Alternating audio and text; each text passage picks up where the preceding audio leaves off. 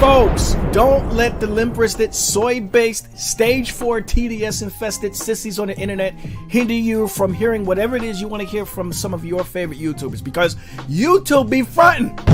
They want to pick and choose which opinions and factual information they deem to be safe on this platform by randomly banning or deleting videos and shutting down channels like a communist-run media outlet. So here's what we're going to do to counter the butthurt. In case this channel gets deleted from YouTube, you can go to the other platforms to get info on my whereabouts, like Rumble, Odyssey, TikTok, and now I also have an account with X, formerly known as Twitter. So you can also go to my other YouTube channel called Sailor Pictures. Now this is a channel specifically dedicated to me displaying mostly my art stuff like video edits, art images of logos, and is also now the new home of my End Times cartoon series called 12. So I'll utilize each of these accounts to give brief updates in case anything happens to this main channel. So links to all of those channels are in the description below. And folks, please, no pressure, but feel free to subscribe to any or all of those accounts. I will see you in the stream. Peace!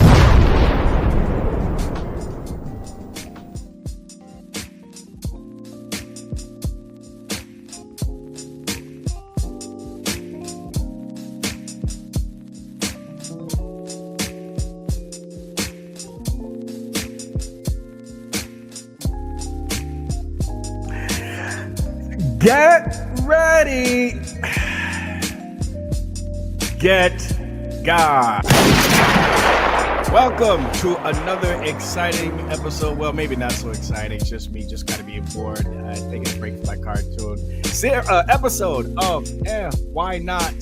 The most exciting episode of Why Not? The most intelligent white noise here on YouTube, where if you're doing chores around the house, or need something to listen to while you are at work, or if you're looking to get involved in any discussion on any of the topics that may be covered, this is the place to come to. In this live stream, I take full advantage of my First Amendment, my freedom of thought and speech, so long as if I don't violate the extremely silly guidelines of this current platform. This is episode number 148. And today's date is, We're at the end of Black History Month, folks. What is your thoughts on that? But today's date is February 28th, 2025. Yes, and I am live here on the East Coast. Okay, let me just double check to make sure the audio is working all right. Okay, great. So everything sounds good. If I'm too low, you guys let me know. You guys always do a good job of hooking up a brother and making sure that my audio and visual is okay. Let me turn it down just a little bit, bring the volume down just a tad bit. All right, so now you guys can hear me a little bit better. Yeah, I don't have anything really planned. I had a couple things I would like to talk about. Actually, let me just give you a little bit of an update of the cartoon. So, the cartoon is working well. For the past few weeks, I've been working overtime on the cartoon. Things are looking really, really good. I'm at the final episode of the project, and I'm aiming for an end of April release. That's what I'm aiming for, because as it stands right now, I'm moving pretty fast through a lot of this scene here, and so, but there's still a lot of work to do. There's some stuff I might have to redo. Even after I'm done with the final scene, I have to go back and change some things, because now I'm looking at some of the artwork. Some of the artwork is just blah. It's just really, really garbage stuff. But at any rate, I got a chunk done, man. I'm really, really happy about the way it looks. So for those of you who are making these comments about Evenko, you need to just take a break and finish your cartoon, bro. I am doing that. Okay. And like I said many times before, sometimes you just got to take a break. Okay. You just got to take a break, and there's nothing wrong with that. Okay.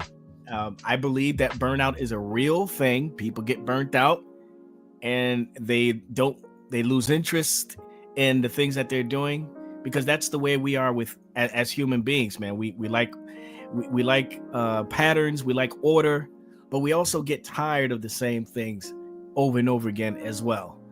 So we want new things. We want to experience some things. We want to explore, want to go on journeys and stuff like that, and I think, that kind of leaks into the things that we do in a regular everyday lives. Sometimes we want to do something different. So today I've already worked on my cartoon pretty much all day, because today's my day off. Take a little break. So do a little shout outs on the side chat, and KBD, Kevin's Biblical Discussion. I'm thinking about doing a touching on your discussion with Rogue Calvinists that you had last week. I'm thinking about doing that, but I don't know. We'll see. I got this video that I want to talk about. Most of you who follow politics probably have seen this already. So definitely want to touch on that. Saint Gotham, what's going on? Good to see you. Servant of Christ, not Jared. What's happening? Illuminati land. What's happening, baby? Nice to see you. Jill's in the house. All right. Good. Okay, so we got the usual coming in today. So it's good to see you guys. Like I said, I don't really have we got Ben. Ben just came in. What's happening, Ben? Yeah, everything's good, man. We're doing great. Nothing much, is happening here on our end, just some home improvement, things being done to the house that's making things a little bit smoother and, for us and stuff like that. We're in decent health. So, we're doing good. You're good. Everything's good. So I'm good. St. Gotham says Trump video of Gaza. No. The video that I want to show, we're going to talk about that in just a minute. Again, most of you guys, I'm sure have seen it, but I had to make a comment. I got to make a comment on it. And I'll probably open up the room right away so you guys could come in. What else I want to talk about real quick? Okay. Well, I guess that's it. So I got to do it, man. Hey, there's Jared. Jared's in the house. Servant of Christ is Jared. What's going on? Like that new picture you got there. Cool, cool. Yeah, everything's doing good. Yeah, here's what I'm gonna do, because I got a couple of things I'd like to touch on. So if you guys are bored out of your mind and want to come in and chat for a little bit and then head out, or whatever you want to do, that's fine. But first, I do want to touch on. There's two videos that I want to touch on. Actually, no. Well, there's quite a few, but there's only really two of them that I wanted to touch on. One of them was a discussion with Michael Knowles from the Daily Wire, where he has a discussion with him versus 25 other LGBTQ individuals, and they say some ridiculous things. Some of the conversation is pretty good though, so I like to touch on that. But this first video I want to look at is a video of a meeting between Trump and Zelensky, from the president of Ukraine. Now, most of you guys have seen this already.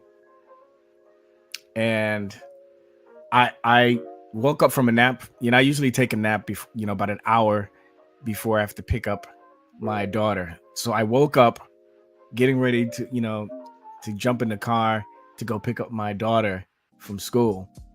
And I got this notification about this heated discussion between Trump, Vance, and Zelensky, the president of Ukraine. And my goodness, let me see if I can get this off the screen. My goodness, I was not prepared for the way this discussion went. Now, so as you guys know, because I'm a very, very extremely small, next to non-existent YouTube channel, I'm going to be careful with how much I display this video. So I do apologize ahead of time. I am going to have to pause and play for a little bit. But this video, this discussion has went viral. So if you guys want to see it uninterrupted, you could just simply type in Trump Zelensky and guarantee it'll pop up. It should be about a 10-minute long video because the discussion was about 10 minutes. I mean, the full discussion was about an hour or something like that. But the heated part is about 10 to 12, 10 to 11 minutes long. And boy, oh boy, was that interesting. So let me go ahead and play this video. It says, still want to see you react to Redeemed Zoomer. I don't know who that is. Who's Redeemed Zoomer? You gotta have to fill me in on that. It said, Ben says I usually would stay, but I'm so exhausted, not too well, I'm afraid. God bless. We'll keep you in prayer for sure, brother. I know it's already you're about 6 hours ahead of us anyway, so we know it's really, really late for you. So that's quite all right. Remember, these streams are for those of you who are bored out of your mind, and you kind of want something a little different from the videos that you normally watch. So anyway, I'm gonna play this video. I gotta turn the music down. I mean, this was a heated discussion. For those of you who haven't seen this yet, I've never seen a president of the United States speak this way to another foreign power, the leader of another foreign power, face to face. So anyway, here we go. You guys know what to do. Hook up, or brother, let me know if y'all can't hear nothing. And away we go. And for the good of the world, I'm aligned with the world, and I want to get this thing over with. You see the hatred he's got for Putin. It's very tough for me to make a deal with that kind of hate. He's got tremendous hatred, and I understand that, but I can tell you the other side is exactly in love with, him either. So it's not a question of alignment. I'm aligned with. Oh yeah. By the way, you guys could see what Zelensky is wearing. It's funny because Trump actually made a comment in there. He made a comment about his attire when they first met. When so they meet each other at the front door, and they start shaking hands, and you see Trump say, yeah, I like what he's wearing, or something like that. Let me see if I can find that real quick. Man.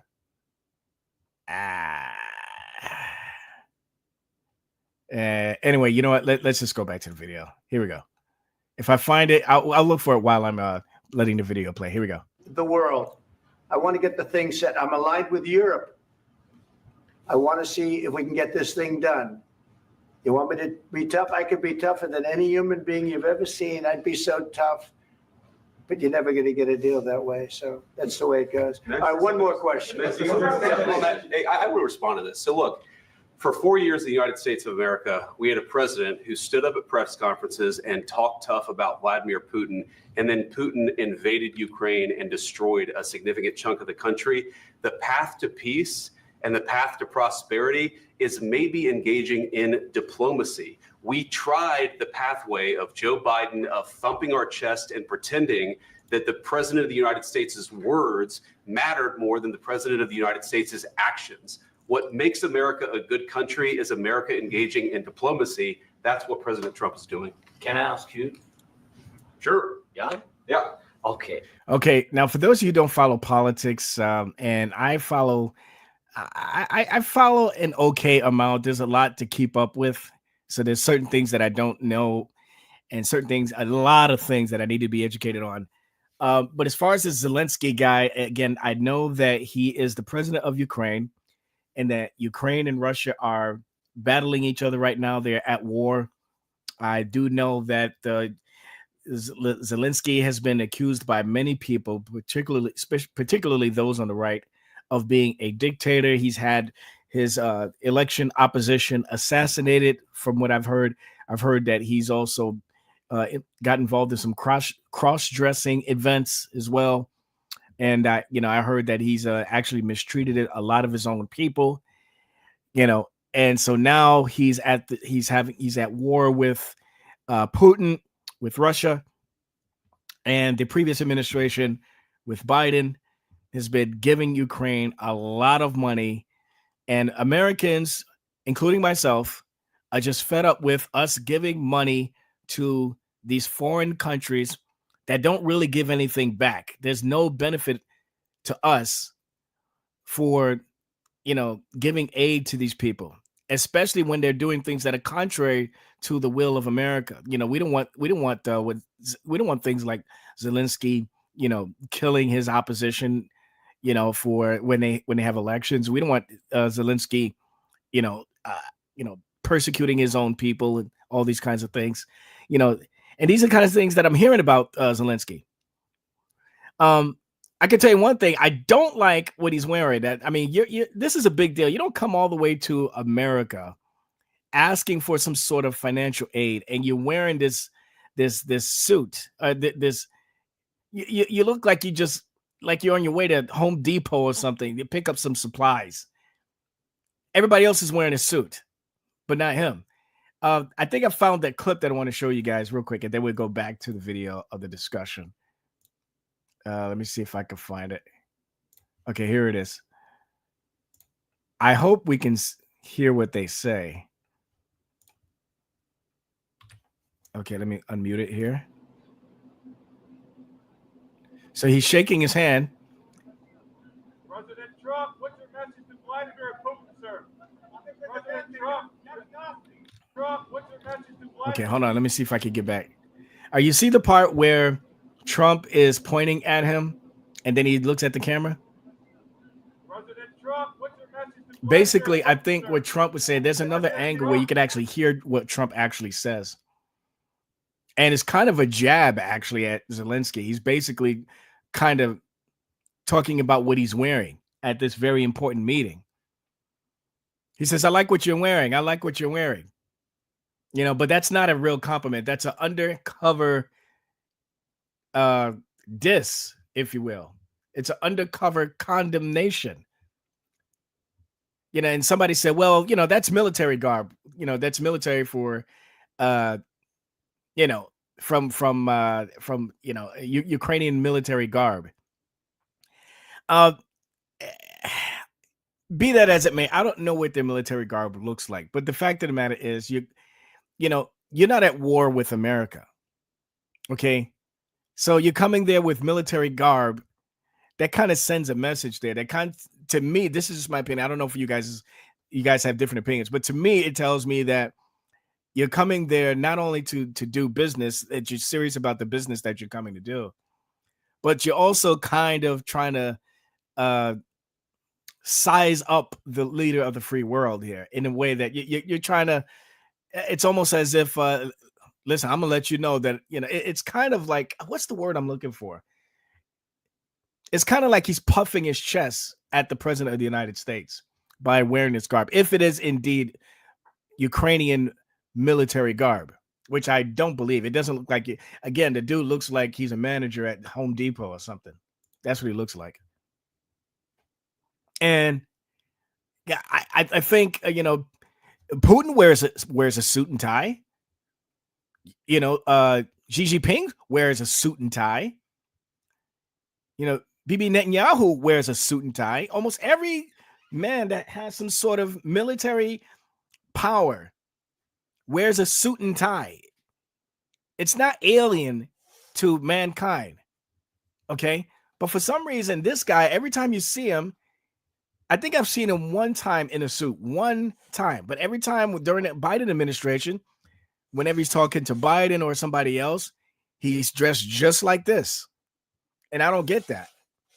I find that a tad bit disrespectful. But anyway, maybe as we're watching this other video, we'll see, a video from a different angle that shows what Trump actually said, so we can actually hear it, because I did actually hear it. Let's get back to the video. And let's see. Okay, here we go. All right, so there's a video, and here we go. Away we go. So he occupied our parts, big parts of Ukraine, parts of East and Crimea. So he occupied it on 2014. So during a lot of years, so I'm not speaking about just Biden, but those time was Obama, then President Obama, then President Trump, then President Biden, now President Trump, and God bless, now President Trump will stop him. But during 2014, nobody stopped him. He just occupied and took. He killed people. You know what the contact 2015. 2014. 2014 and 2014. 2014. Yeah. So I was not here. Yeah, but That's exactly right. Yes, but during 2014 till 2022, the situation the same. The people have been dying on the contact line. Nobody stopped him. You know that we had conversations with him, a lot of conversations. You could look at Trump's face, and I can't see Vance's face, JD's face, but you could tell that at this point they have a lot they would like to say to this man. That's probably would be very uncouth, but they're keeping their composure. They're being very diplomatic. But let's go on with this. So here we go. A bilateral conversation, and we signed with him, me, like a new president in 2019. I signed with him the deal. I signed with him, Macron and Merkel. We signed ceasefire. All of them told me that he will never go. We signed him with gas contract. Yes, but after that, he broken this ceasefire. He killed our people, and he didn't exchange prisoners. We signed the exchange of prisoners, but he didn't do it. What kind of diplomacy, JD, you are speaking about? What do you mean? I'm talking about the kind of diplomacy that's going to end the destruction of your country. Yes, but if you Mr. President, with respect, I think it's disrespectful for you to come into the Oval Office and try to litigate this in front of the American media. Right now, you guys are going around and forcing conscripts to the front lines because you have manpower problems. You should be thanking the president for trying to bring an end to this conflict. Have you ever been to Ukraine? That you say what problems we have? I have been to. Count once. I've actually watched and seen the stories, and I know. All right, I'm gonna say this, man. I don't know if you guys have any instance of an exchange like this between a U.S. president and even the vice president. Even the vice president having some sort of an exchange this heated with another foreign power, the leader of another foreign power. I would like to see it. If you can provide something like that, or just mention it on the side chat, that'd be great, man. I'd love to hear, but I've never seen anything like this before. I'm telling you, man, Trump is very special. I mean, ever since he came down those golden escalators, we've seen a massive amount of unprecedented actions that have occurred not only in this country but also in the world. I mean, one of the biggest things that I can remember, even with the previous with the first run, was the fact that he crossed the DMZ border. For those of you who don't know what the DMZ is, it's the militarized zone. That is the border that separates North Korea from South Korea. Okay? Nobody, including the South Koreans, crosses that border. Nobody's crossed that border for a very, very, very long time. Needless to say, a U.S. president. But Trump was the first to do that. Trump was the first to do that. And we got video footage of it. If you don't believe it, I'm sure many of you guys already know that this happened already. He's standing right next to Kim Jong-un, whatever the heck his name is. And Trump nicknamed him Rocket Man. And he steps from the American side over to the North Korean side. And he urges the Kim Jong-un to do the same from the North Korean side to the South Korean side. And then what happens after that? Maybe about a month later, the two Korean leaders, the Korean leader of the South and the Korean leader of the North, both meet each other at the border at the DMZ. And they too cross the border, take turns crossing the border. See, this hadn't happened with any other president except for Trump. And now here we are with another situation where, my goodness, again, I can't think of any other historical situation where you had a U.S. president, a U.S. vice president exchanging blows with another foreign power face to face. I don't know if you guys have some, you can hook me up with some information. If you guys know something off the top of your head, and you can think of something like that, that would be great, man. And put it on the side chat, or come on in when I open up the room. But this is, I just find this awesome. Here we go. What happens is you bring them on a propaganda tour, Mr. President. Do you disagree that you've had problems bringing people into your military? And do you think that it's respectful to come to the Oval Office of the United States of America and attack the administration that is trying to prevent the destruction of your country? A lot of questions. Let's start from the beginning. Sure. First of all, during the war, everybody has problems. Even you, but you have nice ocean and don't feel now, but you will feel it in the future. God bless. You don't know that. God bless. You don't God know bless. that. You will not have a war. Don't tell us what we're going to feel. We're trying to solve a problem. Don't tell us what we're going to feel. I'm not telling you. Because you're in no position to dictate that. That's exactly what Remember you're this. doing. You're in no position to dictate what we're going to feel. We're going to feel very good. You will feel influence. We're going to feel very good and very You strong. will feel influence. You're right now not in a very good position. You've allowed yourself to be in a very bad position, and he happens to be right about it. From the very beginning of the war. You're not in a good position. You don't have the cards right now. With us, you start having cards. Right now, you don't. You're playing cards. You're playing cards. You're gambling with the lives of millions of people. You're gambling with World War III. You're gambling with World War III. And what you're doing is very disrespectful to the country, this country. That's back to you. Far more than a lot of people. He looked like he ready to slap him. Have you said thank you once this entire meeting? Trump's in his face. He looked like he ready to slap him. Say, hey, smarten up. You got to smarten up. Smarten up, Zelensky. Smarten up. Here you go. No, in this entire meeting, you said thank you. You went to Pennsylvania and campaigned for the opposition in October. Offer some words of appreciation for the United States of America and the president who's trying to save your country. See, right there. See, we need to focus on that. We need to focus on that. This dude, under the previous administration, came to America and visited the president. I call him the fake president, but he visited Biden. He visited the opposition, as J.D. Vance said.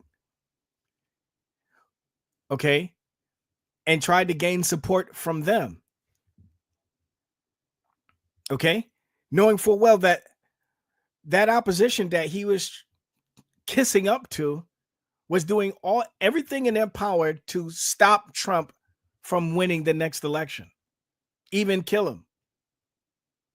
And here we have this guy. Now he's kissing up to Trump, and he's acting like he really cares about the people. But I don't think anybody's convinced that this man really wants to stop this war. I think everybody knows what he really wants is he really wants just more money, more of our money. And the average American citizen, if they just had a very, very basic, watered down understanding of what's going on between the U.S. and the Ukraine, the average American citizen is going to say, "Hell no, I don't know who those people are." Well, sure, I want the best for them, but listen, we got our own financial problems. Why we need to give money to them? Keep the money here. And that's why I love this Doge thing, man, with Elon Musk, man. But for some reason, I think we all know what the reason is. A lot of Democrats have a lot of issues with all this stuff being exposed by Doge. And for those of you who don't know what Doge means, it's at the Department of Government Efficiency. It's basically tech support. They're trying to find out, where all this extra money that's going from the U.S. to these other entities and organizations, and we're trying to do some major cutbacks so that we can save some money for once, so we can get out of this major deficit that we have. But some people are labeling it DOGE, as Democrats often getting exposed. Anyway, here we go for the video. Please, you think that if you will speak very loudly about the war, He's not speaking loudly. He's not speaking loudly. Your country's in big trouble. Can I Wait a answer? minute. No. Can You've I done a answer? lot of talking. Your country is in Hey! big trouble. I know. You're not I winning. know. You're not winning this.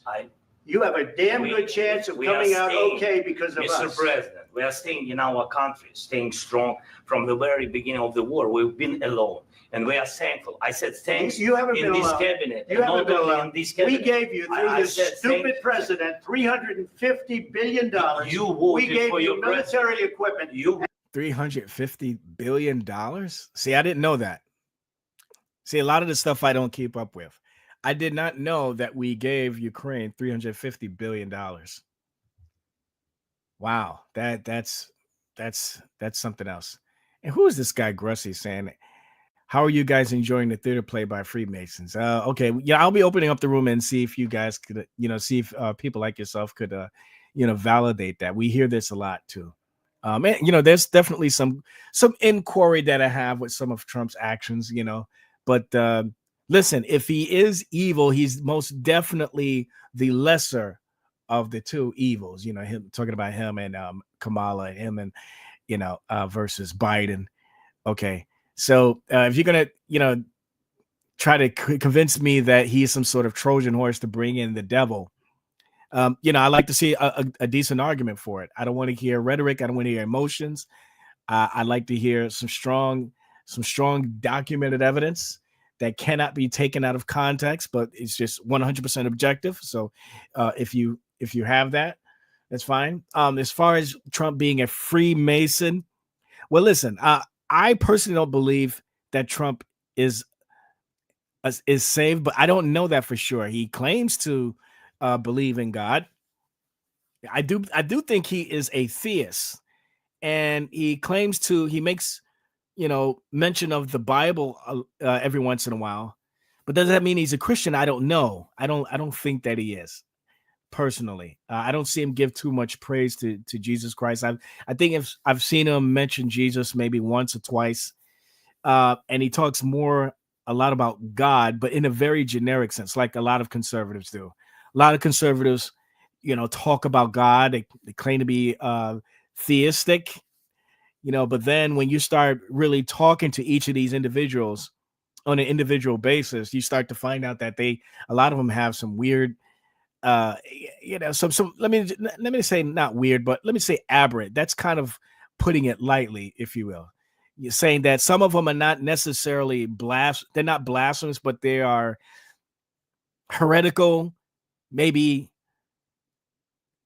I would say at the very least, some of the stuff that these people believe sound like they're not in our circles enough in order to be in right standing, to know that they know the scriptures well enough. I don't think Trump knows the scriptures at all, to be honest with you.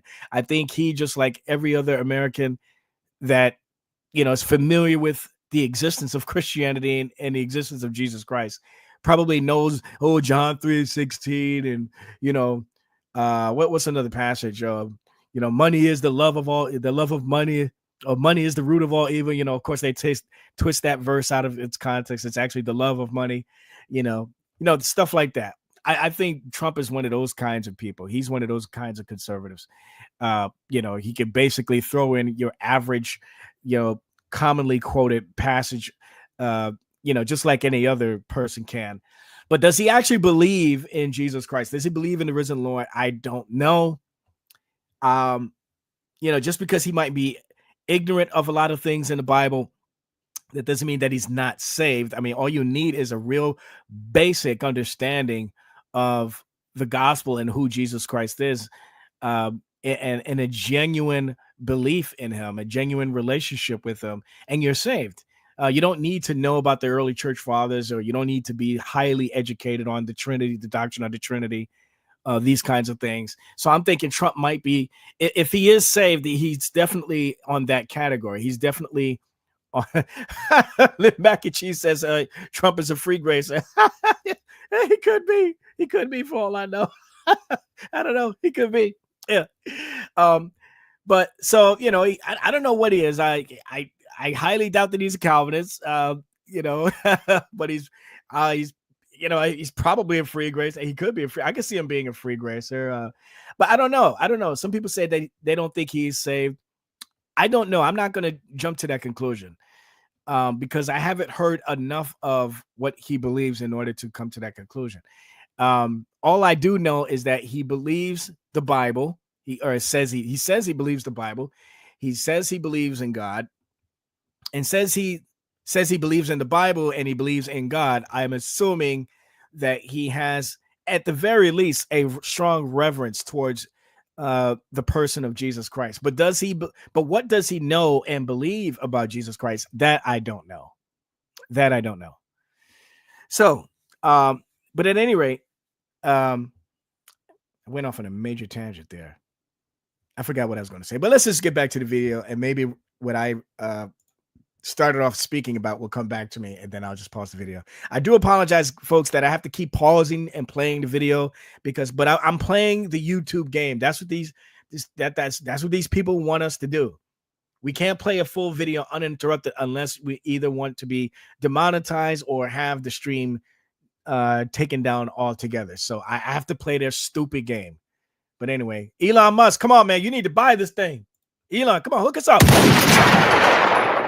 Okay, here we go. And you men are brave, but they had to use our military. If you didn't have our military equipment, this war would have been over in 2 weeks. In 3 days. I heard it from Putin. In 3 days. This is something maybe new. Less. In 2 weeks. Of course, yes. It's going to be a very hard thing to do business like this. Again, I tell you. just say thank you. I said a lot of times to American people. Except that there are disagreements, and let's go litigate those disagreements rather than trying to fight it out in the American media when you're wrong. We know that you're wrong. But you see, I think it's good for the American people to see what's going on. I understand, sir. I think it's very important. That's why I kept this going so long. You have to be thankful. You don't have the cards. You're buried there. Your people are dying. You're running low on soldiers. Listen, you're running low on soldiers. It would be See, right there, he could have pulled a Kamala Harris and said, I'm speaking, but hey. a damn good thing. And then you tell us, I don't want a ceasefire. I don't want a ceasefire. I want to go and I want this. Look, if you could get a ceasefire right now, I tell you, you take it. So the bullets stop. All right, let me stop right here. I gotta respond to this comment here by Chris Lucas. It says Trump is friends with all the fake Christians. That's why if the fake Christians love him too. Too dumb and blind to see Trump for who he really is. Spending $8 trillion on COVID should make it obvious. Dude, this is loaded with so much that we have to talk about. Oh, my goodness. First of all, let's talk about the fake Christian thing. Yes, there are fake Christians in the world, and I'm sure many of those fake Christians like Trump. But if you're asserting that all Christians, all people that like Trump, that claim the name of Christ, are fake Christians, which I don't think that you're saying here, but I hope that's not your claim or belief either. But if that is your claim, you got some serious theological problems here. Okay, number one, you're claiming to have omniscient ability to determine all those that are in Christ that love Trump. Okay, so you don't know who the fakes are. You don't know all those that are that love Trump, whether or not they are true Christians or not. Okay, so I don't. But again, I don't think that that's your conclusion. I don't think that you're asserting that.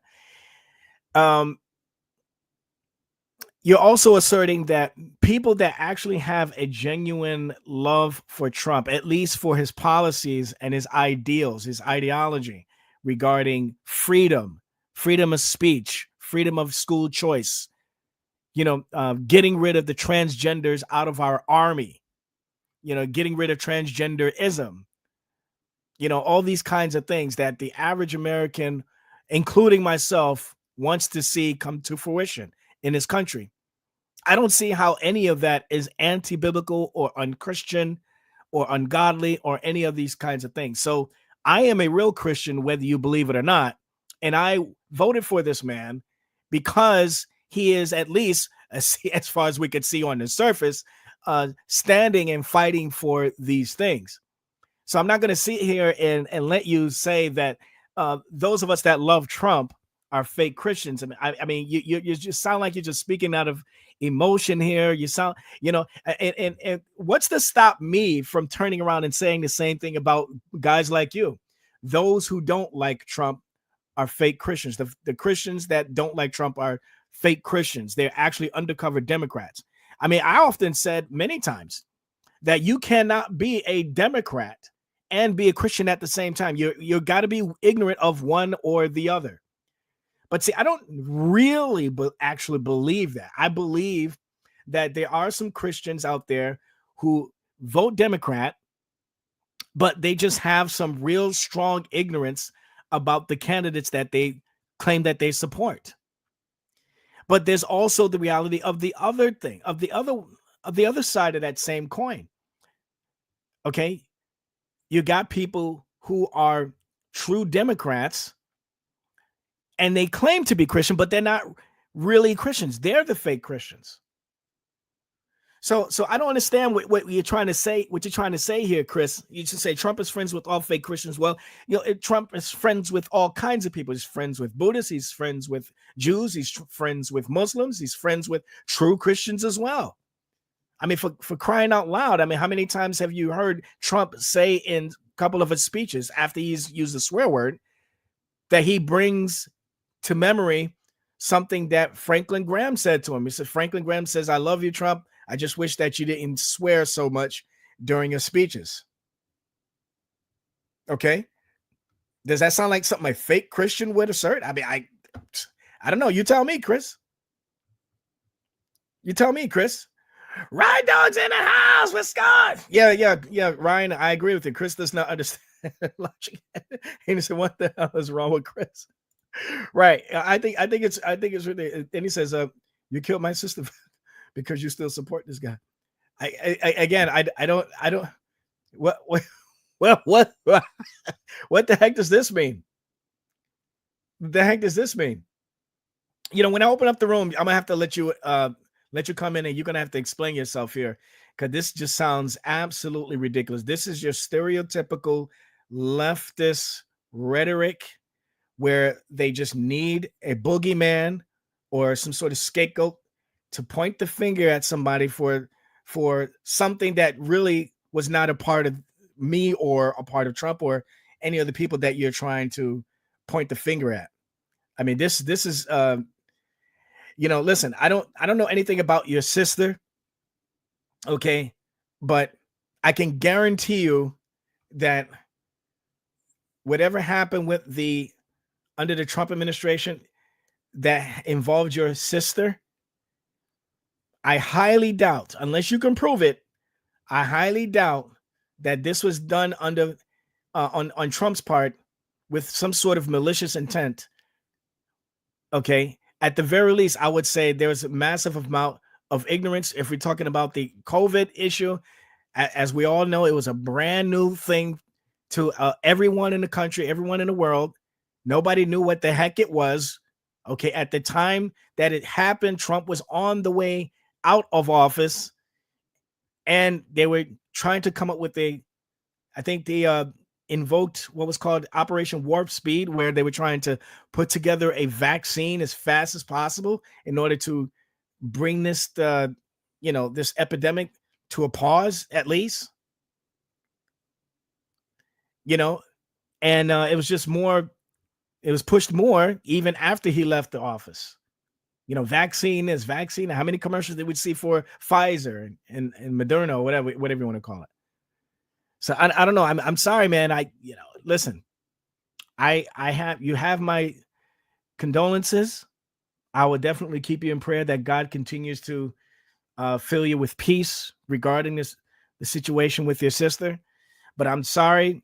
And with all due respect, I just cannot buy this argument that you're bringing up regarding Trump having direct influence with the death of your sister. I'm sorry, I just don't buy it. Is that Rob Reed? Rob Reed, the floor attorney. You're not blocked. If you are, I'll take care of it. But I don't. Let me see. Yeah. Okay. Yeah, you are blocked. I don't know why you're not blocked.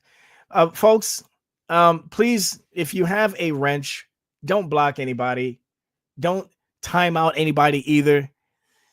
I listen. I want everybody to say what they need to say. But if you are, if people are saying stupid stuff that's not relevant to anything we're saying, or if you're just joshing somebody, I mean, if you're not saying anything relevant to what we're talking about, and you're just here to just try to start fights, and you're not going to get into a decent discussion about what it is that you're asserting on the side chat, then yeah, I guess you probably do deserve a silence for a brief moment, maybe 5 minutes or so. But if you're just trolling, maybe you're roasting me on the side chat, that's fine. I don't care about that. But please, folks, if you have a wrench, don't block anybody. Okay, don't prevent people from saying what they want to say on the side chat. Okay, it's my channel, so I'll make that decision if you don't mind. Let me get back to the video. Oh, let me see here. It says bypassing animal testing straight to humans. It's ignorant. They think it's safe when it never passed. I think I can't speak on this. However, I think a lot of what you're asserting here was greenlit by Fauci and not from the president directly. The president's not a scientist. He's not a doctor. He doesn't know anything about this stuff. He was going to people within his range who claimed that they knew how to handle this stuff because of their expertise. And so he let them handle it. Okay.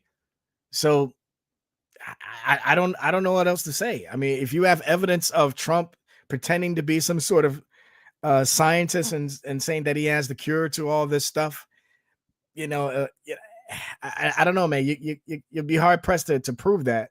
I mean, I'm really amazed that for somebody who has this strong opinion about Trump, you don't seem to be educated with the other side of the argument and the controversy with Fauci. He says, I've made plenty of videos like the last one I made about Stargate. So go to about 20-minute mark and you can see Fauci talking about the exact 2020 scenario. Okay. Ryan says, you realize that Reed come for the purpose of harassing me, right, Veckel? That's his sock account. Okay, I timed on not blocked. Oh, okay. Yeah, I don't know what Stargate. I'm not a doctor. I work 70 hours a week. I have 2 children to take care of. I knew, so Trump knew. Okay. I don't know. I don't know, man. I don't know. I again, pinning, if you're trying to liken Trump to be somebody even close to, let's say, like the way Cuomo handled the pandemic in New York State, you'll be hard pressed to validate that in court or in any type of real debate. But just, I'm sorry, it's just not a convincing argument, man. You're gonna have to give me something a little bit more solid, something to sink my teeth in, to prove to me that Trump. I mean, if at the very least, I might give this to you. We could say, okay, if Trump was responsible for these people's deaths, it might have been out of pure ignorance on his part, but it wasn't but was certainly not anything malicious. Okay, if you want to say that there was malicious activity on his part, yeah, now you have some sort of you have the onus on you to validate this position of yours, and I would like to see it. So let's see what else we got here. I'm going to get back to the video here. So conspiracy theories can rot the brain and warp your understanding of reality. Some theories are true, but most of it is fantasy. Yeah, that's true. That's true. And Ryan says, what the hell is Chris talking about? He's all over the place. All right, let's get back to the video. Here we go. Flying and you meant stuff getting killed. Of course, we want to stop the war. But you're saying you don't want to ceasefire. But I said to you, I want a ceasefire. With guarantees. Because you'll get a ceasefire faster than an agreement. Ask our people about ceasefire, what they think. That wasn't with me. For you that wasn't with me. That was with a guy named Biden who was not a smart person. That was with Obama. It was your president. Excuse me. That was with Obama, who gave you sheets, and I gave you javelins. Yes. I gave you the javelins to take out all those tanks. Obama gave you sheets. In fact, the statement is Obama gave sheets and Trump gave javelins. You got to be more thankful, because let me tell you, you don't have the cards. With us, you have the cards. But without us, you don't have any cards. One more question to Mr. Vice President. I'm sorry. It's going to be a tough deal to make because the attitudes have to change.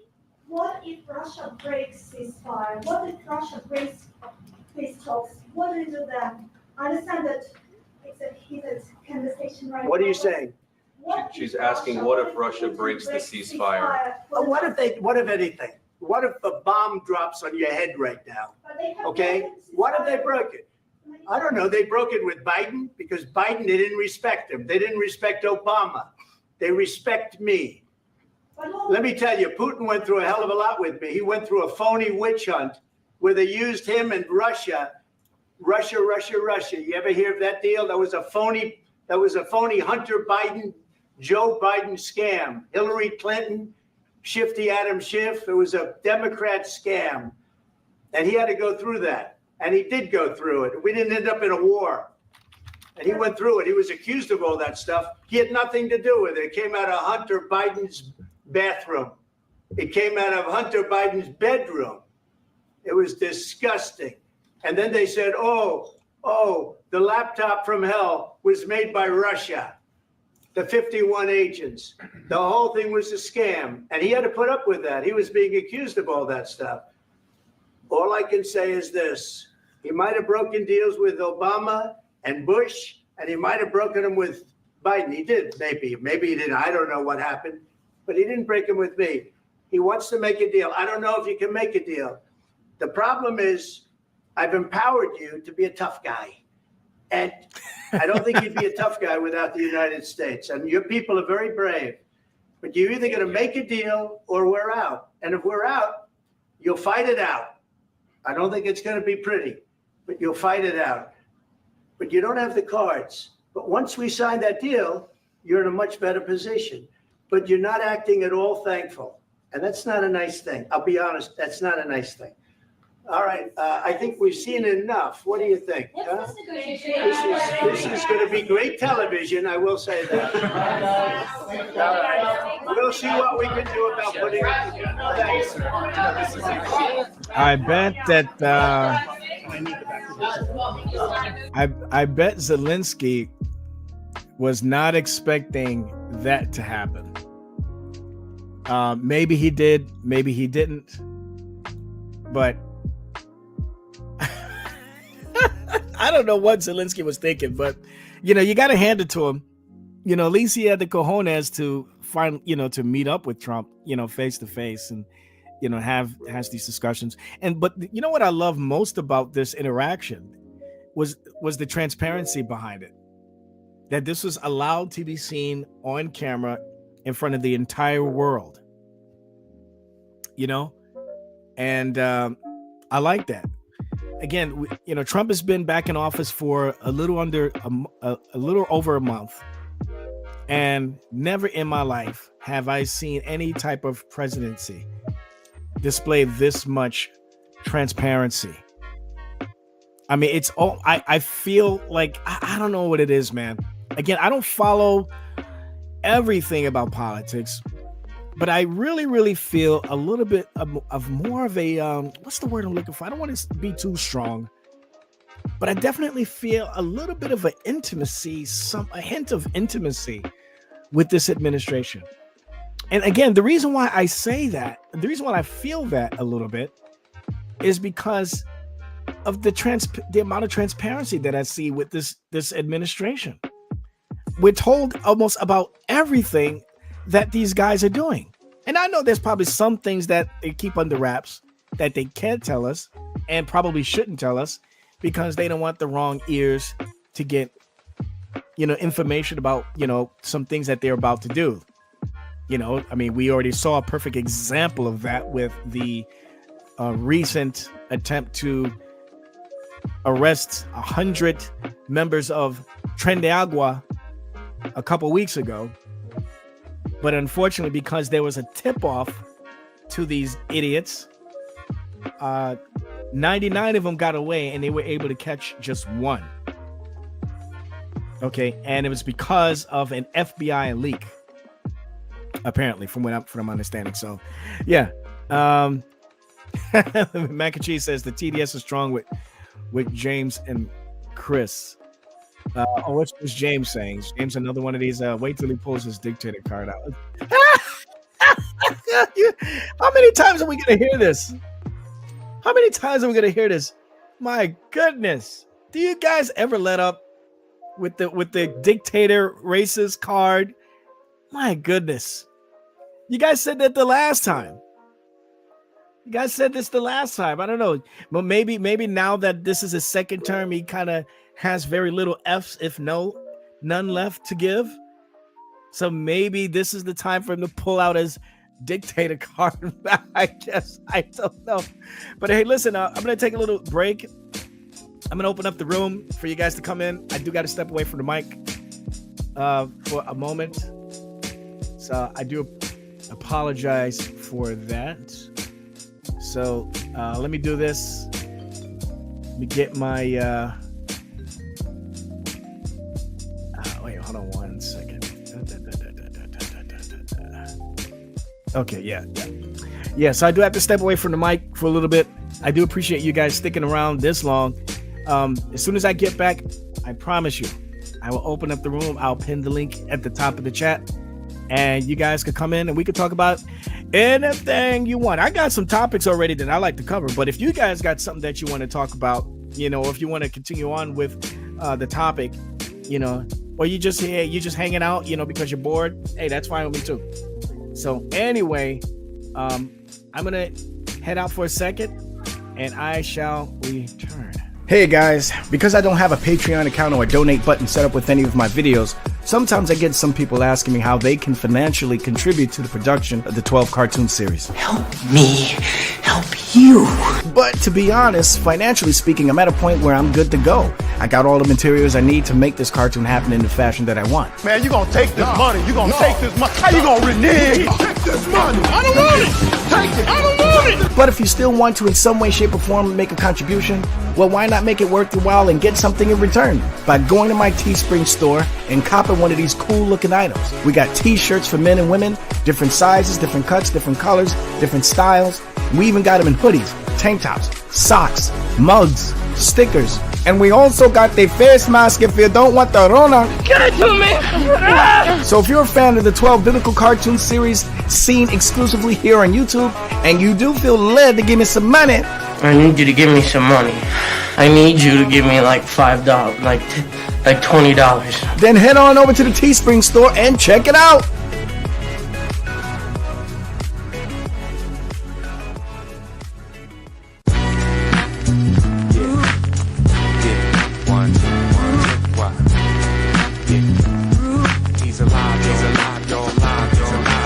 Elvis is dead, Picasso is dead, Jimi Hendrix and Janis Joplin are dead, Marilyn Monroe is dead. However, Jesus is alive. Brando is dead. Nobody move. Stay where you are, everybody. What is it? I have to go to the can again. I don't want to miss nothing.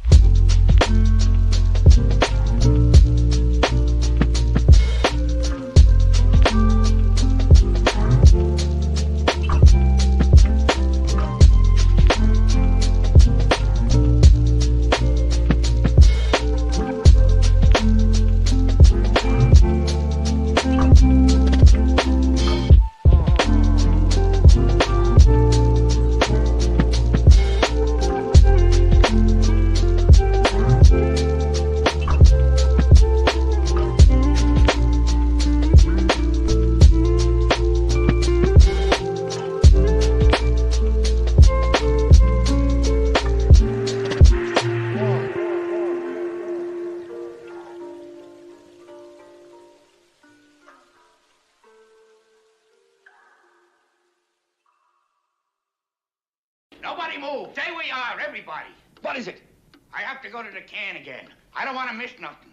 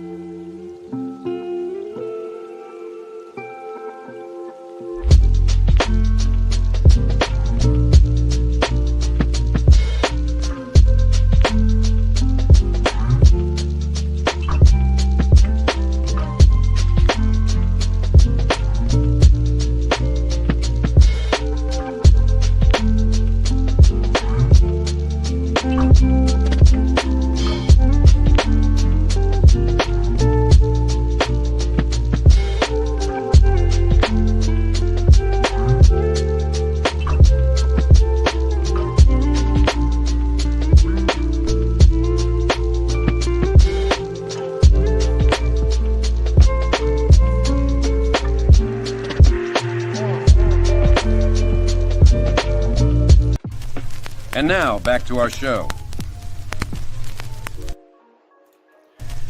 And now, back to our show. And now, back to our show. Yeah. I'm back, everybody. I'm back. All right. So let's get this show on the road. Hold on a second. Before I put the link at the pin, before I pin the link at the top of the chat here, I do want to cover one passage. A passage from Psalm 146:3. And it says here, for those of you not looking on your screen, it says, "Put not your trust in princes, nor in the Son of Man." That's not obviously not talking about Christ. It's talking about humans, "in whom there is no help." Okay. Actually, let me start at verse 1. "Praise ye the Lord. Praise ye the Lord, O my soul. While I live, will I praise the Lord. I will sing praises unto my God while I have any being. Put not your trust in princes, nor in the Son of Man, in whom there is no help." What is that saying? You're not putting your trust in any man in the same way that you put your trust in God. Notice how he says the princes here, the emphasis on princes, talking about people of power, people who have the greatest power, the power in the land. You don't put your trust in those individuals in the same way that you put your trust in God, right? And the same pertains to Trump. And I think Trump knows that, which is why you see that this administration is probably the most transparent administration we've ever seen. At least in my lifetime. I don't know about the Reagan administration. You know, I was just a kid when that was going on. Definitely did not see hardly any transparency under the Biden administration or even the Obama administration. Okay. But we definitely see a lot of it, probably this time around more so than the previous time that Trump was in office. But either way, we as Christians take this passage very, very seriously. Great amount of wisdom here, which I think a lot of people, even people who are outside of Christianity, have to borrow. They borrow from our book. They borrow the wisdom that comes from our book. And they too say the same thing. Don't put your trust in people of power. Don't put your trust in any person. Where did they get that from? They didn't, the atheists didn't create that system of thinking. They have to borrow this from something that is otherworldly. They borrowed it from God. None other than God himself. We could talk about that a little bit later. But anyway, just wanted to put that out there for those of you Trump haters who look at us Trump supporters as, part of a cult, or we're just following Trump and all this other stuff. And, we don't know how to think critically. We don't know how to think for ourselves, as if we have no type of criticism towards Trump at all. You're wrong. So, anyway, let me do this. I'm going to pin the link the top of the chat here. Give me a second. Okay, there it is. All right. And there is the link. So the room is open for any and everyone who wants to come in. Rob Reed, what's happening? Oh God, you know what? No, sorry. No, it's Let me change the avatar. No, it's all right. I have no. I can do it with this one. How about this one?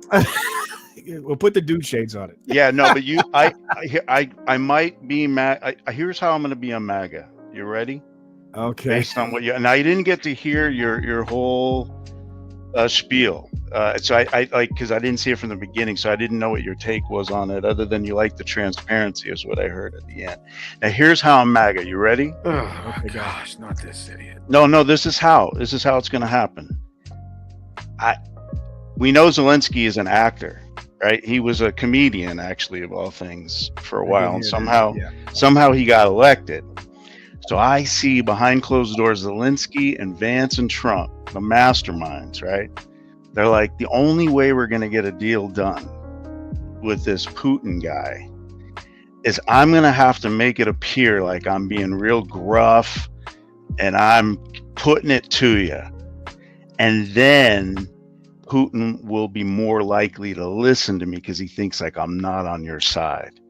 And when Zelensky writes his book in the future about what went on, assuming that I'm right and he's alive in 5 years, he's going to tell that story and I'm going to be like, dang, Trump is a genius. But unless that's the story, then your version of transparency to me is much like this. I see Trump and Vance on one side of the chessboard and Zelensky on the other. And in the middle of the game, or just as it's about to start, Trump takes a number 2 on the chessboard. And you refer to that as transparency, and I refer to that as incompetency. I'm just saying, man, that was pretty, like, as you called it transparency, that's pretty gruff to me because we've never seen anything like that. I'll give you that. But there's a reason, because we're not talking about like just a game of chess. We're talking about people's lives. It's a real deal, man. Yeah. And it's the same. It's the same thing as when we took October 7th with Israel. And if Biden came out and sat Netanyahu at the seat with Kamala, and they pulled this same stuff on Netanyahu, I'd be like, what is happening, man? I wouldn't be saying I'm glad for this transparency. And on that note, if we're consistent with what Trump's doing, are we going to sit Netanyahu there next? Because how much money have we given to Israel in the last 70 years? Oh, yeah. Oh, yeah. Oh, yeah. Oh, yeah. Right? Yeah. And that's tough, right? That's a lot tougher. A lot of talk about Israel has been popping up lately, too, amongst conservative circles, too. There's a lot of criticism. I know, and it's kind of ugly. I hate that. That's what scares me, too, because if this starts precedent, then this will get the ball rolling on Israel, too. The question is, though, is the criticism that's being brought towards Israel and about Israel, is it legitimate, though? That's the question. Because it's one thing to say, you're going to have a mixture of people who are just a bunch of racist idiots, anti-Semitic idiots. But then on the other side, you have people who are pointing out through heavy investigation some issues that are being pointed out on the part of Israel that need to be addressed. Yeah, and I don't disagree with that, because it is a lot of money. We've given a lot of money to Israel, probably a lot more than we've given to Ukraine when we count 70 years or so. Yeah. And so, but there's a reason. Like, everything we do is strategic. And in this, I don't see a strategy for the world in what happened this morning or afternoon, wherever you are. I can't get past what I see as self-serving on the part of the president. So that, and on that note, Jill, come on in, man. Jill, welcome to the room. What's going on? Long time no see. Well, hey, how's it going? How you doing? Good. How are you? Good. Hey, I'm good. What's your thoughts on this discussion, the exchange that happened with Zelensky? What's your thoughts? Oh, I love it. I figured you would. Yeah, so did I. Any comments? I'm dying to hear your replay now.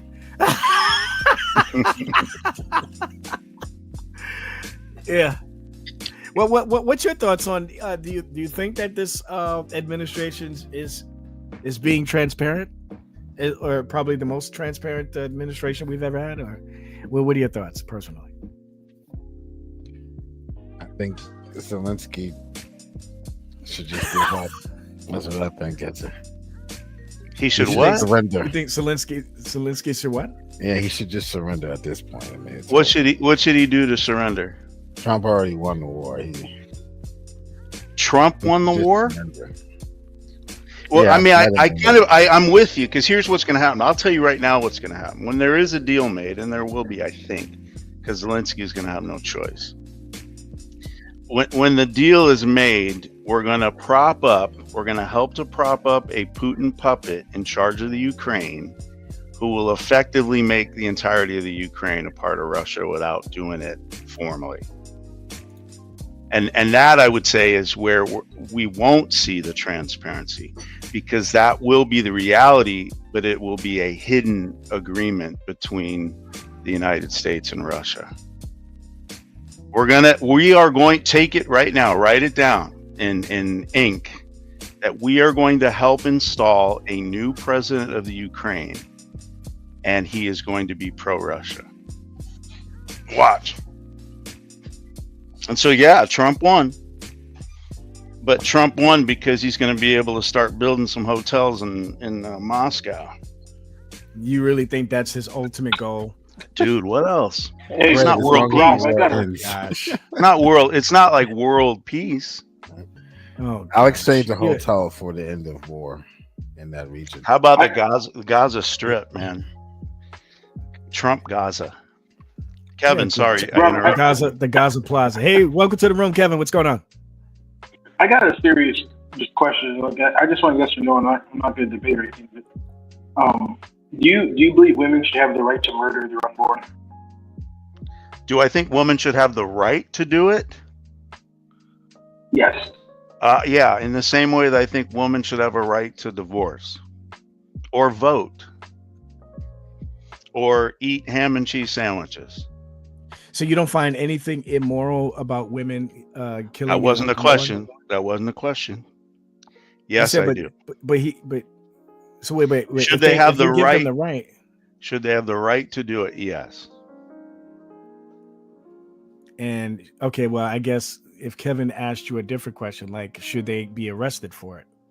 Absolutely not. No. Why? Why a woman should not be arrested for aborting her child? Yes. Because she should have the personal autonomy to decide what it is that she wants to do with her own body. That's my personal. But that's not her body, though. That's someone else's body. You're kind of choppy, Kevin. I didn't really understand. Yeah, Kevin. Your mic doesn't sound like it normally does. I don't know if you're somewhere else. He contradicted himself like most liberals. No, explain. Ask why did I contradict myself? Would be the right question. Well, it seems the position that you take seems antithetical to your Christian values. I believe that abortion is murder. So why, if it's murder, I would never personally have an abortion, and I would never drive my daughter if I had one, or my wife. That wasn't asked of you, though.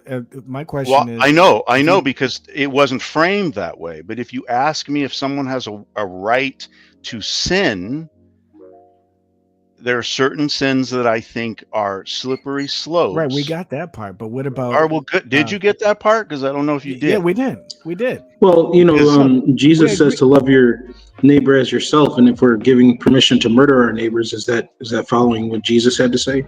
It's not giving permission. It's leaving someone to make that decision on their own, and I believe it's the job of the Christian to try and convince somebody to do otherwise. It's the same. Before you go there, Jill, let me go there. It's the same way. That's the same answer that I would give an atheist who argued that God condones slavery. Oh, well, God doesn't. So of course he doesn't. So it's okay. But they would say that he condones it. Oh, I thought you were finished. I'm sorry. Go ahead. No, I wasn't. Thanks. Oh, okay. But they say that God condones it. Okay, so now you're talking about something rules else. for it. So back to the story. No, it's the same thing. Okay, it's the same thing. Okay, well, no, he doesn't. But back to what you were saying. Does he not have rules regarding slavery? You're changing the topic. Why are you changing? All right, I contradicted myself. How? Okay, you contradicted yourself. You said they were children, and then you said, well, then she has autonomy over her own body. Yes. So you just contradicted yourself within the span of 2 seconds. How? That doesn't sound like a contradiction. You just said it was their children, their babies, her children, not a human life, but a child's body. Correct. You just contradicted yourself. That's not a contradiction. And that's rare. So we should clip that. I'm happy for you to clip it. It's not a contradiction. She has autonomy over her body. There are two bodies. The baby is connected to her body in the instance of an abortion. Otherwise, she can't have an abortion. Two bodies is not one body. It seems to be. It seems to me that it should be understood that a baby inside a woman's womb is connected to the woman. So I don't see how that is a contradiction. Sure, the baby is always a life. From the moment of conception, the baby is a life. Two bodies are connected. Great. Not one. However, and I've always said that, and you're free to disagree with me. You're just rambling on now. As you know, I'm trying to explain why it's not a contradiction, because I think you're not woefully illogical on that point. Contradiction. You're just telling me that they're attached. I don't think that it is a contradiction to claim that the baby in the womb is a child, and still the woman has an autonomy to be able to over decide her body or over both bodies. Over both bodies, because it's a part of her body. At first, you said over her body. But the child is a part of her body. That's Uh, understood. It's an child is a part understood of her body. biological fact. Don't no, be a the child liberal. is not a part of her body. Men are men, women are women, that's basic and biology. and babies that are connected by umbilical cords to biology, their sir. mothers Okay. are a part of the mother. Hold on. He failed Time out. biology. He failed Your fifth logic grade is very biology. liberal right now. Rob, Wait, so are Rob, you trying to say that so when do you believe a soul and spirit comes into existence in a child? Hold on, Rob, Immediately. Is So- the so baby it's a living part The of her amazing body? thing about conception is we actually have you ever seen the He just video? failed biology. He just failed. I fifth got grade to ask biology. a question, Joe. The amazing According thing to that we can biology, see is the baby a part of the mother? Yes or no? According to the- biology, when it's still in the womb, yes. no, that's false. It's connected to the mother. No, that's it's false. in water. It's not It a isn't part of breathing the on its mother. own. It's receiving nutrients it and has Rob, air but Rob, from you're the making it sound like carrier. the baby is some sort of appendage, It like has a its lung own or something. DNA. So No, it's not a part of the mother. I have don't. no idea what you're talking about, sir. Okay. All right. Thank you. That's perfect. You failed. Kevin, that back class. to your question. What did you? You didn't have Jill as a teacher. That was your problem. Thank God. So, Rob, what would it take for you to repent of this belief that women should have the right to murder the unborn? What would it take? It would take God to tell me, God to have written laws saying that woman should, that I guess as it relates to all I sin. got you. So if you open your Bible to Exodus chapter 20 and Yeah, I go know down Exodus 20. Yeah, okay. where it says, Sure. "Thou shalt not murder," is that a command that God gave? Yes, Oh, so should we follow the command to not murder? we should not do it. Right. And what? So then, shouldn't it be not okay to murder unborn children? It is not okay in the eyes of God. Right. And in so my then- eyes, too. Okay, so therefore we shouldn't have the right to do it if God says don't do it. I believe in the government that we exist in the world, that it's the same way that the law says also, you shall not commit adultery. I don't think we should kill people who commit adultery. I think people Well, should I'm be not free. advocating for a death sentence for people who commit adultery. But it's an equal. You will agree with me that the adultery law in Exodus 20 is equal to the murder law, right? In other words, if you violate Okay, either of well, those, let's go to the new covenant you're then. still subject to hell, right? Okay, let's go to the new covenant then, because we're not a theocracy under the nation of Israel. Is it true that the command to not murder people is repeated in the new covenant? Yes, in fact, it's even made worse, or I should rather say, it's even the standard for murder is even lessened in some ways for when we're responsible for it.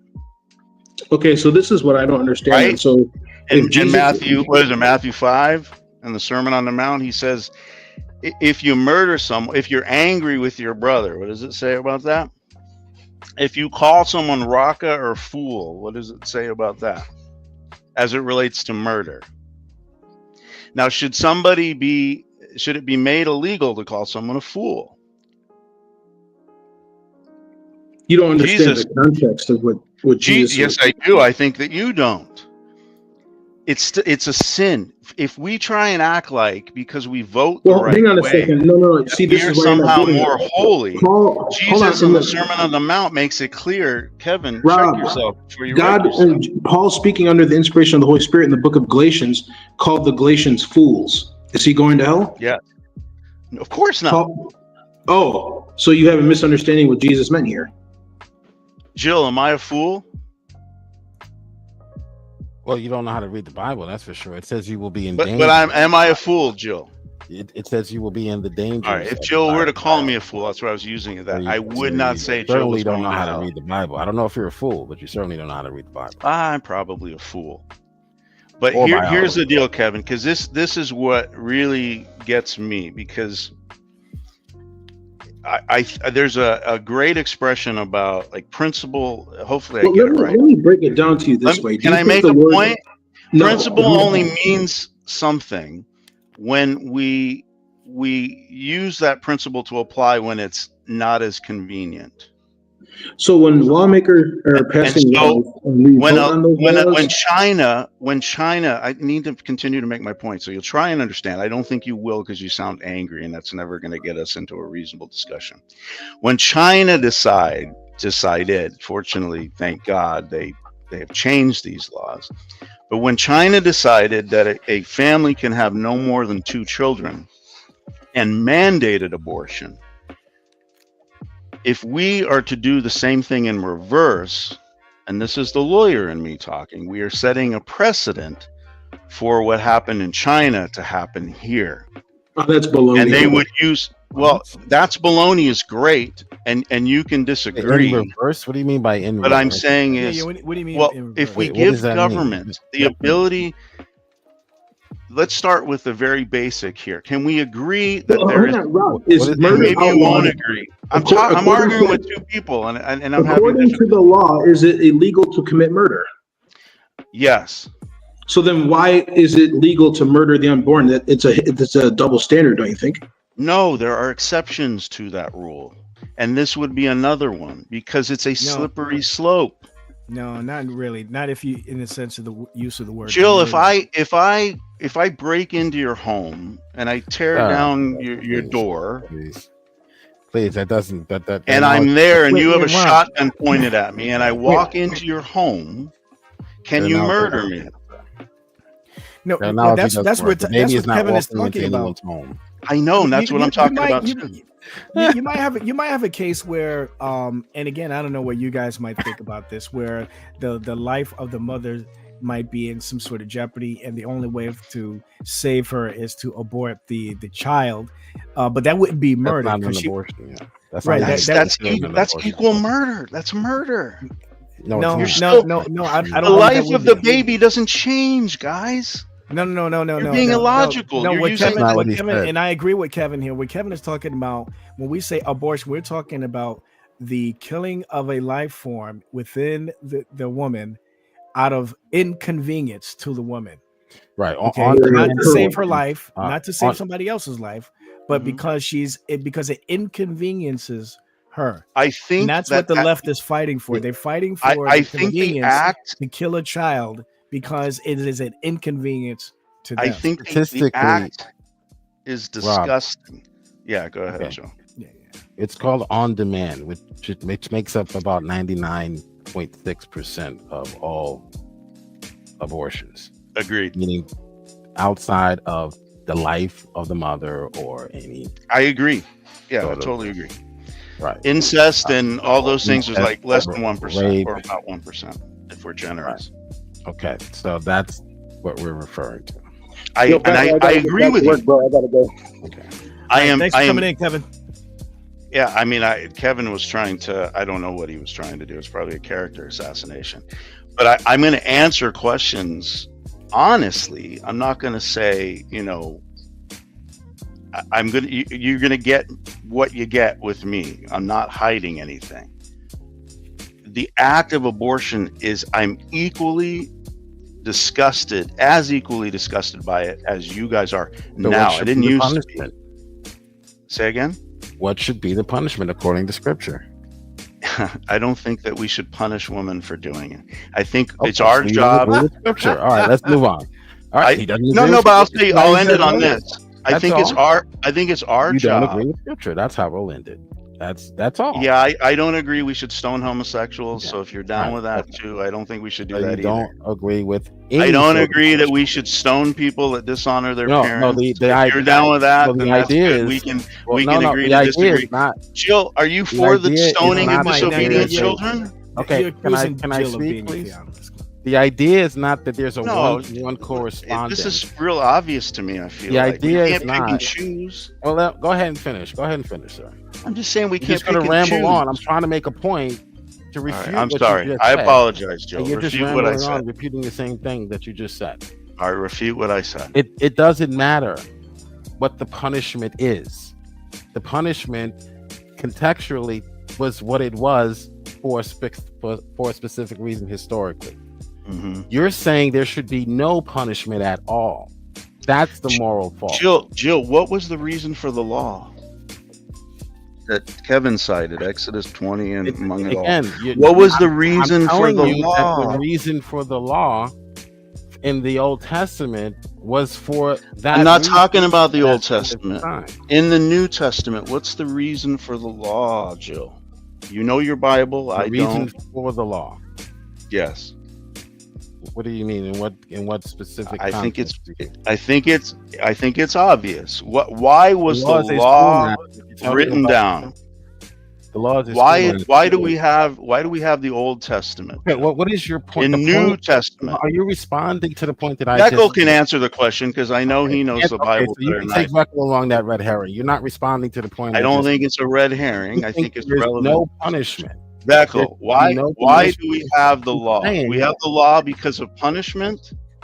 You're saying that because there's no Jekyll, punishment. do you want to answer? I'll give the answer, Jekyll, if you want. Okay. Jill's talking to you. That's what you're saying. You're basically saying you can do this and there is no consequence for doing it. So your moral system, so your moral system is flawed. No, yours. Regardless of the level of punishment you oppose or you place upon that individual, you do not place any punishment upon them. That's a flaw in your moral system. No, Wait, no. Rob, are you asserting that? Let me answer person... that. Let me answer that though.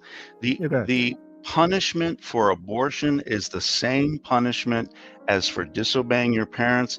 Is the same punishment for eating lobster. No, it's not. Yes, it is. Not even in the Old Testament. Hell is the same punishment for all of those things, Why Joe. are you going back to the Old Testament? And so, why are you going back? We're talking about civil because you have a misunderstanding of how today we Christians are to view the punishment. Sir, we are not talking about the Old Testament. We're talking about civil. I know. So why are you? Oh, I'm talking about Christianity. You're attacking my Christianity, so I have to stay in. I'm not going to respond to my question. You're attacking my Christianity, so I have to stay in the wheelhouse of Christian. We've already discussed that it's not about the Old Testament laws. The law serves as a moral. The law serves as a moral compass to understand God's will and to live a righteous life. But salvation and righteousness with God is attained through faith in Christ. We're not talking about because of the law. That's not the topic, Rob. We're not talking about how. I know.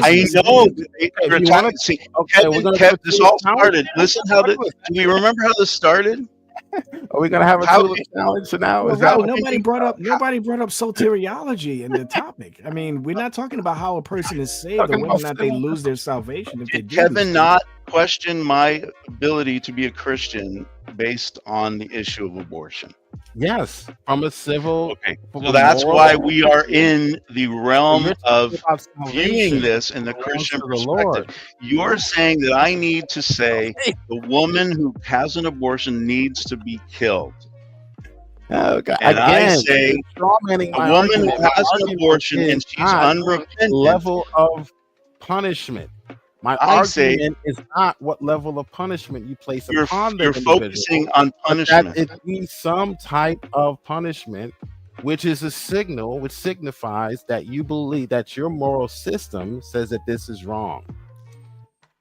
We can say we can try Otherwise, and you're out of convince. line with Like, Scripture. should it be a fine or something? Should it be jail time? No, You're out of line with no, Scripture, basically. fine.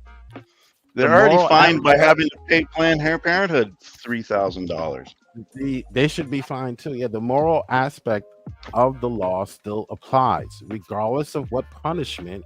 Absolutely. Your society Absolutely. I'm not saying it's moral, Jill. You're straw manning me now. Again, I'm giving you my argument. I'm not giving you yours. But My you're saying what I argument is- believe, and No, you I'm keep telling you inserting my things I argument, don't sir. believe. I'm not telling you what you believe. What you believe, All right. you haven't. I responded. believe abortion is immoral. I So, believe a again, woman I'm that has telling an you what my abortion, argument unrepentant, is going to hell. That's her My punishment. argument is that And I your believe it's moral our job as Yeah. Christians to try and convince But you that don't- woman can't be a who is You don't think there considering should be any abortion civil laws against it, though? to Is that what you're not saying? to not. There's I no don't want civil law. and you're a I want Christian and civil you laws think to there's no control law it. against murder. Like I don't like. You don't, You you know, don't the way, think you don't think It's something abortion there. people who practice of committing abortion should be jailed, though? You don't think that? no.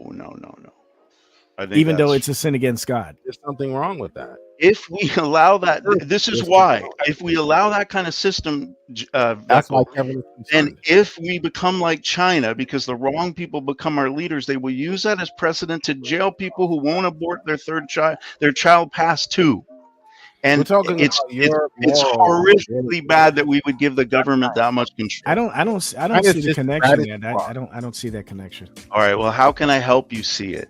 Because that's how I'm gonna have to leave. If Because I'm doing something else that's contrary to Christian. You want to know what I'm doing in about an hour? Oh, I'm going, no, you ready? what do you? I'm going to see Harry Potter and the Cursed Child tonight at the Pantages. Get out of here. Yeah. Bye-bye. No, just kidding. I know. Well, I'm going to hell for that too. Apparently, I should be stoned for witchcraft. Yeah, because that's murder.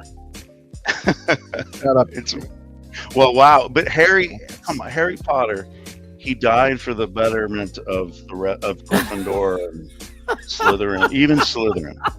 All right. Bill, I appreciate the conversation. I just wish you guys could see where I'm coming from. It's okay that you don't agree with me, Where you're coming but I think it's terrible that we would jail people for something that involves the woman's body. That's all. And what I'm trying to get you to understand about is that China uses the same justification. Like they have a justification for why they did forced abortion, and that was No, but population. that's the opposite. That's the opposite of what. But we're it's talking still the about. concept of government dictating what one can do with their own body. How is that any different with Okay. murder? I mean, All if right. somebody All right. commits a murder, you know, the Bible speaks against that too and condemns that act. Yeah, and yet, I think we hear in a that people society, who don't believe in the Bible agree with the Bible and say, yeah, a person should be jailed for committing murder. one of the I don't greatest understand things about Judeo-Christian value. It's one of the things that makes America as great as it is, or has been, whatever your view, is that people are allowed, in the same way as the kingdom of God, are allowed to choose God or not to choose God. The murder. And so when we have people of we live in a country with a constitution that recognizes that people have the right and freedoms to do things that may be contrary to Jill's and mine and yours, Veckel's moral compass. And God's. There are some things that we have to on the slippery slope. Yeah, he's not letting me. I'm the one that's interrupting, right? There's some things on that slippery slope. In my view, and I'm not saying you guys have to believe it, I'm more worried about the government than I am about a woman who has an abortion. I'm not worried about the fetus that's killed because I believe that the fetus is reconciled to God. I am more worried also about the salvation of the woman who has the abortion. Right. Sure you are. Why is it funny? Because it seems to be. Listen, what you're saying about the fetus being reconciled to God, you know, nobody disagrees with you on that. I know. We're talking about. I'm saying we don't disagree on the morality. We Yes, we disagree do. on the Your enforcement. entire moral You do system because is you seem to flawed. be No, against because the I idea think of people someone being turn their jailed way out or of even that part. fined for committing an abortion. Should I be able to get a divorce from my wife if I wanted to, Veckel? And there is a fine for that. You pay civilly. There's no you fine. pay. Yes, I don't there pay is. civil. Unless I there's pay a for prenup. attorneys. Yes, That's not there a is. fine. Without a But I don't prenup, have yeah. to. So I don't the have to idea pay for an is, thank attorney. you, Rob Reed, Attorney Reed. The idea is to protect the child, the women and children. You got a kid. That's what societies have been doing since society. I don't understand what you just said. Existed. I don't understand what point you're making right now. What I So said. the idea The point is that whether the woman- divorce should the be idea illegal. the idea is the woman is compensated if there is a divorce, even going back to A man may Mosaic be law. compensated. Even going back to Mosaic law. So yeah, they do have. There are situations. What in does which we Jesus do say have about divorce, divorce? but we don't have on demand. You know the Bible better than me, Jill. So what does Divorce. Jesus say about divorce? On demand divorce is a sin. Exactly. Okay. So we should make it illegal. You're saying that Yeah. it's a fine. It's not a fine. It just It is a fine. No, we 'Cause the create man rules pays. to help No, I brought children. up So we fine, don't. saying that This should is be Judeo-Christian. some form of a child So- support. Yes, brought up that's the not a term fine. That's Yeah, it is.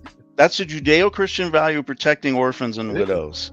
That's Particularly right. like an And orphan. that's what it does. And for that's unborn a children. wonderful thing, but it's not. That's not what God said was okay. You don't have that. God didn't say that was okay. God's rule is have that we that- should not divorce, and so you are contradicting God and therefore sinning if you want divorce to be legal Right. You have that in any ethic shape or form. when it comes to the unborn, or I when think you you're don't committing have. an equivocation. Yeah. That's the problem. You're not. It's the law. It's just another law that has rules in Scripture, but because it's not so egregious. It's not as egregious. I'll agree with you as killing your child in the womb, but it's still a sin. Divorcing, we're not supposed to divorce. Jesus said it's got to be marital infidelity, and if it's not, then you can't do it. So he didn't say, well, if you do it, then pay the fine or pay child support. You're He trying said, to don't mix do it. civil disobedience with sins under the law or against God. We're talking about civil disobedience and what God says do not do and sets a punishment. Civil disobedience is not Scripture. What are you talking about? Do not do, but there's no punishment for it. So you're inconsistent. We're not talking fundamentally civil disobedience. Where did that come from? Ethically teaches Christians to do. Where did Just civil admit it disobedience come in? and move on. If you were to build your own country, you would not have any punishment for people who did such things. I wouldn't change this country at You all, would be as the modern day we Sodom have and Gomorrah. reached. You would be Sodom and Gomorrah, basically. That's all. Okay, we can move on now. But I would be protected because it would be you and Vekel and Kevin. Because what did he ask God to protect Sodom and Gomorrah? He said, if how many people were there, would you spare them? Right? Did it go down to one? Vekel, or Jill, you know the scripture better than me. Or did it go down to 10? So if we can find 10 people in the chat. So right now in this chat, and we're talking the whole world, the United States. As long as we have Jill and Vekel and Kevin and Just Ryan, and I haven't seen the other comments. Let me see.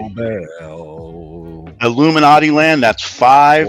We need 5 more guys. 5 more guys, and the United States is spared. That's what Who's going to spare us? Rob Come Reed's on, going to Jill. be walking down the red Jill, carpet.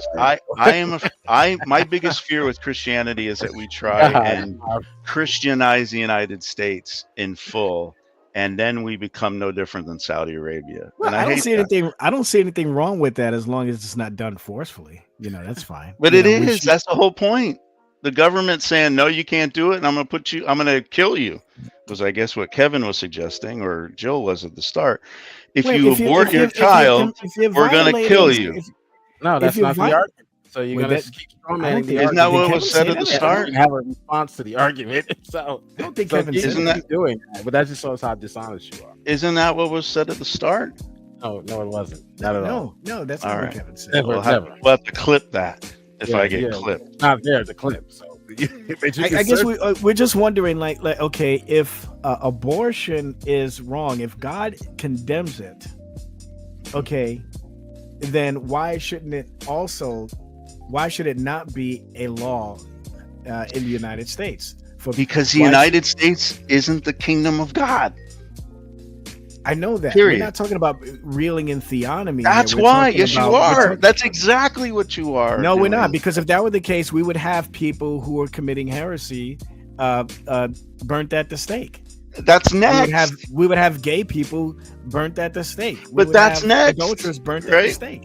But no, let's go there. Let's go there, Jill. Next? But let's go there, Jill. Should people be allowed to be gay? No, there should be a punishment. What should the punishment be? See, Beckel, he just refuted you. Excuse me, sir. Can I finish my point? You sure can. Thank you. I want you to. I didn't refute anyone. Shut up, then. It is up to the citizens of that country. But in order to say that your moral ethics, which you're avoiding, some countries don't have moral ethics that are aligned with Scripture. All I'm saying is you as a country, Rob Reed, are one of those countries. You're one of those entities. Your moral ethics is not aligned with Scripture. The Constitution doesn't align with Scripture. Because Scripture punishes murder. The Constitution doesn't align with Scripture. Again, the argument is not that every country, including ours, is aligned with Scripture. But we're talking about our country. I'm saying your moral worldview, ethically, is not. My worldview is pro kingdom of God, pro anti-murder, anti-abortion. Don't be gay. That's my worldview.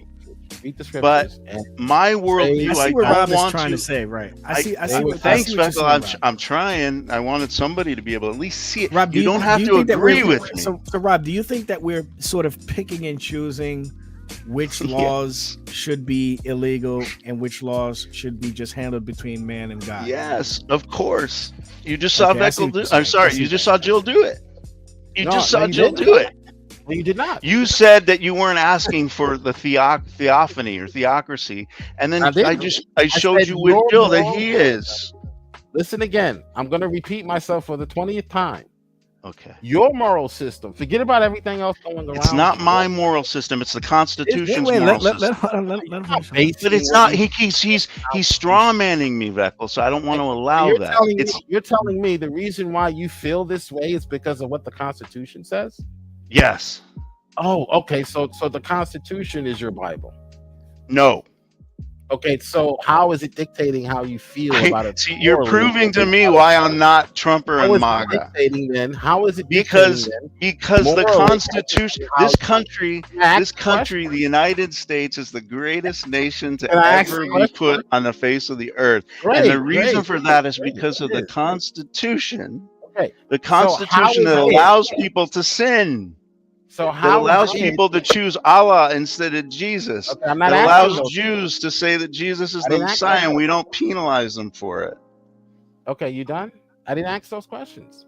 How is it then, this document, dictating ethically how you? All right, guys, it was fun. A position. Go ahead. I don't mean to refute you, but my son just got a. We have a letter from UC.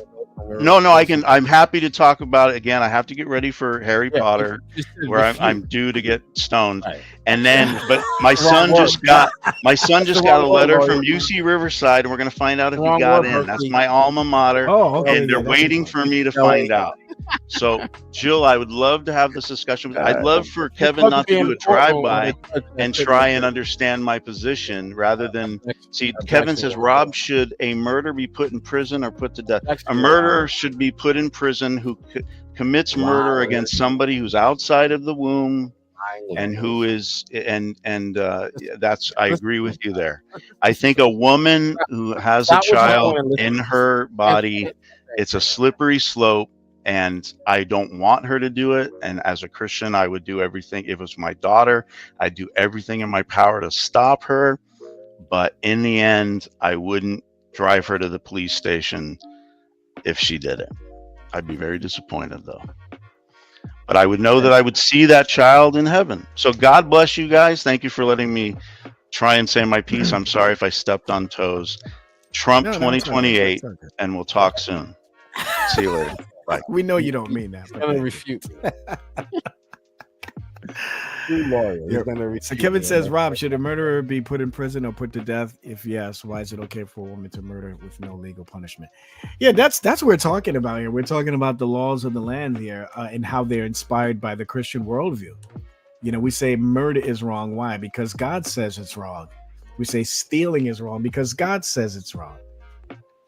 You know, Yo, these kinds what's of up? What's up, guys? And also, Hey. I have a. Maybe can I ask you guys a Grace question? is in the house, everybody. What's going on? Not much, man. It's enjoying the discussion. I just had a question to see you guys how you would answer it. Yeah. So when Jesus says if you hate your brother, that he considers that murder, do you put the same emphasis on that as like abortion, and why? What's the difference?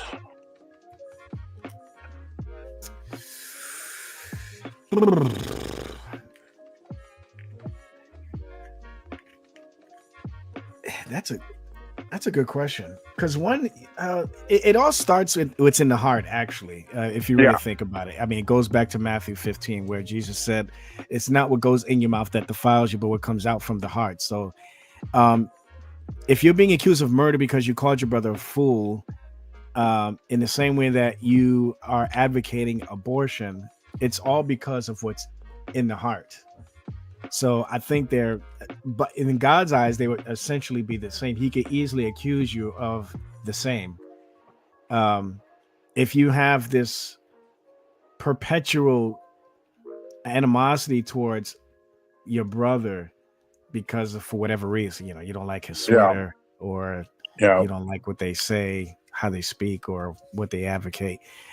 To me, I would say in God's eyes, that's just as murderous as a woman wanting to kill her, practice an abortion because it's inconvenient, not because she's trying to save her life or anything like that, but she wants to kill the baby simply because she doesn't want a child. That's it. Yeah, good answer. I would agree. I think God looks at it the same severity as if someone had a natural abortion. That is pretty bad. That is disdainful. That is the I would say the depths or the bottom of the barrel evil. But also hating your brother, I think God looks at it the same way. So I mean, maybe as humans we put severity on certain things, but I don't think God looks at it the same way we do. Right. Because again, I often bring up the issue of King David being called a man after God's own heart, but yet he's also called a murderer sometimes. And why is that? He didn't actually kill Uriah, but I mean, not physically anyway, but it was in his mind to do so. That's why he deliberately put him in the hottest spot of the battle, because he knew that there was a 90% chance he was going to get killed. And the reason why he did that was to cover up the fact that, Bathsheba committed an adulterous act with the king, with him.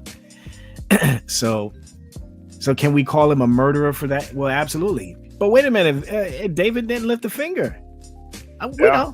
But he still called a murder because of what was in his heart, what his intent was. So I think that lines up with what we see in Matthew chapter 5, and then on the issue of abortion as well.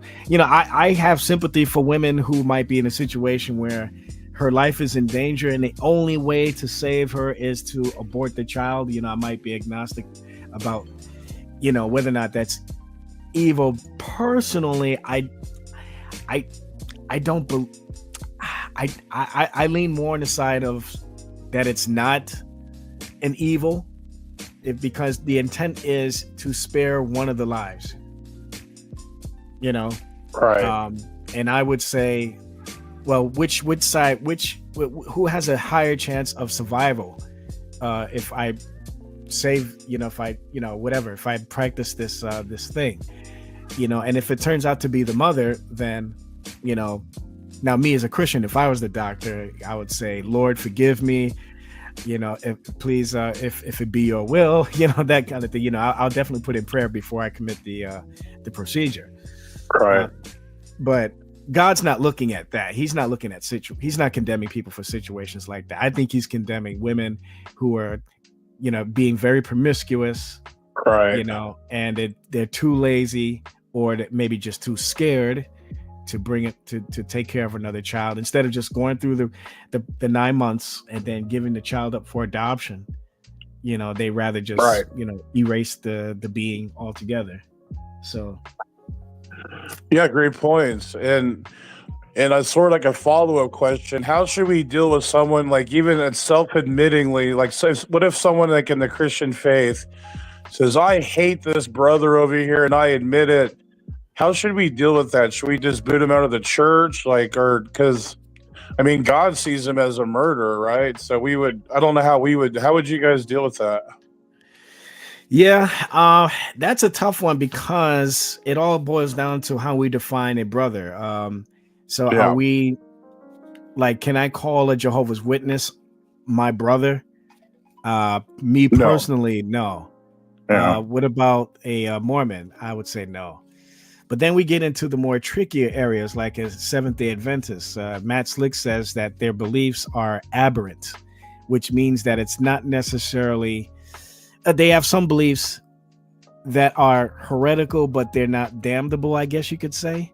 Mm-hmm. I forget exactly what he could explain it better, but he referred to them as aberrant. And you even see Walter Martin with his book, The Kingdom of the Cults. He kind of said something similar, because in his first version of the book, he labeled SDAs as flat out heretics. They're no different than Mormons and Jehovah's Witnesses. But then he came out with a later version of that same book and changed his views on SDAs and came up to the same conclusion that Matt Slick does. Saying that they're aberrant. Let me say it that way. I wouldn't fellowship with them, but can I say that they're not Christian? Yeah. And maybe even the same with Catholics too. I know it's real tricky, man. It's tricky. Yeah. So I don't know, but yeah. So it's tough. It all depends on who we're referring to, brother. And then you got the issue of Calvinism, Arminianism, Calvinism, non-Calvinism. Me, I call free gracers, my brothers and sisters, because we both believe and adhere to the essentials and stuff. Yeah. We have our disagreement on the issue of free will, predestination, just like every other person, even outside of free grace. But I don't know. I would say this. I can only speak for me, because I do think free gracers are my brothers in Christ. Can I participate in regular fellowship with them? Probably not. And I understand the same way too, with the free gracer who's not Calvinist, feeling the same way. I totally understand. But one thing I wouldn't do by my own personal conviction is continue a ongoing campaign where I'm, spouting some sort of what made it appear to be hatred towards the free grace and stuff. Unless, if I'm talking about their belief system, okay, that's one thing, but I'm not going to continue to, make fun of, start trying to personally attack them and stuff like that. Right. Yeah, I would agree with you in that. Absolutely. And I was talking about someone like in your congregation. I mean, to me, if it was apparent that they hated someone in your own church, and that person professed, or confessed the Bible, and it appeared that the gospel, and they really believe in the gospel, and that person hates them. I mean, I think disfellowshipping would be, or excommunication would probably be an option for them to get out or be put out of the church, just like Paul would say, different places. He would say that anyone who causes division and stuff, get away from them. So, I mean, I'm just saying, like, it seems it's hard to figure out the consequences or the punishments for these different types of murder, right? Like, there's one spiritual murder, but then there's physical murder. Yeah. So it's hard to figure out where we delineate the difference there, or the demarcation. Yeah. That's a tough one. I tend to believe that with Jesus, in Matthew chapter 5, Jesus makes it very clear that we do unto others as we would have done unto us. So even with non-believers, okay, we are to treat them with love, with respect, to pray for them, that kind of thing. If we're supposed to pray for those that persecute us and bless those that curse us, how much more should we show? How much more respect should we have towards those who don't do those things, but yet they have different opinions on how to interpret certain passages in Scripture? Right. I think as long as they're not blasting us on a regular basis, we can still have a disagreement. But we should still also, hey, listen, if it boils down to it, if I'm a Calvinist or a free gracer and I'm going to treat somebody else who's outside of that position, if I'm going to interact with them, I should treat them in the same way that Jesus told me how I should treat a publican or a non-believer. I should love them. I should treat them with respect. I should, those kinds of things. So that's the way I look at it. Now when it comes to corporate worship, obviously that's different. I mean, even in going back to Deuteronomy 23, God told the Israelites, don't even allow the eunuchs into the congregation. So I guess we can discuss on what that exactly means, but it's in there. Yeah, he said, don't let the eunuchs, those who have a destroyed member, into the congregation. So maybe if we take that fully today, maybe we could talk about the trannies. Don't let the trannies in your at least not to your pulpit. But I don't know. It's tough. Jill, what do you say about this issue of loving your brother, hating your brother? With them having different various interpretations. Love of our Scripture. brothers, of course. Yeah. Should love all. So what makes them a brother to you? What makes who a brother? Like anyone? Yeah. A brother in Christ would have to believe in the Christ of the Bible. Okay, so but what about a Seventh-day Adventist? Let's use that as an example. Would you consider? That's a tough one, right? See, they're not all created equally. Yeah, that's true.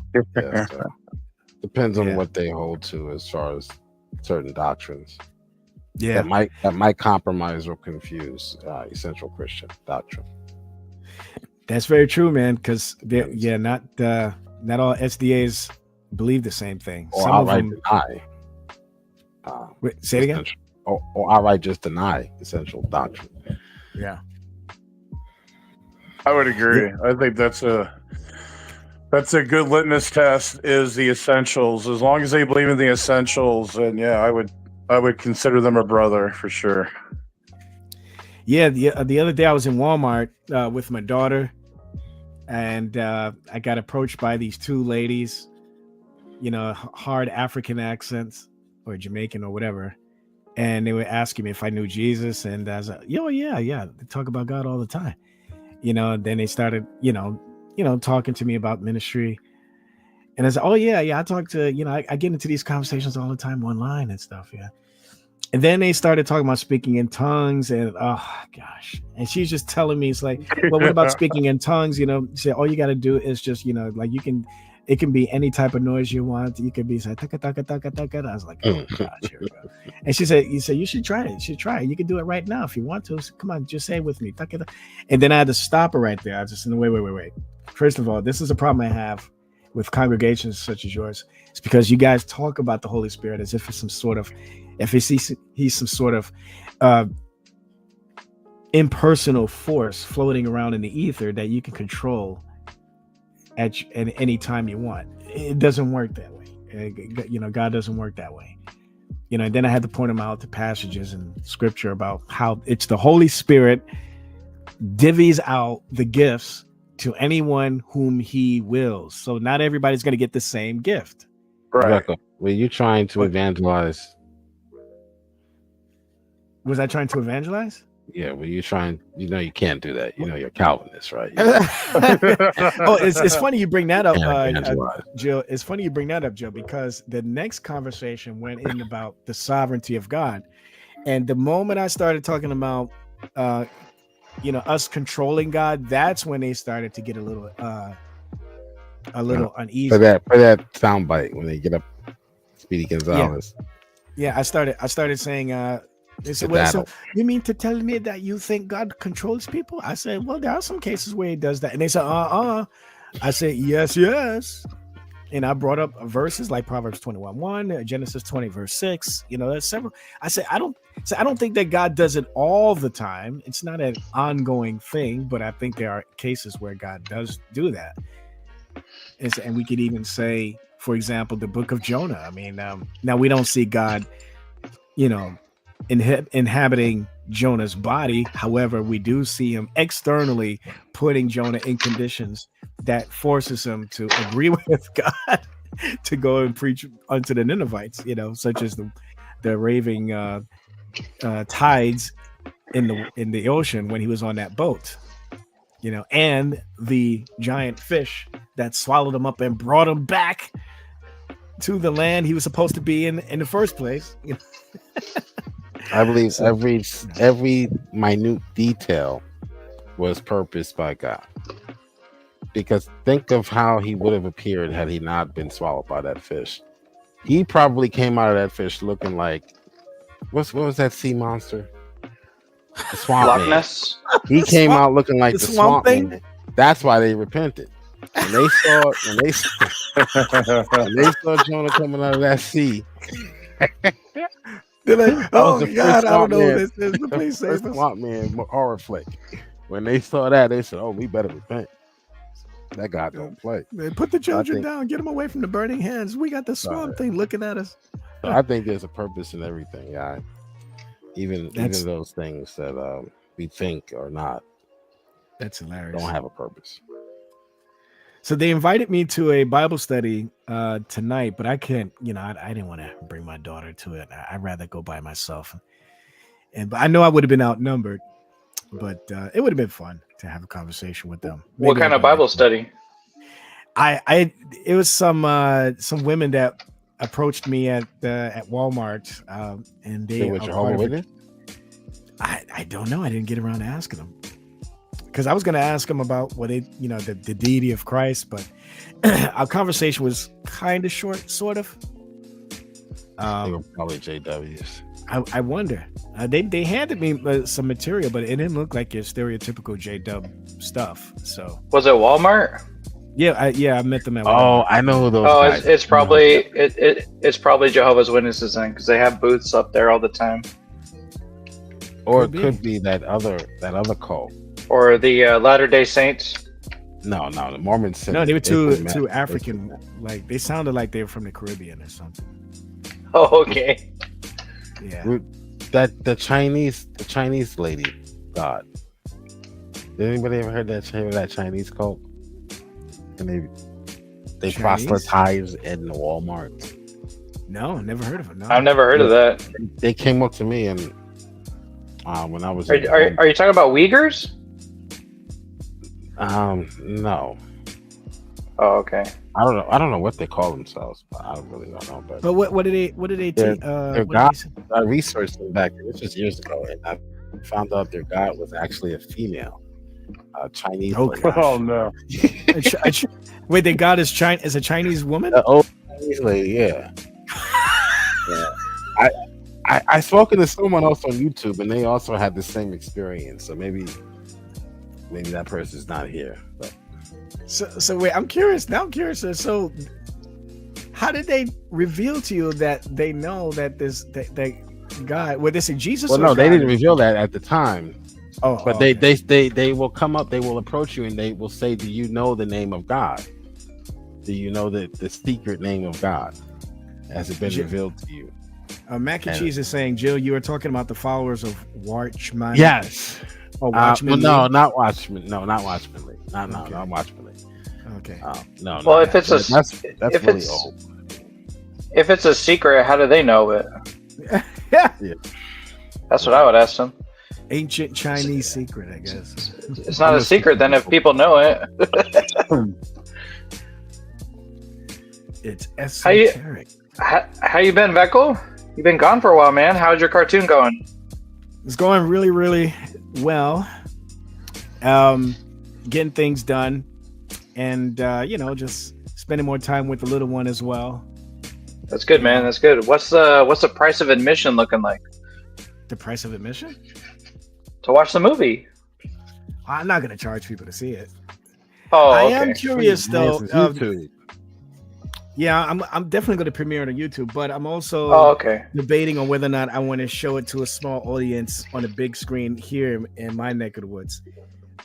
Most of my friends and family say, "Yeah, I want to see it," but I don't want to do that for them because I know that sounds bad. I only want to do something.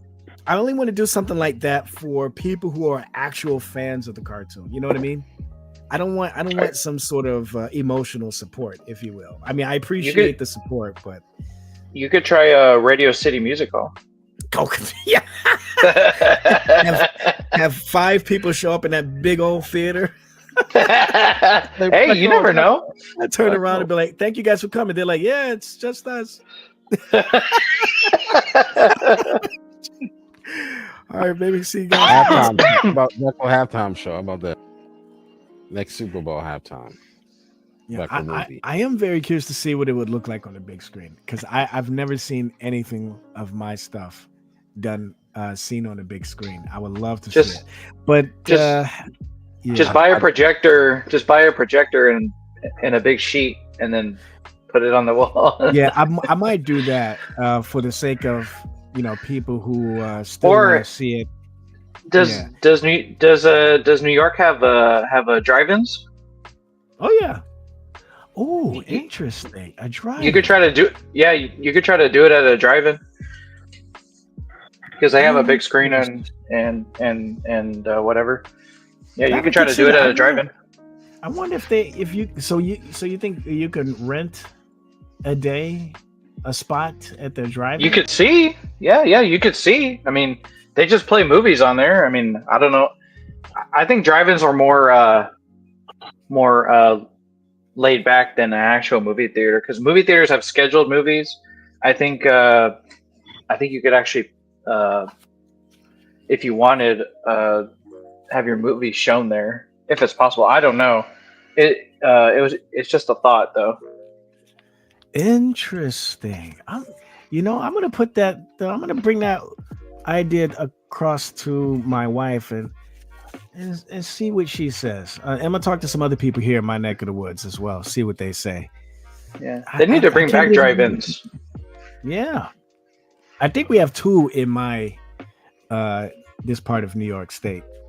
Yeah. So, but my friend Zadala on the side chat, he knows me pretty well. He knows about the other project that I have in mind to work on, and he's also an aspiring writer, so I'll be getting him to work on my next project, the next cartoon that I'm going to be doing as well, which is going to be more of a comedy. And so I'm going to have him work out maybe at least 1 or 2 episodes. So I'm dying to work with this guy because he's got a great sense of humor. It's rather unfortunate he is a liberal and a Democrat, so we'll give him a moment of silence. How are you? He's good. He's good people. how are you feeling about what Trump's done so far in his first month in office? I'm absolutely loving it. I'm loving it. I was talking about this conversation with Zelensky today, and yeah, that guy's a freaking arrogant. That guy's so arrogant, dude. Yeah, I loved it. It's sort of like a bittersweet. Like there's a part of me just like, whoa, wait a minute, should Trump be actually talking to this guy like this? It almost seems kind of undiplomatic, but at the same time, he's setting the record straight. Yeah, you kind of have to show that peace through strength, if you will, kind of thing. Yeah, and he's trying to set the record straight. Zelensky's trying to make it sound like, America wasn't there or hasn't even been there when we've been there the whole time. through funding a war that we shouldn't even be a part of. Right. Hey, I wanted to ask. Oh shoot, what was I going to ask you about? Oh, is it true that he kicked Zelensky out the White House? Yes. Because I'm here. Wait. Exactly how did that go down? So afterwards, after the meeting, they usually have a dinner together, but because of what happened, they removed the Ukrainian people or staffers or whoever was there, and so basically, Zelensky left after they removed the Ukrainian staffers out. Oh. So yeah, they basically kicked him out. So I guess Zelensky doesn't want to work out a deal then. Well, it's interesting because then he goes on Twitter and says, "Oh, thank you, America, the President of the United States, Congress, stuff like that." And then he says, "We're working to have just and everlasting peace, and that's exactly what we're fighting for." And it's like, well, it didn't seem that way in the freaking meeting. Right. But anyway, I don't know. We'll see if he comes back and changes his attitude. Because Trump's right. Without us, the war wouldn't have lasted as long as it has. I like Stefan the Pale African. I like his picture here. It's a picture of Elon Musk with Stefan shades. Paying homage to the dude, I guess. To the dude shades. Let's see. James Frazier as anti-Trumper here says, "Didn't your hero Trump call Zelensky a dictator and say he started a war when actually Russia invaded Ukraine?" I don't know the whole story, but there are a lot of people who are asserting that Zelensky is actually a dictator. Zelensky is a dictator. He's avoiding elections. He's avoiding elections by even having his opposition assassinated, I heard. He's doing the same thing as Putin. Putin's a dictator. Zelensky's a Russian. Both countries are dictatorships, and they suck. Both those countries suck. Okay. Yeah. That's the thing. Like, one is not better than the other. Both are corrupt. Both are fraudulent. It's just that Trump's trying to end the war by having peace, and Zelensky seems like he doesn't want the war to end because he likes getting free money from America and from Europe. Right. Yeah, we don't need this. I don't understand some of these anti-Trump individuals here. I mean, they just constantly.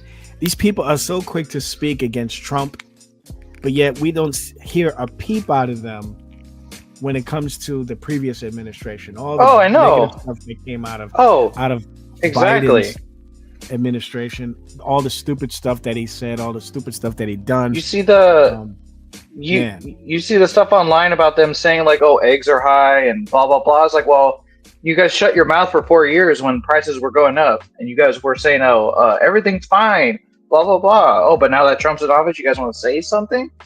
Trump just wants to build another hotel.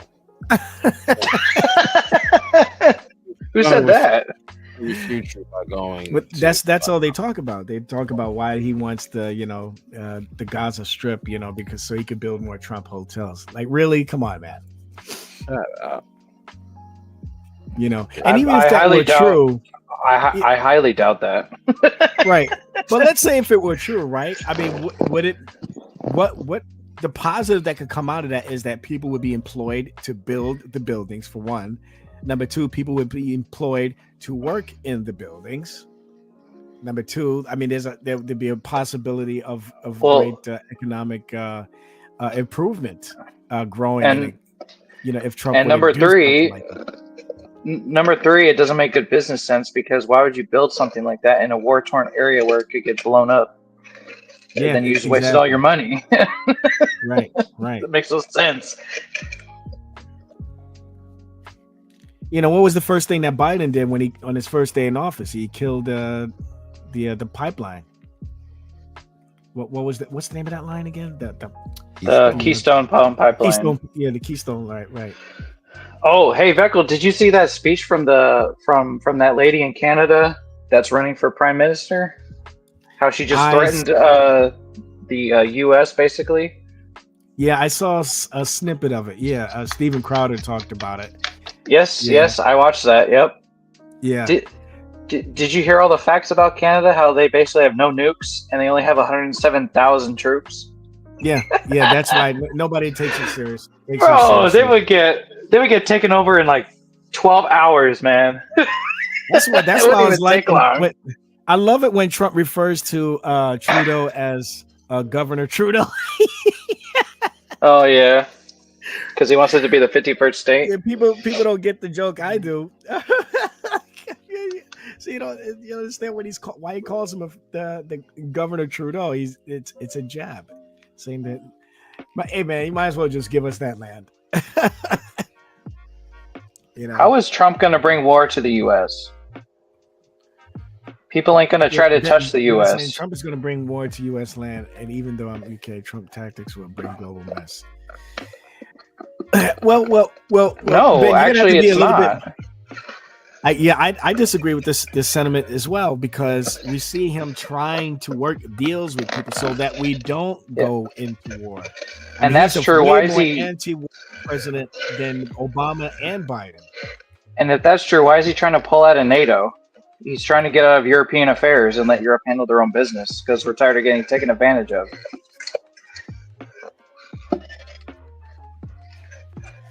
Yeah. Like, that doesn't make sense.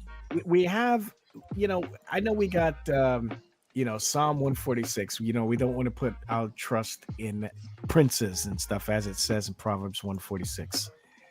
However, we're just going by the facts. Okay. Trump has said many, many times that he does not want war. He's always talking about that. He's always talking about bringing our troops back home, preventing war. A lot of people want that. Most conservatives want that.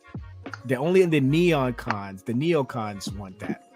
Mm-hmm. Like, for example, you got guys like Ben Shapiro, who thinks that we should, attack all of Israel's enemies, even preemptively, so that they don't do it anymore. So they don't have an ability to attack Israel anymore.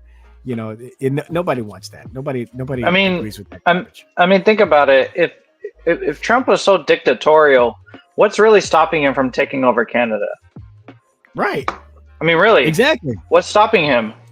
We could take it over right now if we wanted to. Yeah, like you said, we outnumber them in troops, and we have them outgunned as well. Exactly, and we have them outmanned by economically. Canada relies more on the U.S. than the U.S. relies on Canada. James Frazier says Republicans is always for big military to bully people. Gosh, you sound like No. Hold on. Yeah, because if we don't have a big military, the person with the big stick's going to come in and try to bully you. So yeah, we want a big military. We want to be waving the biggest stick so we don't get pushed around. That's right. Who said that? Was that Roosevelt that said that? I'm Speak not softly, sure. but carry a big stick. Yeah, something like that. I don't know. But yeah, why wouldn't we want to have a strong military? Yeah. Do you want to just get walked all over and taken over by freaking communism or something? I totally agree. Come on, dude. It's kind of like what they say about owning a sidearm, or a weapon. It's better to have one and not need it and not have one. Yeah, exactly. Can we not talk about conquering Canada? They're already Canadians, so that's like already a fate worse than death. Hey, a lot of room, Fro. What's going on? What's up? Go ahead, Fro. Yeah, I said there's very little we can do to make their lives worse. Okay. Hey, a lot of Canadians want Canada to be the 51st state because they hate Trudeau and all the liberal BS. So what about this new lady that's running for prime minister? What is she compared to Trudeau? Is she worse or? Oh, she's worse. She's worse. Oh, she's worse. Yeah, she sounds like she's worse. Threatening. She's like a Gretchen Whitmer, basically. Ooh. Oh gosh. Yeah.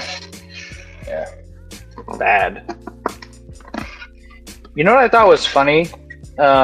Steven Crowder says this, and it makes a whole lot of sense. Why don't you have your own revolution?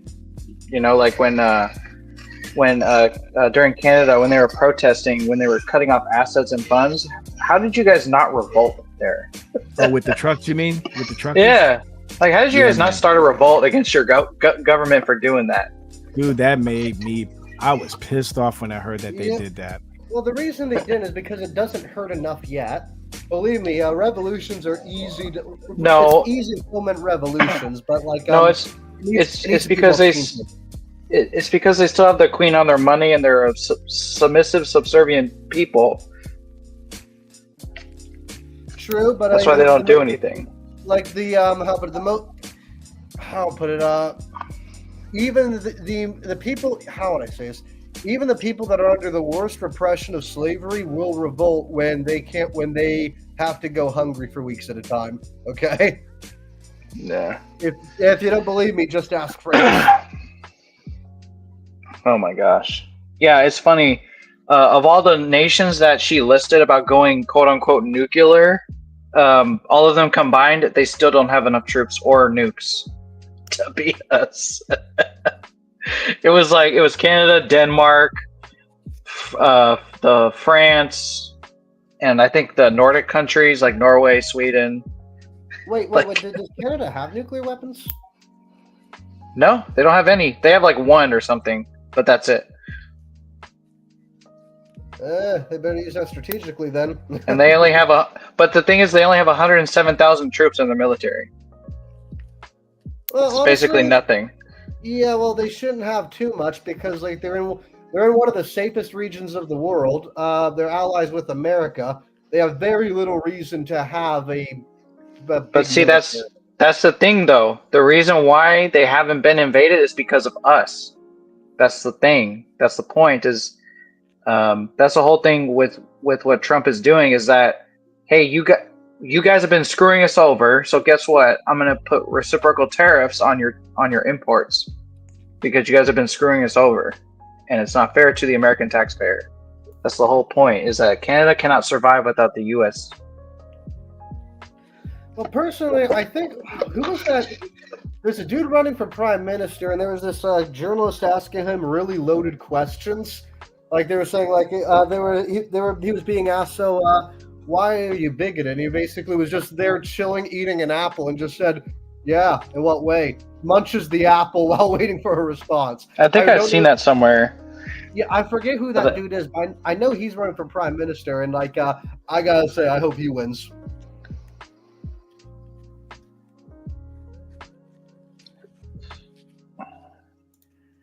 You guys see some of these pictures I'm seeing, some of these thumbnails of the Zelensky-Trump discussion.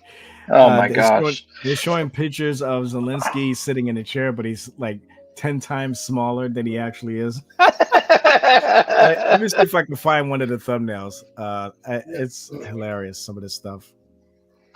There's a channel called D-Day Cobra that I'm subscribed to.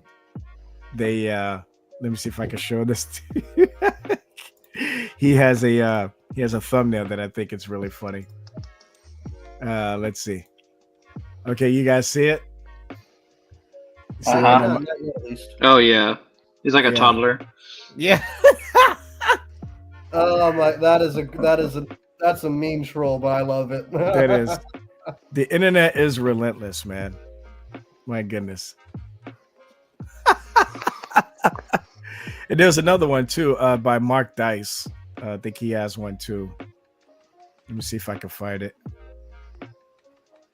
Is it Mark Dice? Is it DEACE?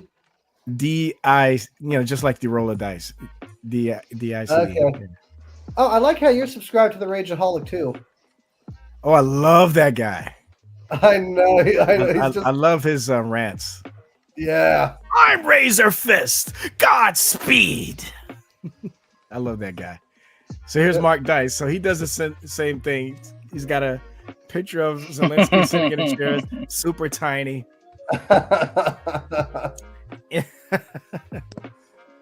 Mr. President, could I borrow some more money, please? Oh my gosh, everybody is soaking in the freaking clout, man. I know, man. They're loving it. Look at this. Get out. You're not American enough. And I love, man, gosh, I love seeing the vice president step in and say something too, man. I know. I Well, really also, like that too. I don't know if you caught it, but Zelensky seemed like he was trying to make it seem like it's our fault that Ukrainians died over there and stuff. It's like, no, Trump wasn't in office when the war broke out. Yeah, he wasn't. And honestly, the reason the war He wasn't broke even in out- office when Russia invaded. So if there's anyone to blame, it's Biden and his freaking administration. Well, yeah, Because he didn't do anything to end it. Yeah, because even look at it like this: during Obama's presidency from 2012 to 2016, Putin felt he felt motivated to take Crimea, and that's exactly what he did. And then from 16 to 20, you basically have Trump. That's basically he does whatever the hell he wants to do, right? And so for that reason, Putin kind of respected that sort of. He respected. Well, yeah, because Trump told him not to invade, and he listened to him. Yep, and then from 20 to 24, well, now that the buffer's gone, he starts a war, and he knows Biden isn't going to stop him because if Biden could have, he would have when he was vice president. Exactly. But then the other thing of the other fact of the matter is too. Is that at the end of the day, right?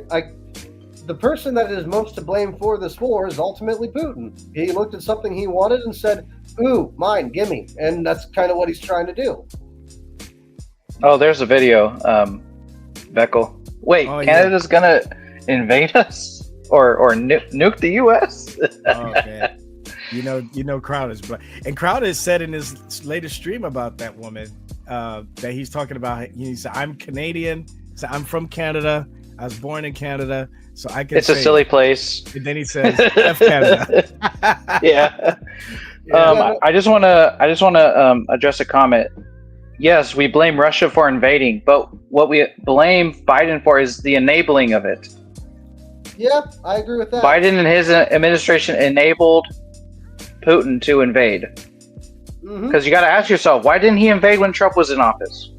Why did he invade when Biden was in office? Right. Now that Trump's in office, Putin is open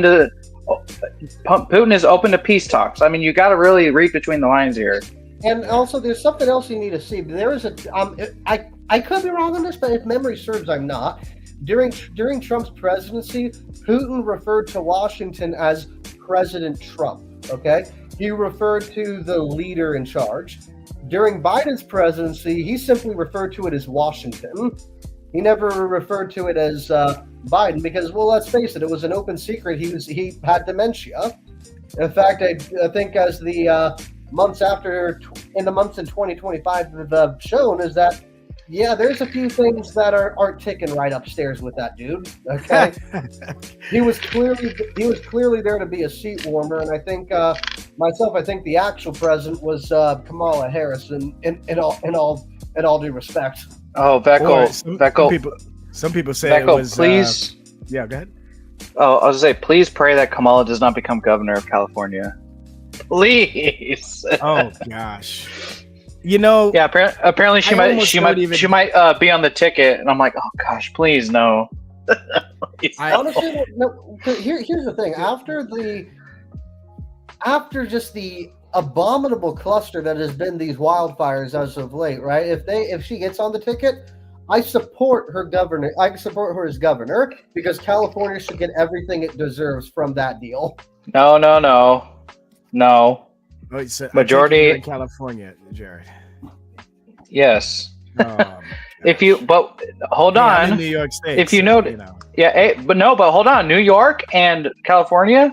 If you look at the districts, all of them a lot of them shifted to the right. That used to be blue districts. That's true. This last election. Yep. Oh yeah, that is true. Like New York State, California and New York were a lot more red. Yeah, I was looking at a map and I noticed how red a lot of the counties became.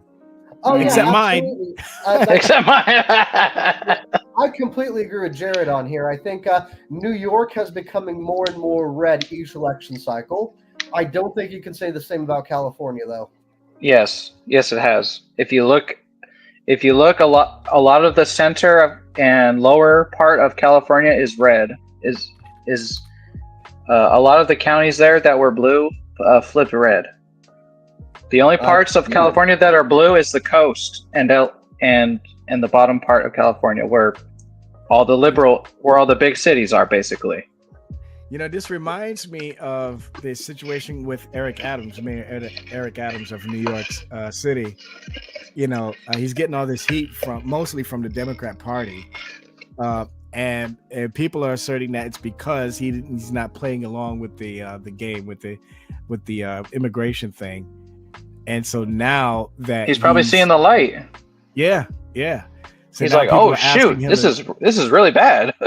Yeah, so now people are asking him to step down, and this is a video that I saw pop up a couple of days ago of Mayor Eric Adams responding to people telling them to step down. So let me see if I can get. Do you see Kevin's comment? What's going on with our boy Mayor Eric Adams? But apparently he had a few things to say today. Okay. So this is a biblical moment. You know, when Jesus was on the cross, he said, God, forgive them, for they know not what they do. All these Negroes were asking me to step down. God, forgive them.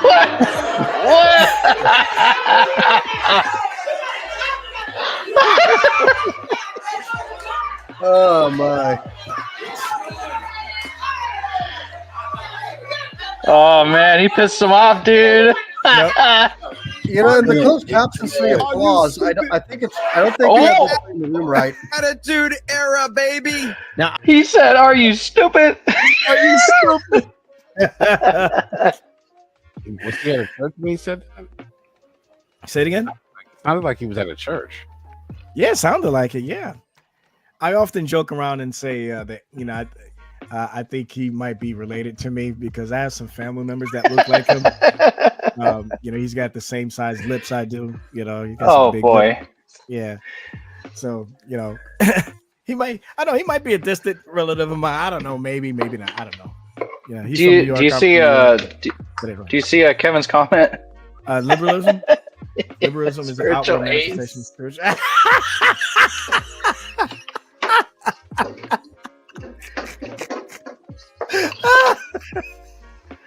You got AIDS.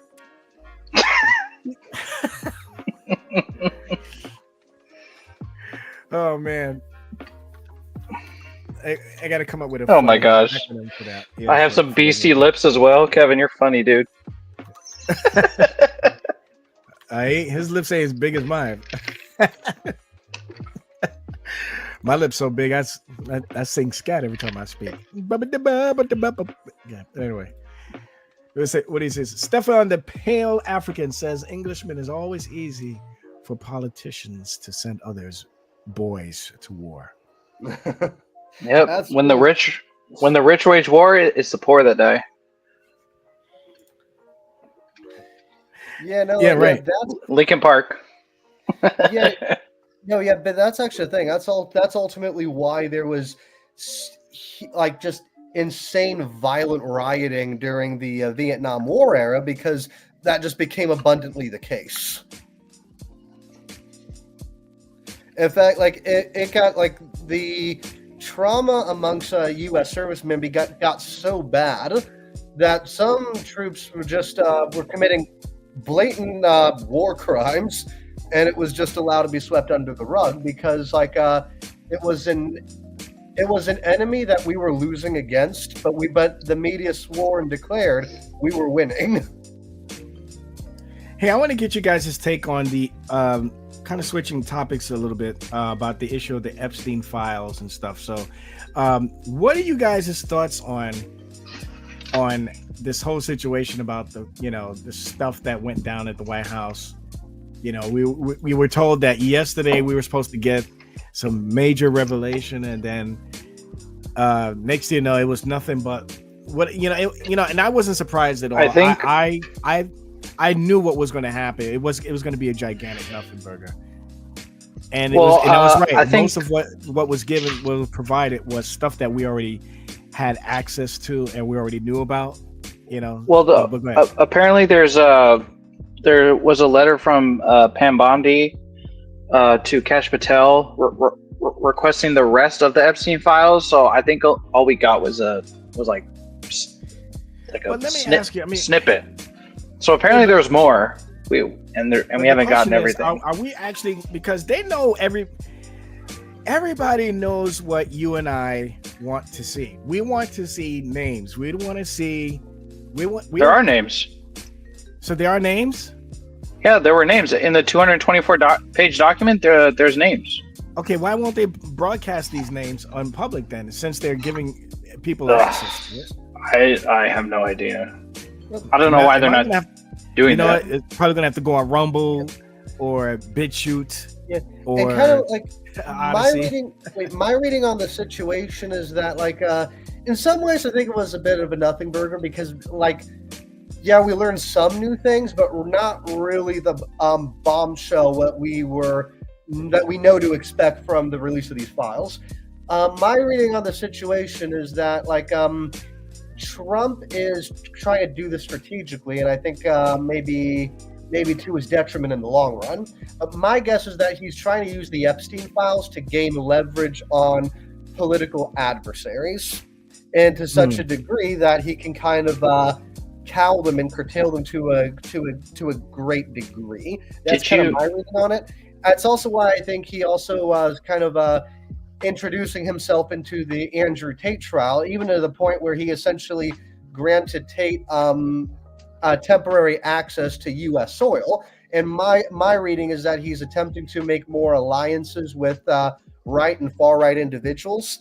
I don't think he has any intention of actually suspending Tate's trial, but he's making these moves strategically to build alliances and to distance his plans from his political adversaries. That's my reading, at least. Did you see the two names that stuck out, Beckel, on that list? No, what two names? It was Ivana and Ivanka Trump. Both their names were there on the list. The list of victims? No, no, not victims. No, not victims. That clients? They were there. Yeah. Yep. Wait, on the flight log or at the flight log? Flight log.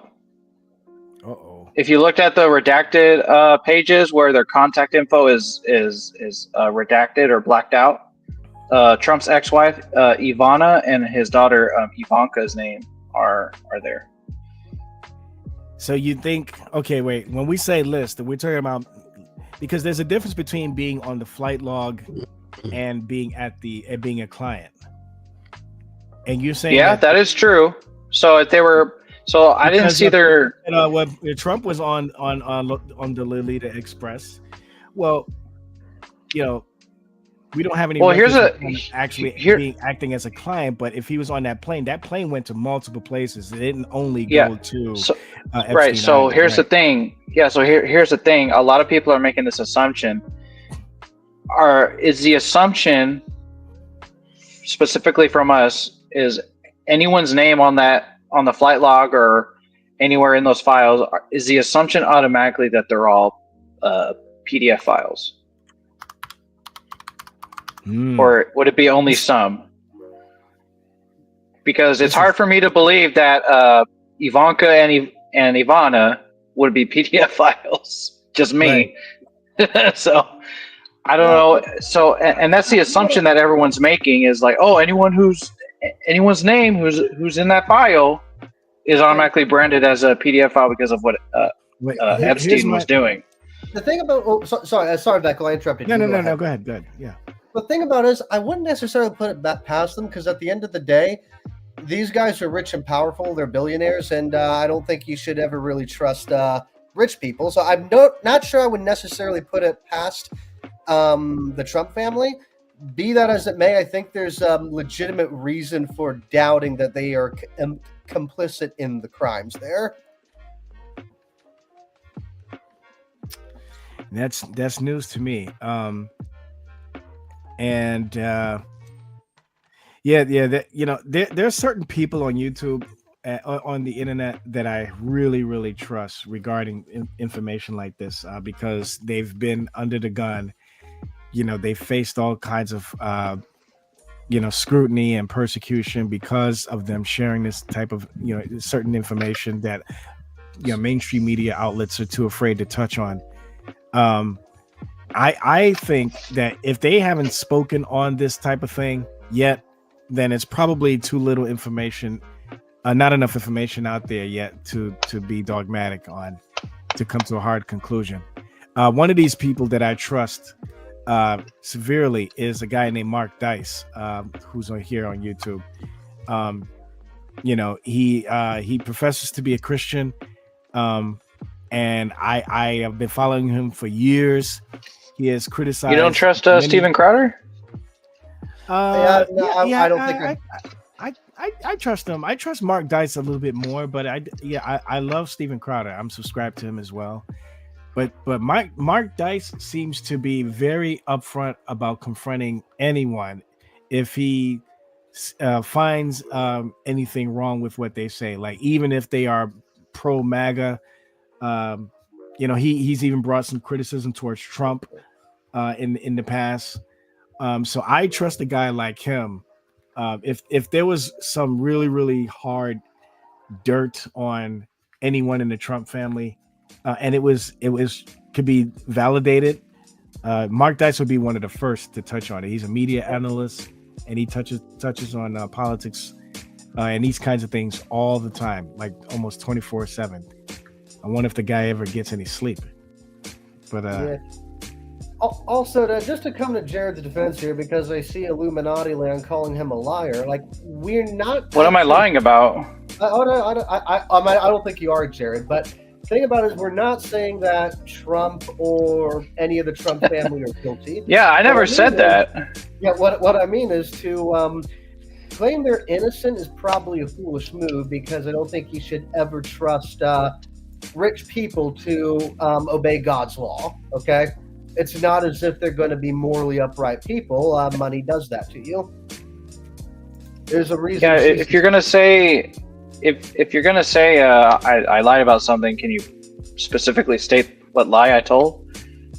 Yeah, and okay, you called me out on it. What am I lying about? Can you tell me what lie it is that I told? Okay, yeah, I want to be more specific, Illuminati. Yeah, what am I lying about? Stop being a liberal and tell me what I'm lying about, please. All right, I can settle this. Illuminati Land. Shut up, liberal. Illuminati Land. If you do not specifically lay out where he's lying, we are going to call you Emotional Steven Crowder from here on. Okay, that's just going to be your name. We will call you Emotional Steven Crowder. He says, "I'm a right winger." Okay, if you're a right winger, then act like it and tell me what I lied about. You state what you stated. Okay, Illuminati Land. I am very. That makes no sense. Changing your name now. Okay. Yeah. What did I'm not understanding. Oh, there we go. There we go. He said He said Ivanka was on the list. Okay, now where'd you get that information from? She's Jared? not on the flight log. She's on the contact list. Which means that she was a client. There's a That's possibility what Beckel said. Client. Right. Okay. Doesn't necessarily mean that like she went there. She just says she was a client. Let's see here. And where'd you get this information from, Jared? Beckel corrected me from Laura Loomer. She posted it on X. Laura Loomer. She's another one I kind of trust too. She's a journalist, and I posted it in the private chat. It's the Google Drive. Yeah, Lauren Loomer does not play, man. She's Yeah, she requested it from Kash Patel, and she got it and posted it on X. Yeah, Michael Jackson. And get this. She posted it through Dropbox, and the link wouldn't work because too many people clicked on it. Let me see if I can zoom in. What is what were we gonna say from? Can you search? Can you search? Yeah. Sorry. Real quick. Put in the search. Move your mouse. Click that search button. Yeah. No. Click that search button in between plus and minus at the bottom. Oh, down here. Yeah. Click search. Little spyglass right there. Yeah. Click it. Okay. Oh no, that's a zoomed in. Zoom. I'm sorry, that's a Zoom. Well, see if you can find do like a find on word page and type in Ivanka, and you'll see it there. Okay, let me do Control F. Let's see if that works here. How do you spell her name? Is it I-V-A? Ivanka. Oh, and apparently Michael Jackson was on the contact list too, but I think that was Yes, he was. long. I think that was long before Epstein's crimes, if I'm not mistaken. All right, the name's not popping up. Let me put Trump. Would her whole name be there? Ivanka Trump? You could try Trump if that'll work. It probably won't work on this document. Yeah, it may not work on this document. Yeah, what you got to do is convert it to a PDF file. Then you'll be able to do what you want to do. Oh, okay.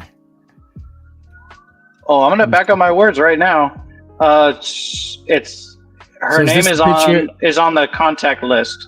It's way down. It's way down. Those are the flight logs. It's way down though, and it's in alphabetical order by last name. So if you go down, okay, yes. Now look for T. It's in alphabetical order. Joan Rivers? Oh. I'm looking at it sideways, folks. Sorry about that for those of you who are looking This is just the contact list, not flight logs. Let's go. Look for T. Contact list is more damning than the flight log, if you ask me. Yeah. So look for T for the last name, and she's on the bottom right. Ivana and Ivanka. I'm sure this is not AI. Okay. No, it's not. It's really small. You might have to zoom. Yeah. Okay, I finished with the T's. Let me go back. Chris Tucker. Yep, Chris Tucker's name there. Trump Bull. I don't see Trump. TR. Oh, there it is. No, Robert and somebody Trump. There's a couple there. I don't see any. No. You're on G. If you notice, those are their first names. No, I'm looking at their last names. They're in alphabetical order. Look. I'll zoom in some more. Let me see if I can zoom in some more. There you go. No, those are Trump. Okay, now scroll down. Are these Trump's family members or some other? I have no idea. See, that's it. I don't see it.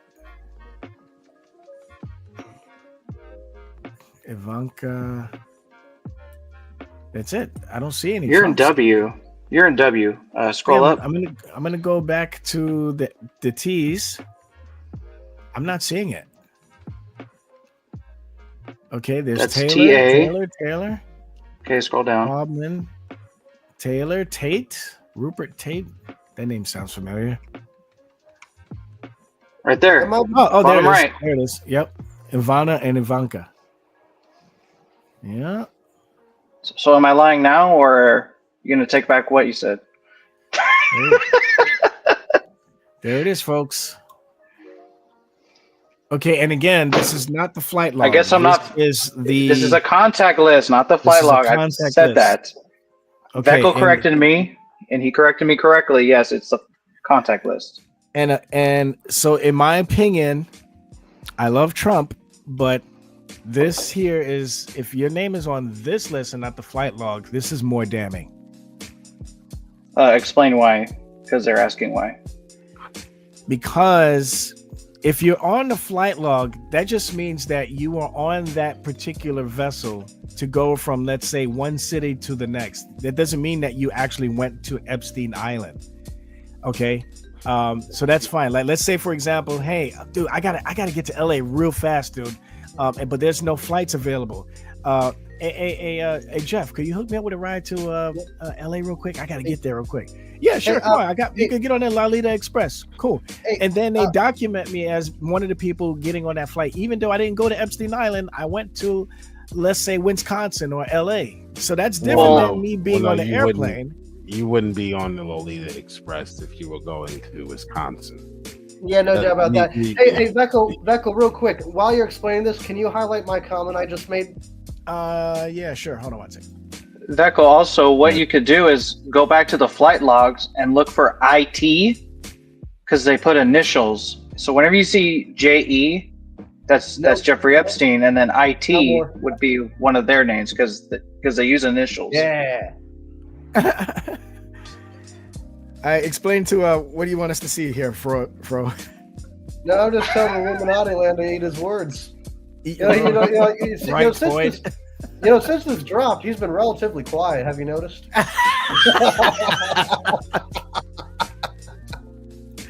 So they say, boom. Yeah, so, I mean, I'm not full of crap. I know what I'm talking about. Now, this doesn't prove anything. Let me state that. This doesn't prove anything about Ivanka or Ivana. This is just saying, okay, Epstein had their contact information. That's it. Yeah, I would say being on the Lolita would be more damaging.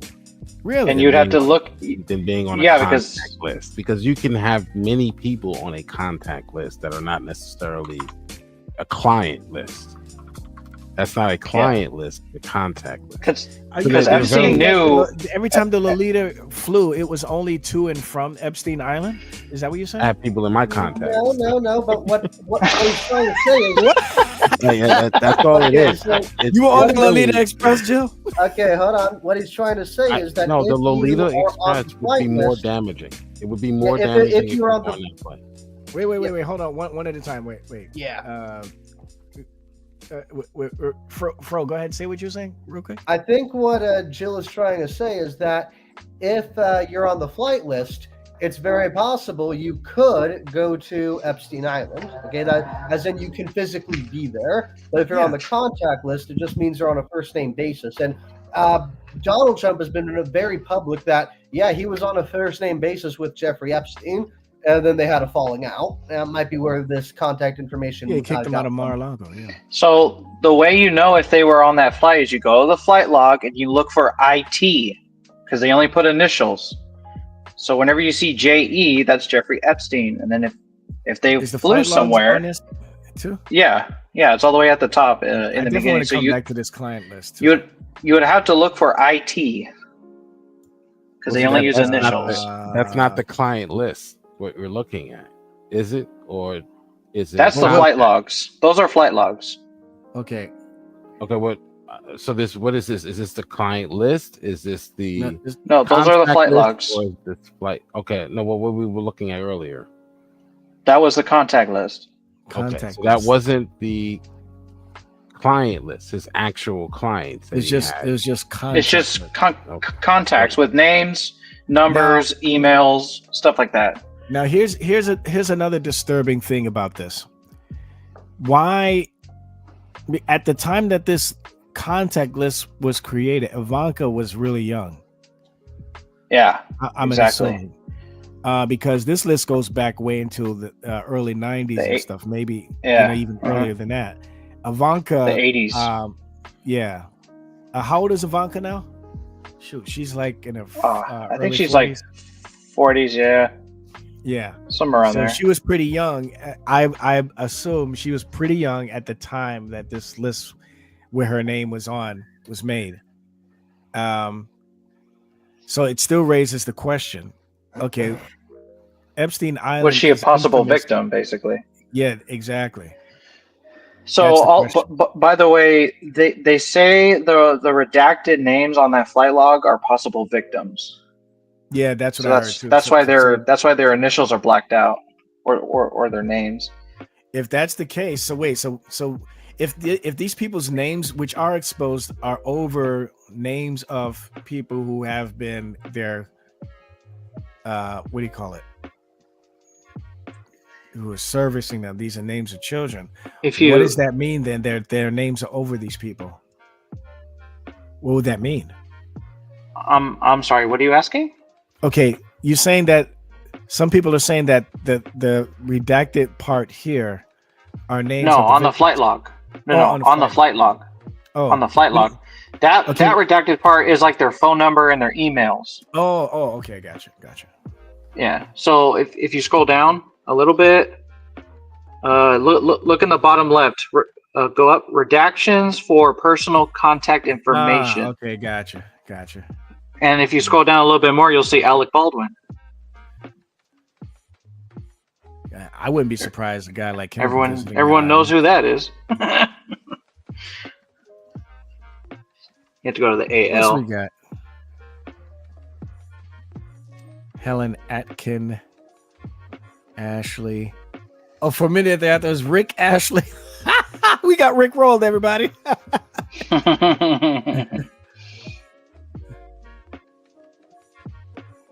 Never gonna give you up. Never gonna let. Yeah, there's Alec Baldwin. Mm-hmm.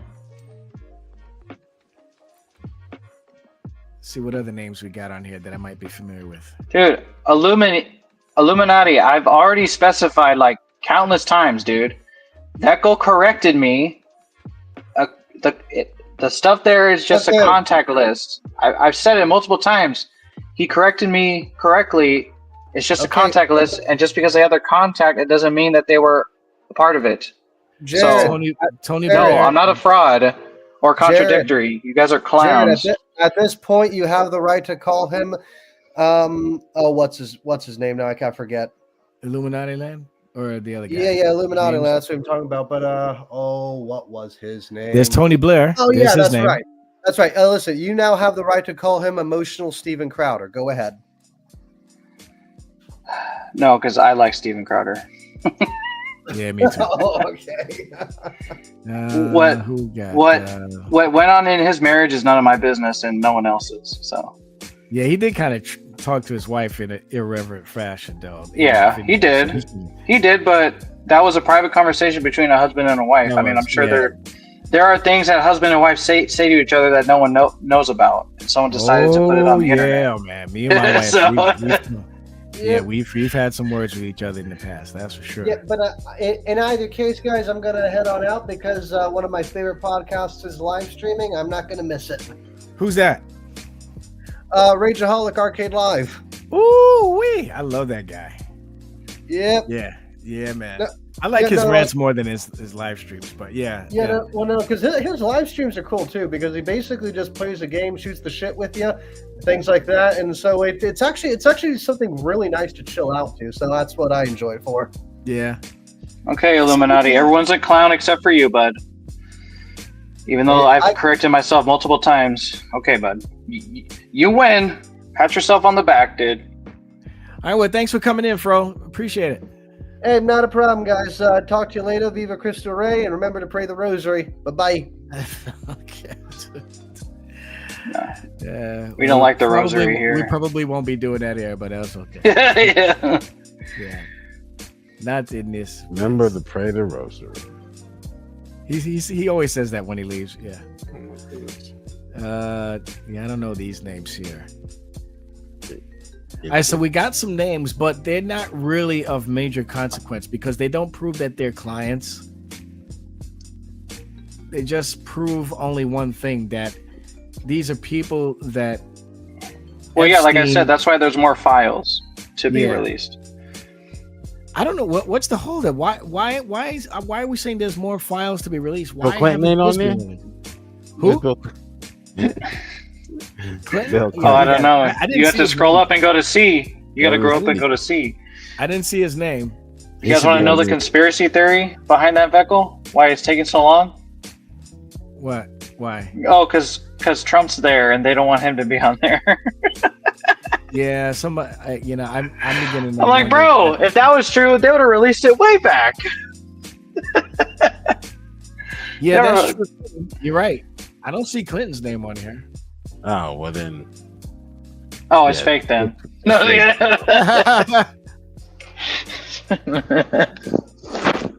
He's on the flight log. What did they say? Like 26 times? Yeah, 26 times, yeah. Yeah. Yeah. I brought a cigar with me every time I flew. Yeah, the Lolita. Do you see mac and cheese? Do you see mac and cheese comments? He says Chris Evan, page 18, and Dustin Hoffman, page 26. No, not Dustin Hoffman. He's one of my favorite actors. Who is that? Dustin Hoffman, you don't know who he is? Oh gosh, he's the one that did the line, I'm walking here. I'm walking here.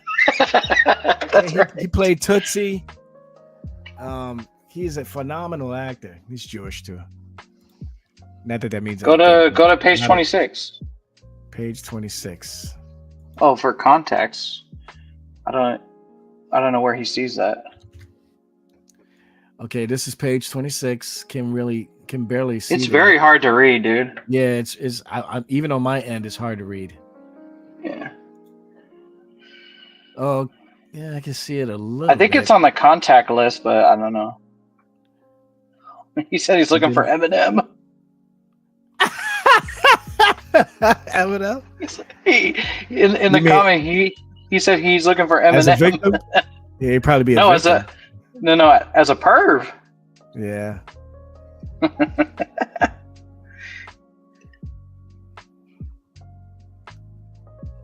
Yeah, so you have to know what these abbreviations mean.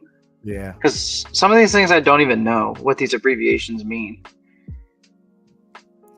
This tells you right here that this is look, a blackmail system. So look, it says JE. That's obviously Jeffrey Epstein. Now you have to figure out what who the other initials are that were with him and where they flew to. Initials next to these other people's initials. Why is that?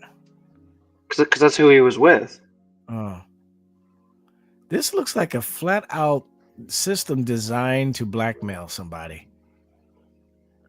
I mean, why would you document all this stuff about people coming to this island? Why? Why not just keep it as, listen, if it's so innocent in these people's eyes, why do you need to document, this guy, Dustin Hoffman slept with this boy. Scroll up a little bit. Upwards? Yeah, upwards. So you see, no, down. That list. Okay. Let's go down a little more. So you see there's names like J.E., Jennifer, Mark, Jennifer, Driver, Barbara. What does that say? Okay, so there's Donald Vulcan Trump. Or something. Where? There's Donald yeah, Trump, see Mark. Donald Trump. Okay, so this is the flight. Now you have to see. Yes, that's the flight log. Now you have to scroll down more and see where they flew from and to. Okay, so, where would I see that? Right there it says no, go back up. You see it? You see where it says from and to and those. Yeah. Oh, okay. I see. Yeah. So let's look at Donald and Trump. then flight number 516 PBI to DCA. Now I don't know what those are. So if it was and Epstein it says Island, and they went from TGB to JFK. That's New York. And they went from DCA to TEB. Oh, look. Okay, so they went from PBI to DLA to TEB, and TEB to JFK. So they did 3 flights, but I don't know. So I don't know what those abbreviations mean. Quite a few people on PBI have either flown to there or from there. I don't know. I don't know if it's an airport or. I don't know what the Epstein Island abbreviation is. Illuminati said the flag logs are all that matter. That's why Jared is a clown. Okay. Whatever, man. Hey, Illuminati, let me know when your next birthday party is. I'll come perform. Mac and Cheese is saying, did you guys hear that woman that said Denzel victimized her at a Diddy party when she was 14? Oh shoot. I hope not, man. I hope that's not true. About that. Here's the thing. A couple of things we could talk about when we're talking about names being exposed. First of all, people can change. Okay. Sometimes people are at the wrong place at the wrong time, and they may not have done anything at all. But yes, a lot of these people could have been ignorant. Yeah, and there's a possibility that some of these people haven't done anything at all, but they were just there. Like, let's look at the Diddy party, for example. Just because you were at a Diddy party, that doesn't mean that you condoned any of the activity that went there, or that you knew what was going on when you went there. Let's say you're invited to a party. You say, hey Jerry, we got this smoking hot party that's going to be in there, man. There's going to be a lot of celebrities. You want to come? Yeah, sure. I would love to meet some of these celebrities. You get there, right? And you see some familiar faces. Oh, dude, I love your show. And like 5 minutes later, you turn around and you see some orgy type material happening in another room. And you're just like, oh man, you know what? I'm gonna have to. Hey, yeah, it was nice meeting you, man. I got to get out of here. And then a week later, you see like a list of names of people that went to this debaucherous party, and your name is on that list, even though you didn't do anything. Yeah. You just came there just to see some familiar faces. Yeah, and you find out that they were violated at that party. They're like, well, I left. Right. Hey, Must wait, have Jerry, happened what were after you I doing left. at that party? But Jerry, Exactly. you were at that party. What were you doing at that party, Jerry? Exactly. I was just hanging out. I left. Yeah, right. Yeah, you left after you got you some. No, no. But see, that's what I'm saying. So there's a lot of things we have to take into consideration. Like, okay, your name is on the list. Does that mean that you condone this stuff? Did you see anything? And let's say you were an actual client. Did you actually go all the way through with it? Did you change your mind? Did you ever change your heart? You were still there. So also think of this. Pam Bondi and them knew Trump's name was on these flight logs. Yeah. So and they released it anyway. So I mean, what does that prove? Honestly. Yep. That's true. Yep. That's true. So the thing you have to figure out is what these abbreviations mean, because you got to find out what PBI, DLA, and TEB stand for. Because PBI sounds like a airport. Because after JFK, it says they went from JFK back to PBI. So I don't know what PBI is. So let me ask you something then. So, because the real dirt that people are looking for is we're looking for a list of names of people that went to the island. Actual clients, and we don't want just names of people that went to the island. We want the names of people who actually had service, who've been serviced by these victims. That's what we want. You know what I mean? And so I'm asking. Well, if you went to the island, wouldn't that make you a client? Or no? Well, there's a high possibility. Yes, you were a client. Yeah. But what if you were there and you didn't do anything? I mean, is that a possibility or no? Sure. I mean, people could have been ignorant to it and didn't know what was going on. I mean, there's underground stuff happening all the time. Yeah. And people don't even know about it. And then they find out, and then they're like, oh my gosh. Right. And then they're like, oh, I can't believe I went there. That's disgusting. Yeah. Oh, I don't know. Well, how do you know if they're clients? Yeah, that's what I'm wondering. Like, what would that list look like? Like, how would we know these people were actual clients or not? Like, they actually touched children. Oh boy, there's that dang Anglican. That dang Anglican. Yeah. So let's say you get What's on going a on, flight. Ryan? So you're on a flight log. It's 8:30 this morning. Well, welcome to the room. So you're on a flight log. Your name is on that list, and then your name gets put in the other list here that we see of just contact information. But that could just mean anything. That just means either you were on the flight, one of the flights, or you just kept contact. I hope this video doesn't get taken down. By the way. Yeah, I know, right? Oh man, we should have done this on Rumble, Veckel. Yeah, that. Yeah, we should have done it. Better idea. What's up, Veckel? He booted himself. Oh shoot! He booted himself. Oh, right after I brought it up. I'm kidding. I was trying to trick you guys to make you think that we got cut down.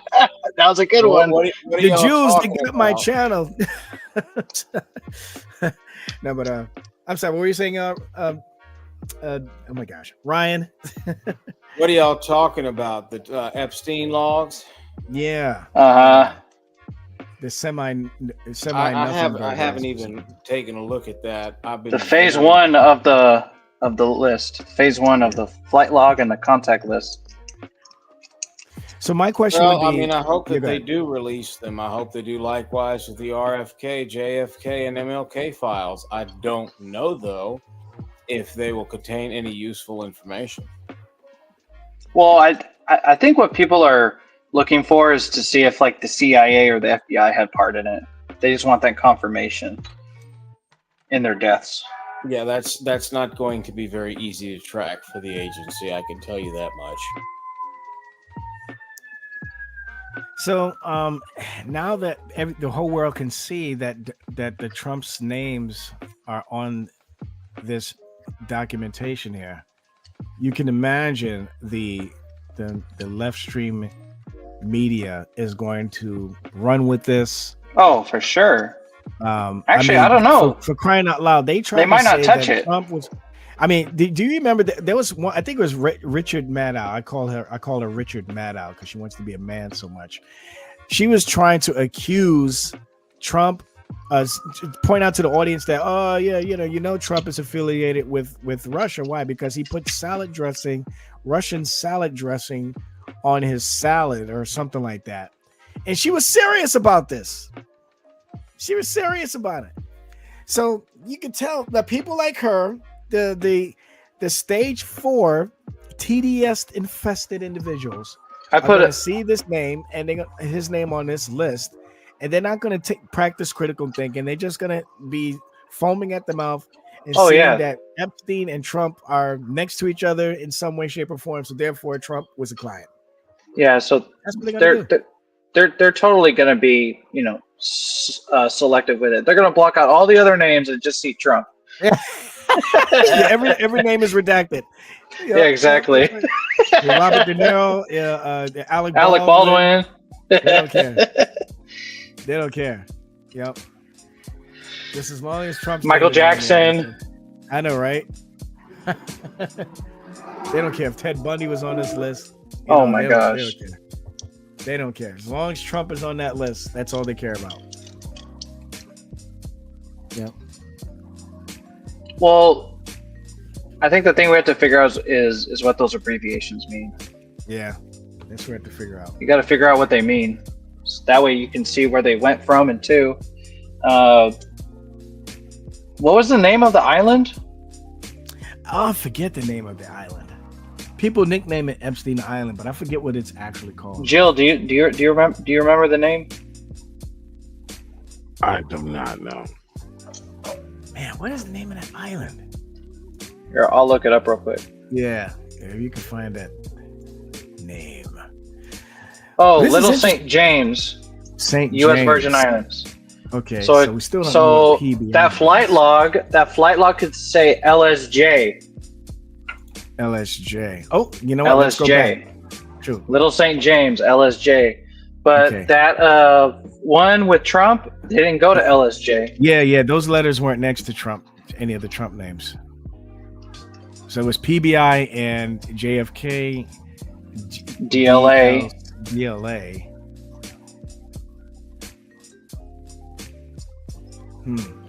Interesting.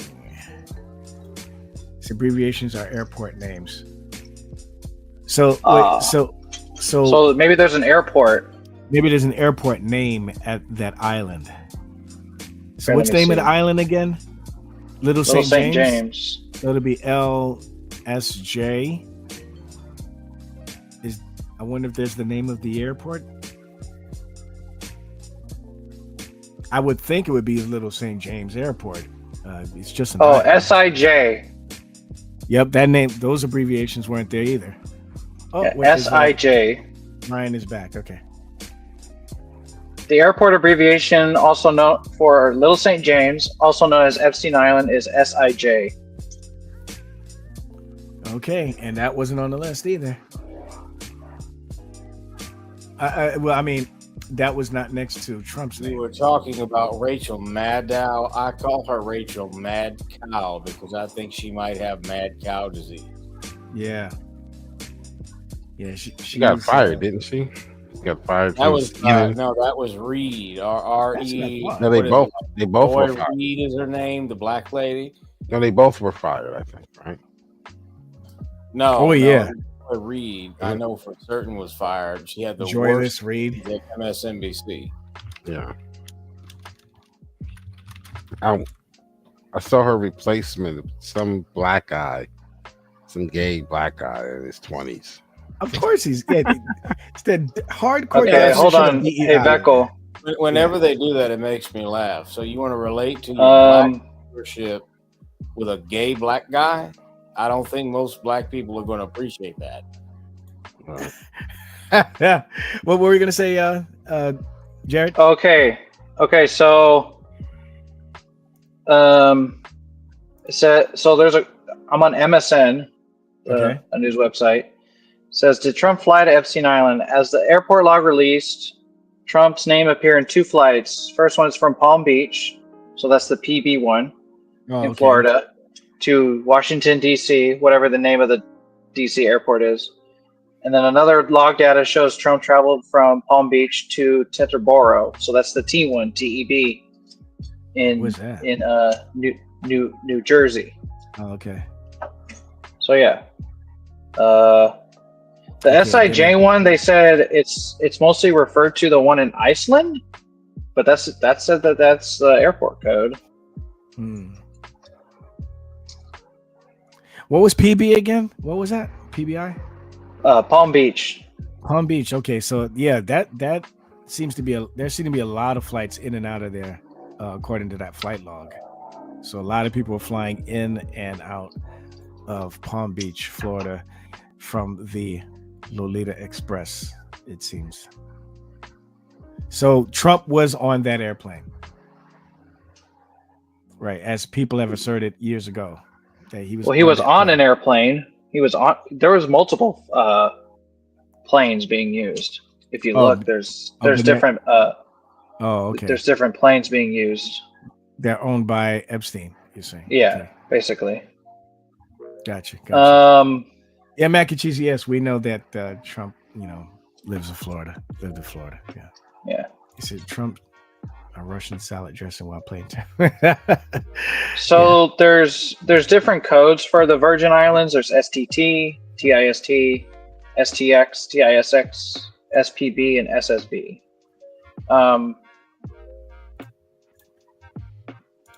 Where Epstein was at didn't really have an official airport code because it was a private island and it had its own helipad. So there was no really official airport code. So I'm not entirely sure. Well, somebody mentioned Joy Reid earlier. I kind of want to check out this video with her. Boy. Yeah, so you guys need to feel sorry for her. So Joy Reid is probably one of the biggest on-screen racists. She is a racist. Don't let these Negroes try to tell you that black people can't be racist. They absolutely can. In fact, see, this is what some of the liberals try to do, whether they're black or white. Black Hebrew Israelites, for example. They try to tell you that racism is only operated or practiced by those who are in power, and those who are in power are white people.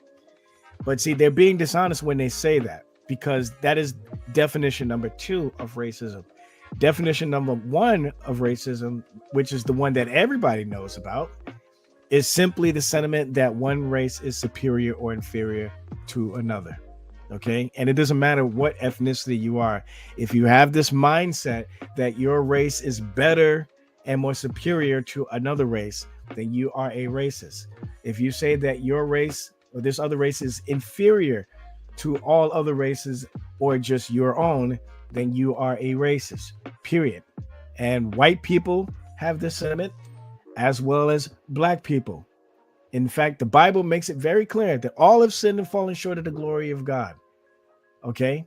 And Jeremiah 17:9, the heart is deceitful above all, above all things and desperately wicked. Who can know it? Does that pertain to only Jewish people? No, it pertains to every person. So to say that only white people can be racist is absolutely ridiculous. It's ludicrous. It's absurd. The only reason why Joyless Reed, has gotten away this long with her racist rhetoric on the show is because, number one, too many white people are afraid to stand up to this broad and to confront her about it because they're afraid that in doing so that they themselves will be called a racist. Recco, let me ask you. Gotta stop being afraid of being called racist, guys. Come on now. Yeah, go ahead, Joe. Yeah, let me ask you a question. Do you think we should stone racists like Joy Reid? No, I'm sort of libertarian in that area. I think that they have the right to be stupid, but at the same time, I think, let me just say it this way. People have the right to be stupid, just like she has the right to say stupid things. I think people have the right to react stupidly towards her as well. But legally, do it legally. You can insult her, or stick your foot out while she's walking and make her trip. No, just kidding. I don't know. People have the right to respond. Let's not also forget, that Ryan, your mic is messing up. I'll come back on another device. Okay. Yeah, try to come back if you can. But I don't think racists should be stoned. They should only be stoned if they violate a law. So she has free speech just like every other racist has. They have the right to say whatever they want. But they also have the right to get knocked out by people who want to get into their feelings and out of this disdain of their speech, but I'm not promoting violence or anything, against people who are racist, but I'm just saying, not everybody follows the way of the Lord. So you got to be careful with what you say around certain people, because not everybody follows Christ. Not everybody follows God, and I'm not condoning those kinds of actions. But I'm just saying that that's a reality. Some people will hear what you say and they'll knock you out, or they'll respond in a way that is not to your physical benefit. Anyway, let me play this video, see, because I love the tears, man. I'm sorry, I love it. All these years she's been getting away with mad racist junk against white people, and now and making fun of MAGA supporters, and now look at her. Look at her. Let me. I'm sorry, guys. I gotta indulge myself just a little bit. Here we go. That what I was doing had value, and in the end, I'm sorry. I try not to cry on TV. Joy Reid breaking down in tears over the cancellation of her MSNBC show, The Readout. As you can imagine, I have been through every emotion. I'm sorry. I don't feel sorry for her at all. Nope. I don't know about you guys, but I am enjoying this. I'm sorry. I don't give a crap what any of you guys think of me. You guys could call me insensitive or mean or rude. I don't care. I'm enjoying this. I enjoy it. This woman has been so rude and so nasty over the years. This is the chickens coming home to roost. And I love it. I love it. Here we go. Over the past several days, from anger, rage, disappointment, hurt, feeling that guilt, that I let my team lose their jobs. The TV correspondent emotional over her firing during an appearance on the Win with Black Women podcast. I'm sorry. That what I was doing had value. And in the end, have value. The Win with Black. What was the name of that podcast? The Win with Black People podcast. What? Did you hear the name of the podcast? No, I missed that. Oh, okay, yeah. It was the weirdest name I've ever heard. the Win with Black People podcast. Oh gosh. Yeah, that's the name of her podcast. That's the name of her podcast? Not her, the podcast she was on, right? Oh. No, that's her podcast. Oh, she's the got one she's crying on. The one she's crying on right now. That's her podcast. That's her. Oh my god. Win with black people. Isn't that or win with black women? I'm sorry. That reminds me of the thing I think Mark Lamont Hill was kind of running, called the Black News Network or something like that. Right. Did you hear about that, Jim?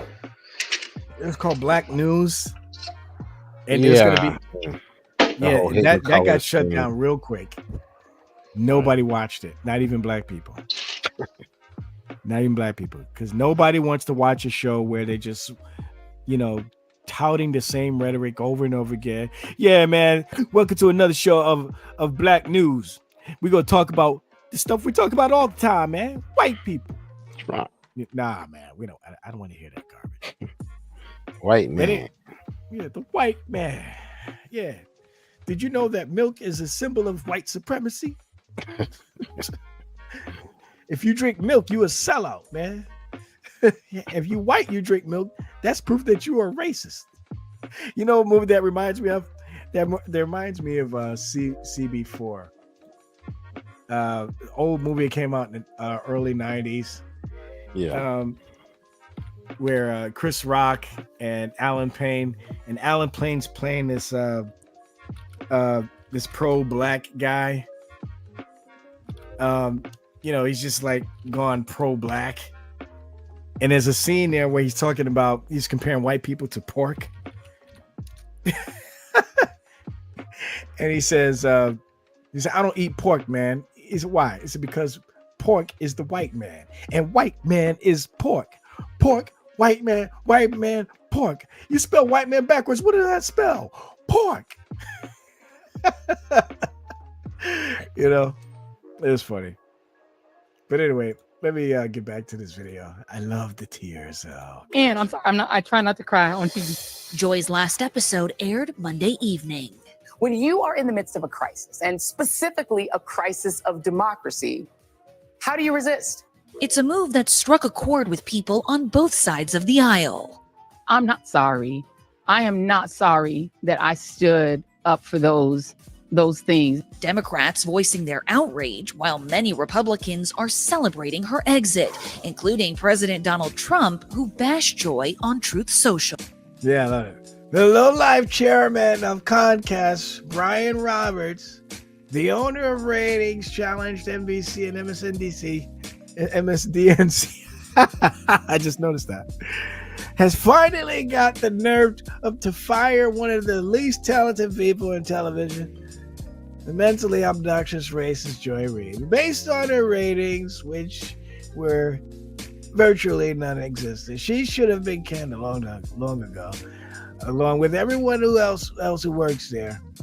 Also thrown out was Alex Wagner, the sub on the seriously failing Rachel Maddow show. Rachel rarely shows up because she knows there's nobody watching, and she also knows that she's got less television persona than virtually anyone on television except perhaps Joy Reid.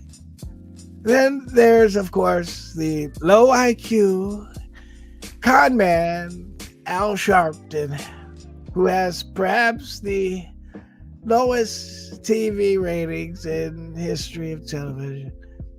What is he doing to Brian Roberts to stay on the air? This whole corrupt operation is nothing more than an illegal arm of the Democrat Party. They should be forced to pay vast sums of money for the damage that's done to our country. Fake news is an unpardonable sin. You gotta work on that impression. Yeah, I gotta work on it. I'm not sorry. I'm just proud of my show. I'm proud of my little team. The little team that could. I'm so proud of what we did, and so grateful that God gave me. See, no penitence, no remorse for the racist stuff. See, this is Marxism right here. She gets to say all this stuff won't take any type of correction, won't bother to get into a moderated environment, at least to hash these differences out with people she disagree with. She just wants to get on camera and spread a propaganda. That's it. No matter if it's truthful or not. No matter if it's fraudulent or not. She just wants to get on there and say whatever the heck she wants to say. And I think the reason why she's really crying because she is in shock. Because again, I'm gonna say this. I don't care if people get offended. For far too long, black people like Whitney, like this woman here. What was the name of that other woman that got fired from MSNBC? Were you gonna say Whitney Houston? I was gonna say Whitney. I meant to say Whoopi Goldberg. Don Lemon. Oh, no, it's another woman. She got fired too. Not Jasmine. Whoopi Goldberg worked at MSNBC? No. She was on The View. She got fired? No. I'm just talking about black women who. Oh, I see. It's mostly black women, but black women who get on these programs, and they're just so outspoken against white people. I gotta think of the name. Yeah, she was fired from one of those other shows where she was pretty much doing the same type of stuff that Joyless Reed was doing. Talking about the Hill. Who? The girl Hill from ESPN, or? Yeah, no, not Hill. No, there was another one. I think she was on MSNBC. Really? She got fired a couple years ago, maybe 2 years ago. Shoot. They just mentioned her name again earlier in a video today. But anyway, you know what? It's driving me crazy. Now I gotta look for it. Hold on a second. Well, we'll get a load of this. I don't know if you heard about this. Yeah.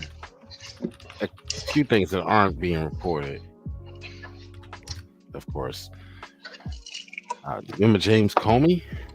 James Comey. Oh yeah. They found out that James Comey, and of course, there were people pulling his strings. They think Obama. They, in addition to the fake dossier. Whoa, what the heck's that? Jared, is that you? Oh, sorry. Okay, I forgot to mute. I'm sorry. Yeah. Go ahead. You say what about Obama? In addition to the fake Russia hoax, they also sent spies, women, what they called honey something. They're basically prostitutes that they send in to infiltrate other groups. So basically, what's the new guy that Trump put in place for the FBI? Raising Cane is nicknamed Raising Cane. It's Kash Patel and Dan Bongino. Oh, I'm sorry, I was jumping the gun. You talk FBI, yeah. This whole entire thing. They call honey bells or honey something. They're basically spies, and the Obama administration, in addition to the whole Russia thing, sent these two spies in to spy on the Trump campaign, and they basically found evidence that this was actually a setup. So, wait, what was the setup? They're called, I can't remember the term for them, but basically they sent, like a mobster movie or like a spy movie. They sent two women that were spies to basically seduce the men in Trump's campaign. So when Trump said that they spied on my campaign, he meant in more than one way. So, but they just covered this. It's not being reported, so you probably haven't heard it. They basically got Comey. They found out that they did this. And of course, Comey's going to take the vote. We know it was Obama administration. Yeah, the other SOC, not Jared, says Tiffany Cross. Yes, that's her. That's the one. Yeah, she was another racist.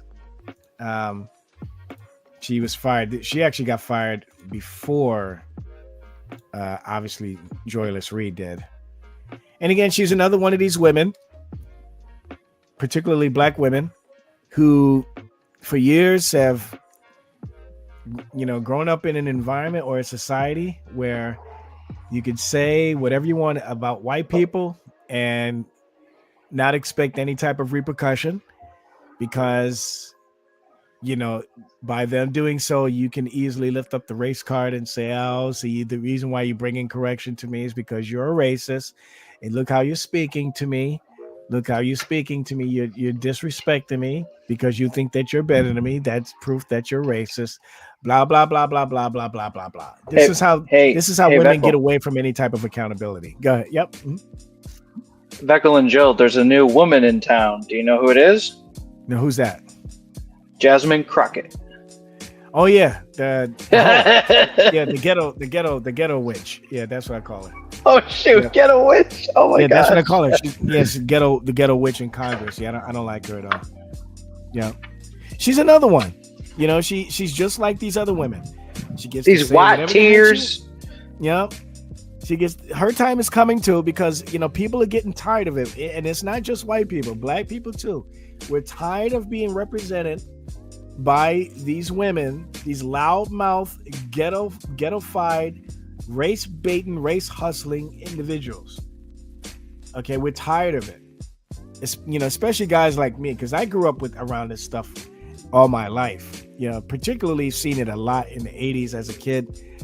I've always seen comedians, young black comedians, and black people in my neck of the woods who just had this mentality. I can say whatever I want. I can make fun of white people, but if a white person even uses the word black, and it can, even if they're not saying it in a derogatory fashion, they just say the word black, they're walking on eggshells.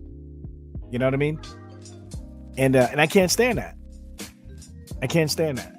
And it's rather unfortunate that some of these women, like Tiffany Cross, Joyless Reed, and what's her name, Jasmine Crotchet, whatever her name, Crotch, you know, walking around with this high and mighty and overprivileged attitude that they could say and do whatever they want, you know, and the time is coming, you know.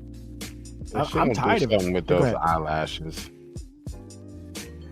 Who's Crotchet? Yeah, they're basically making her cross-eyed. Those eyelashes she puts on, it's like she's blinking like 50 miles an hour, 50 times a second.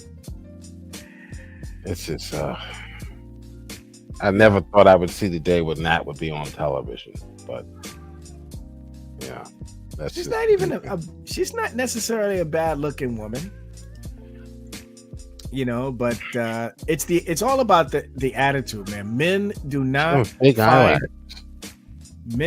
find women like this attractive. We don't want women who act all masculine like this. We don't like that. I don't understand that. You're rich. Why are you wearing fake eyelashes? Oh yeah, thank you for saying rich too, by the way. Speaking of joy, we have money now. Speaking of Joyless Reed, again, I heard that this woman makes $3 million a year, or at least she's worth something about $3 million a year. I think she makes that much. I think, or she lives it real. I could be wrong about that, but I know that she's just look up Joy Reid net worth. Yeah, actually, let me see about that. Joy Reid net worth. Maybe she'll start her own show. Net worth, like Don Lemon tried and failed. Okay, this is on Newsweek. Earnings and salaries. Okay, let me screen share so everybody can see. If this woman's really should be crying, I mean, she's crying because she lost the show, or is she crying because she's going to be broke? Well, she won't be broke, but she just won't have any attention. No one will be paying her any mind. Exactly. Which should be the case. Okay, Reed has an estimated net worth of $4 million. According to Celebrity Net Worth, her wealth stems from her extensive career during Let's see if this says anything else. Reed was one of NBC's highest paid hosts, earning $3 million per year. Oh, okay, yeah, there it is. That's the name. That's the number that kept popping in my head. $3 million per year for hosting the readout. However, in late 2024, she and other anchors were offered pay cuts as a part of a cost-saving effort. Yeah, we know why they wanted to do pay cuts for everybody. It's because they were losing viewers. That's why. Because people were finally at their wits' end with these leftist mainstream media outlets. They're tired of the bashing. Certainly didn't help them out with the campaign, with Kamala Harris's campaign. That's for sure. I guess they thought it would work, that if they had enough of that type of noise, white noise, that it would somehow magically produce a victory for Kamala. But nope. So why was the readout canceled? MSNBC has not publicly commented on the reason. They never do they? They never want to share this information. I think we all know the real reason why her show was canceled. It's because she wasn't getting the ratings. She wasn't getting the views. I mean, look at Mark Dice. I mentioned Mark Dice earlier. Mark Dice is a regular guy on YouTube who does everything from the comfort of his own kitchen on a simple laptop. And he gets far more. He gets almost double the views on his own YouTube channel than CNN altogether. He gets double the views on his own tiny little YouTube channel than CNN does. I'm talking about Mark Dice. Okay? So I think we can rule out the reason why Joy Reid's show was canceled. It's because not enough people are watching it. And the reason for that is because people are tired of the anti-white rhetoric. They're tired of it. I'm tired of it. As a black man, I'm tired of hearing this anti-white garbage. Tired of it. Well, we both work at jobs where we have to deal with these liberals who can't stand, for some reason. Every time one of the white teachers opens up her mouth, oh, she don't know what she's talking about. And the woman has about 3 or 4 degrees. But yeah, she doesn't know what she's talking about. And then it's well, they don't know anything about our children. As if, they're the same things that they would say about black people. They are now saying about whites. The same things that racist whites would say about black people back in the antebellum South. It's quite amazing how that just flipped. Right. And it's not acceptable, as you were saying earlier, to integrate an entire culture of people. And there's no punishment for it. Rob Reed would be happy with that. Yeah, that's great. Great society. That's okay, because you can't eat shrimp anymore. You can eat shrimp and not get in trouble. Actually, I get in trouble if I eat shrimp. I'm allergic. So. Oh, really? Oh, you're one of those, huh? My godfather's the same. He's allergic to shellfish of all kinds. So is it just shrimp, or you can't eat lobster either? Oh no, it's shellfish, and yeah. Oh, okay. I guess it's called shellfish, right? I can eat catfish, but I don't know you can't eat fish like you can't eat seafood like shrimp or lobster. Seafood, that's something. Yeah, seafood. Yeah, but you can eat fish, right? Oh yeah. Sorry. Okay. I had a wonderful fried catfish, fried catfish the other day. That's right. I remember you saying that. I remember you telling me that you don't like fried chicken, right? My mom never prepared it for us. Okay. I don't mind a piece of fried chicken. It depends. Oh wait, but didn't you say you didn't like fried chicken or watermelon? One of those two. Oh no, I love watermelon. Wait, so you actually like fried chicken? You would eat fried chicken then? Yeah, I eat fried chicken. I just never ate it growing up. Oh, I see. Okay, I got it mixed. I thought you said that you didn't like fried chicken. Okay. No. I love watermelon fried chicken. I have a picture of me eating fried chicken when I was a kid. Yeah, let me show it to you. Wait, what are you going to show us? A picture of me eating fried watermelon when I was a kid. a picture. Oh my gosh. You're exposing yourself, Jill. You know who? I'm white. You know who talk about me the most on the internet? Niggas. Niggas. You know what's worse than a nigga? 2 of them.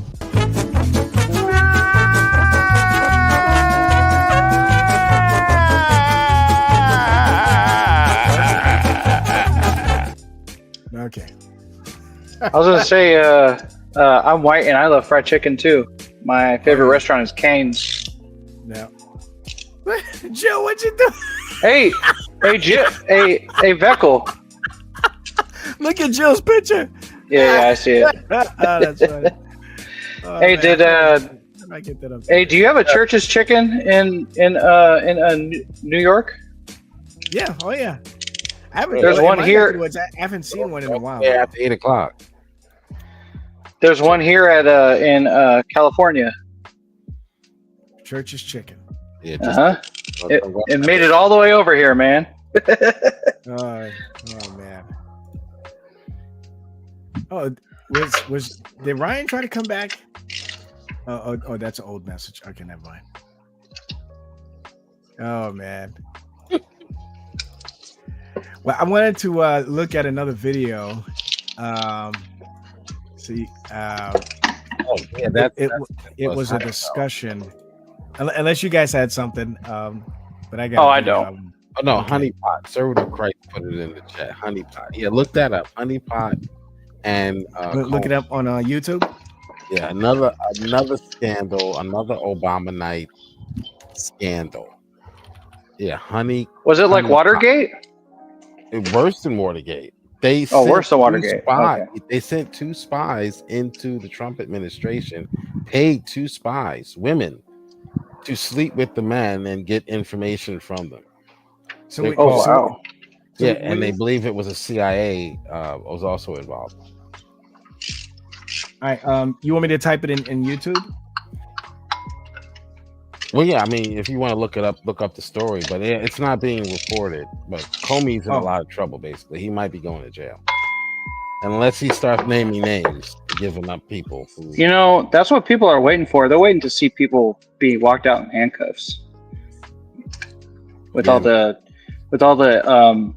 expose that's going on, like with our tax dollars and everything. All these investigations. They're waiting for someone to get walked out in freaking handcuffs, dude. Comey might be the first. The evidence Patel has on him is pretty solid, I'm told. Dude, I feel like someone's got to get put in cuffs for all this fraud with our taxes. Honestly. Like the fact that like Nancy Pelosi gets a salary of $107,000 a year, but she's worth like $200 million. How is there no crime being freaking committed there? Like honestly.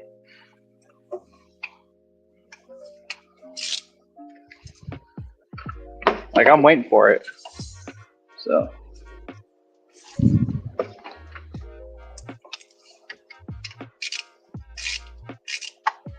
How you been, Joe? Good, man. How about yourself?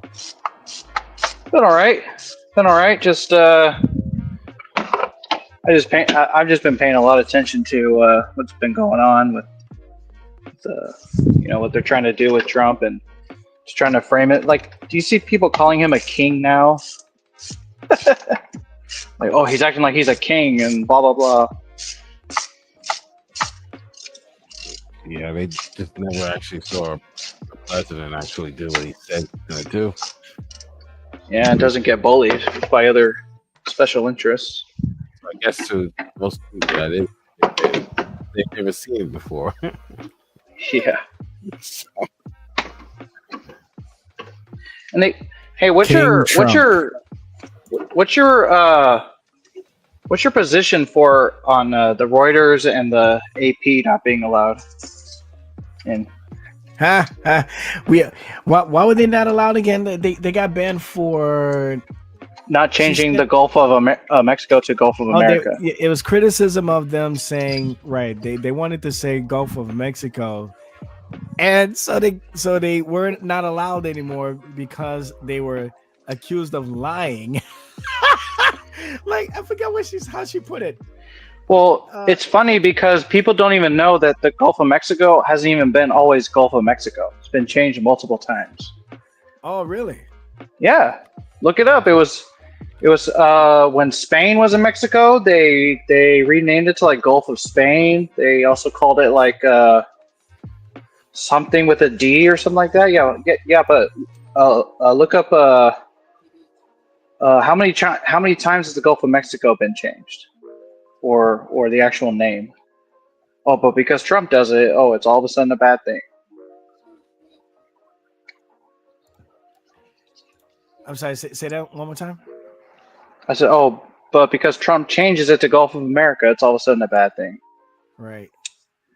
Yeah, I want to share the video clip. I think I got the right one. Let's see. For those of you who are not familiar with the story. So, again, they've been banned, I guess, because they're accused of lying. To me, it's kind of petty, but funny at the same time. I mean, wait, you see for yourself. Here you go.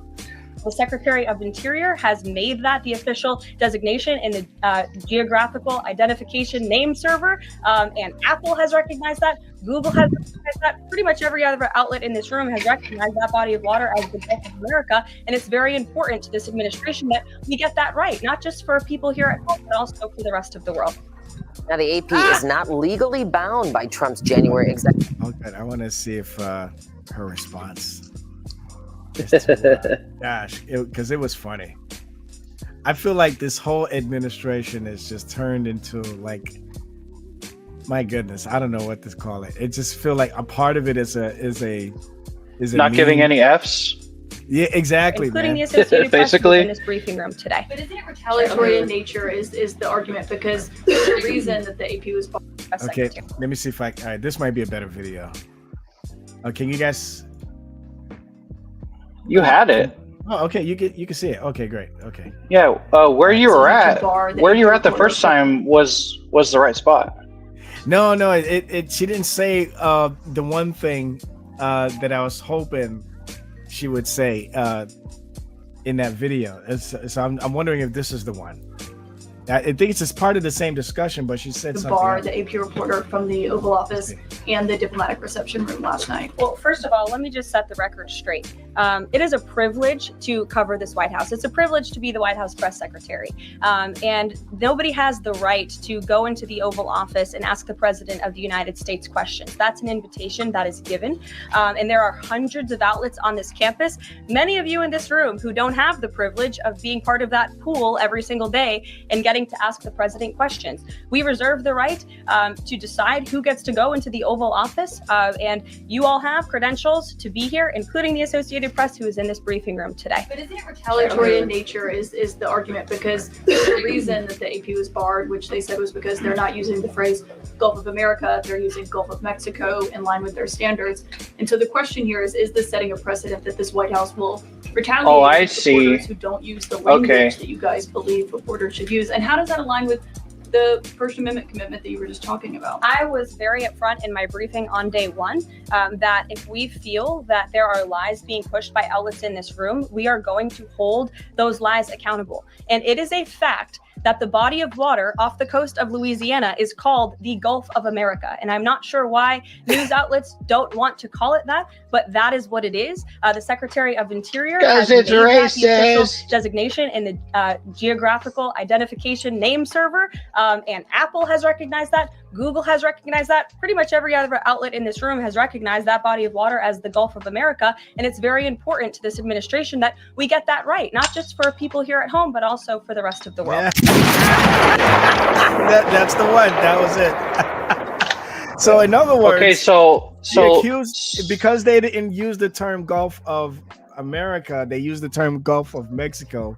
She then says that they are lying about the name, and we don't want any fraudulent material being stated from here. So therefore, you're being banned because not banned. Not banned. They were barred. Oh, they just weren't allowed to come in.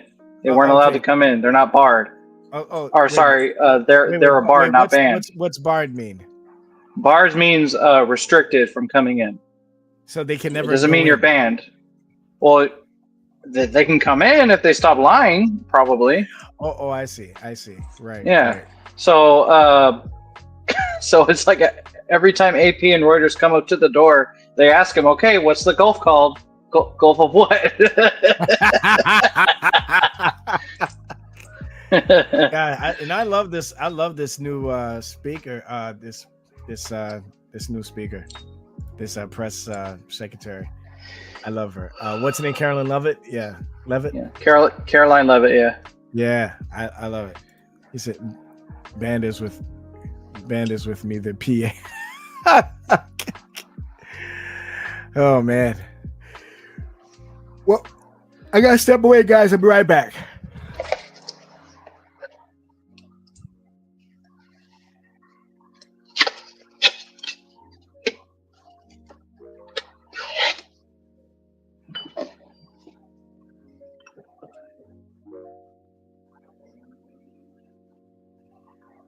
You want to host, Jill?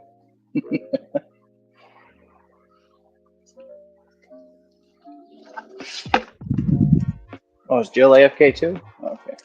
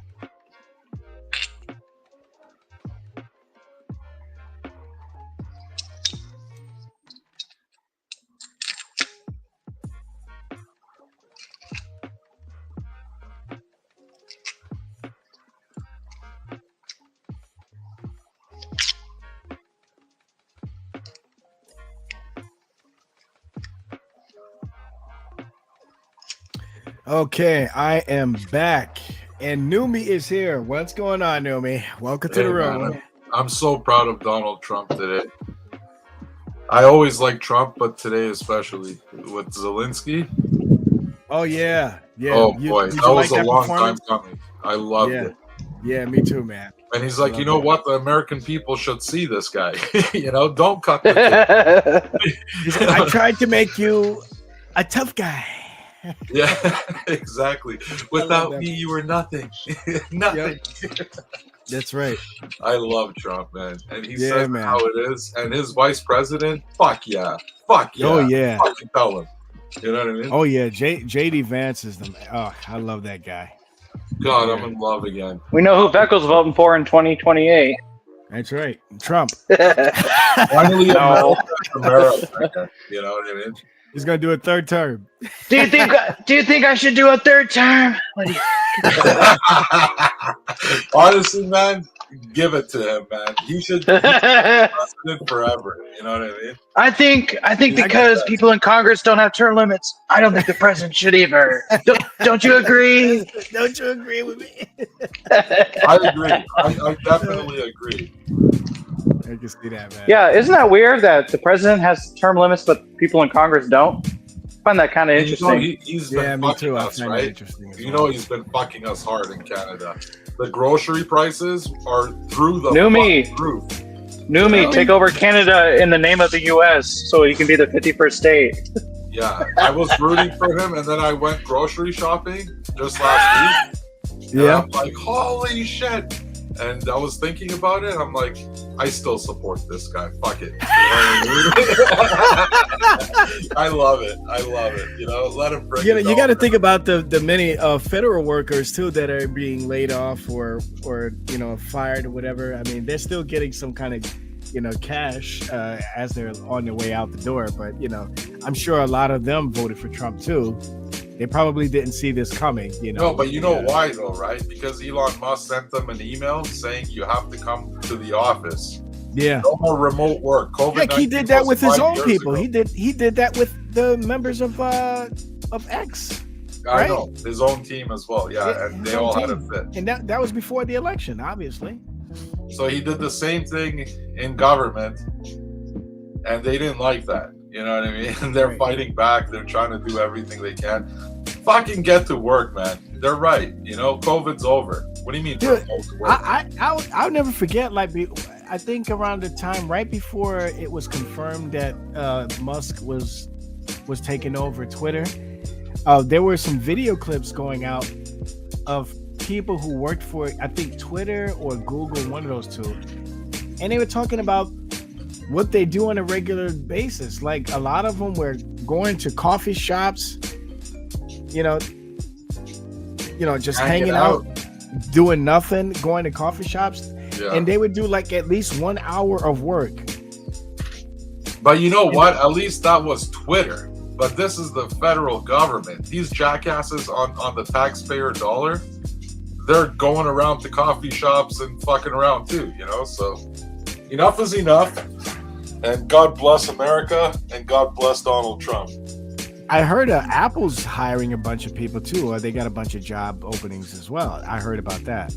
I haven't looked into it, but that's what I heard. So if these people are worried about not having a job in a couple of months, by October, there's always going to be jobs available. The problem is, are they just going to sit around and not want to do anything and wait for a handout?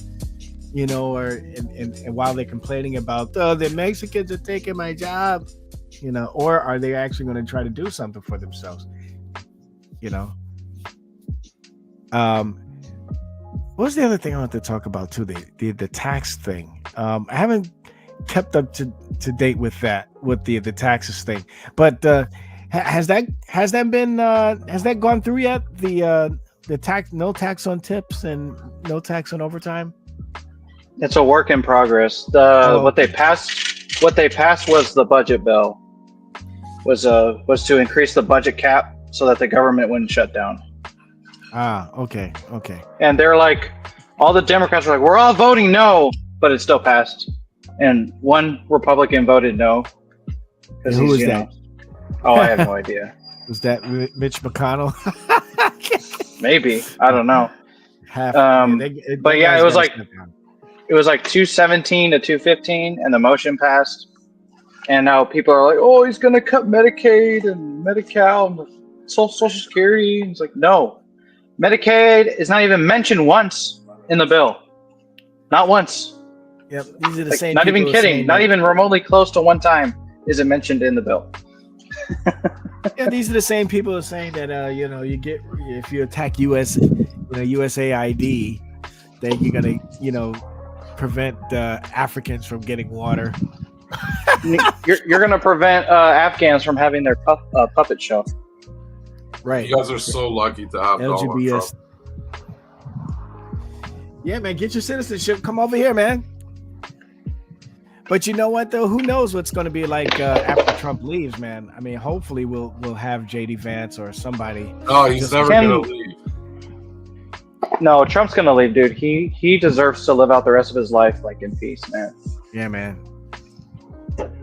Yeah, I think I don't even want him. I wouldn't want him back in public office. If you see what happens to people who just do public office want him to leave their whole life. I want him to hang out. Forever. Dude, look at Mitch McConnell. He's been in politics so long, he freaking had a stroke live on camera. He's fallen twice. He's had strokes. And now he's in a wheelchair, I think. I think he's in a wheelchair now. I didn't want to laugh. Yeah, I think so. Nancy Pelosi's in a wheelchair now. He was denying he was having a stroke. No, Mitch McConnell is in a wheelchair now. That's crazy. Yeah, and Nancy Pelosi's in using a walker. Really? She was on a walker last time I saw her. Yeah. Oh shoot, I didn't know that. Well, boo-hoo, you feel bad for these fuckers? No, I don't. They're swimming in billions of dollars. Didn't her husband get beat up by some gay dude? And we still don't know what the heck that dude was doing at his house. Yeah, who knows? Where was Nancy? What was that guy doing there? Why did he let him in? Why was he in his underwear when they found him? Apparently, he let the guy in. Maybe he's one of the clients. Who the fuck lets the guy in? He probably called him on Grindr or whatever that app is. He probably snuck into this house, grabbed the nearest thing he could find. He found this hammer, and then he said, "Hi, Mr. Pelosi. You remember me from Epstein Island?" Bam. Wrong, It was one of those. He met him on Diddy.com. You remember me from Diddy's party? Jeffrey was there too. Bam. That bam, guy bam. was somehow a Canadian, I remember. Who, the guy with the hammer? Yeah, the fucking weirdo with the hammer. Yeah, I thought I heard that too. The sick thing was how the Democrats tried to spin it as some deranged Trump supporter. Yeah, this is Trump's fault. Yeah, exactly. Attacking, the wife or the husband of one of the top Democrat officials. It was sick. These people are sick. Yeah, they tried to relate I'm everything. becoming more and more to Donald convinced that, again, man, I find it very, very hard to believe. And I think it's going to be next to impossible to convince me otherwise. You know what's crazy though? be The millions Democrat. of dollars they spent on their agendas, like the electric car revolution and all this weird shit, from the World Economic Forum, eat bugs, own nothing, and be happy. All that weird shit that was going around. They didn't expect Donald Trump to come back and squash all their plans. Okay? Look at how much money they wasted on Ukraine and all this shit. If they knew Trump was going to come back, they wouldn't have done any of that shit. Because it would have been Do you think Kamala would have given Zelensky more money? 100%. The Ukraine If she thing would was have president? continued for another 4 years minimum. Yeah. Yeah, 100%. And we dodged the bullet this time, man. My Huge gosh. bullet. And you know what I mean? All the millions they spent on gender-affirming surgeries and all that stuff. And Trump comes out and says there's only two genders. He just shat all over their parade.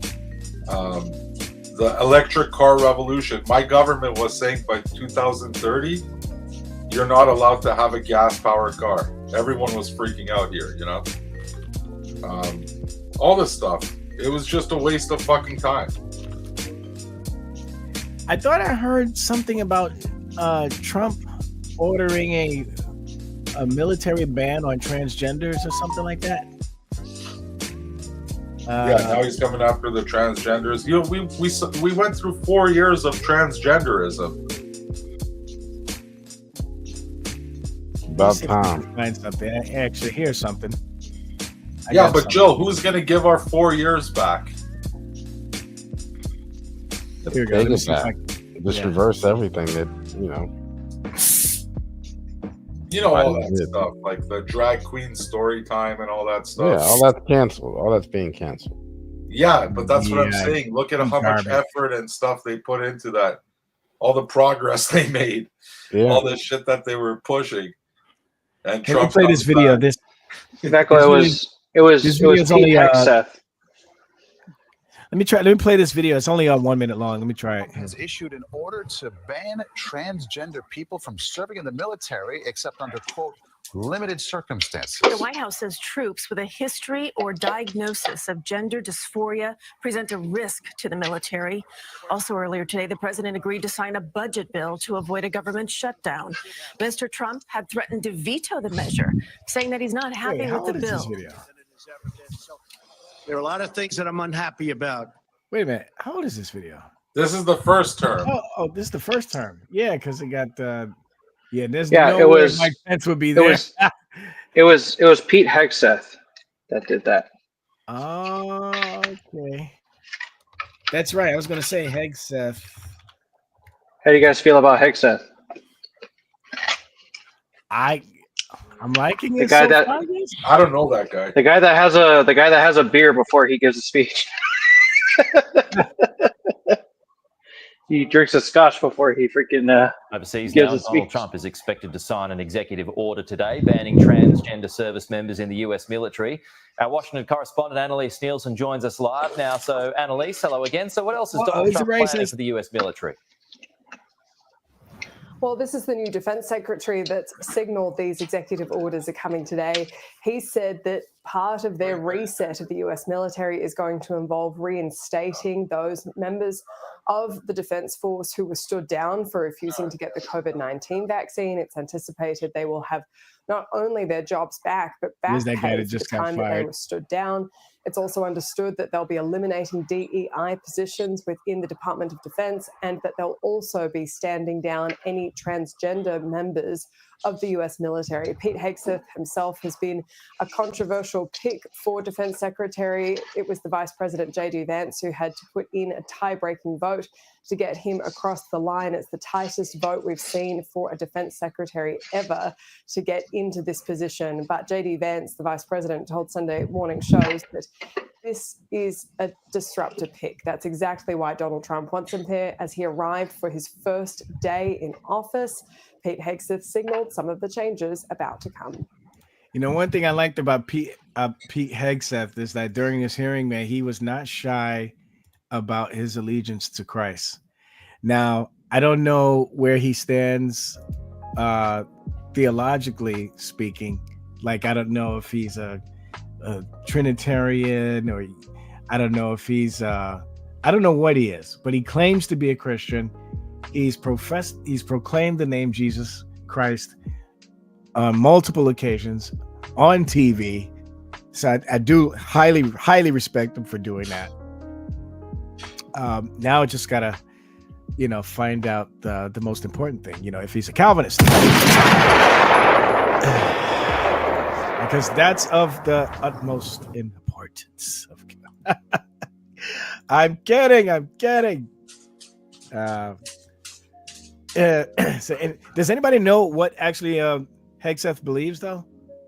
Like, what is his stance in Christianity? Bro, if it came out that Hegseth was a Calvinist, Jack Smack would call him the Antichrist. Like, that's him! It's him! Proof that Hegseth is not saved. That'll be his next video. He's gonna be revealed as the Antichrist. I swear. Donald Trump is not saved. That'll be his video. Yeah. And Jack Smack might as well come out with a video saying Jack Smack is the only one saved, and have biblical proof for it. Let's start with prayer. Oh boy. Yeah, that's what he'll do. Yeah. What's mac and cheese talking in this about? video with a word of prayer? That's right. Yeah, by the way, since we're talking about Jack Smack, I still want to reiterate, as I have been the last few streams, Jack Smack is an absolute coward. Okay. And I'm going to keep saying that until the day that I taste my defeat in a debate with him. But it's not going to happen so long as Jack Smack continues to run like an absolute coward. Jack Smack, you are a coward. Do you understand what I'm saying to you? You are an absolute coward. And those of you who like Jack Smack, pass the message on to him and tell him that I said it.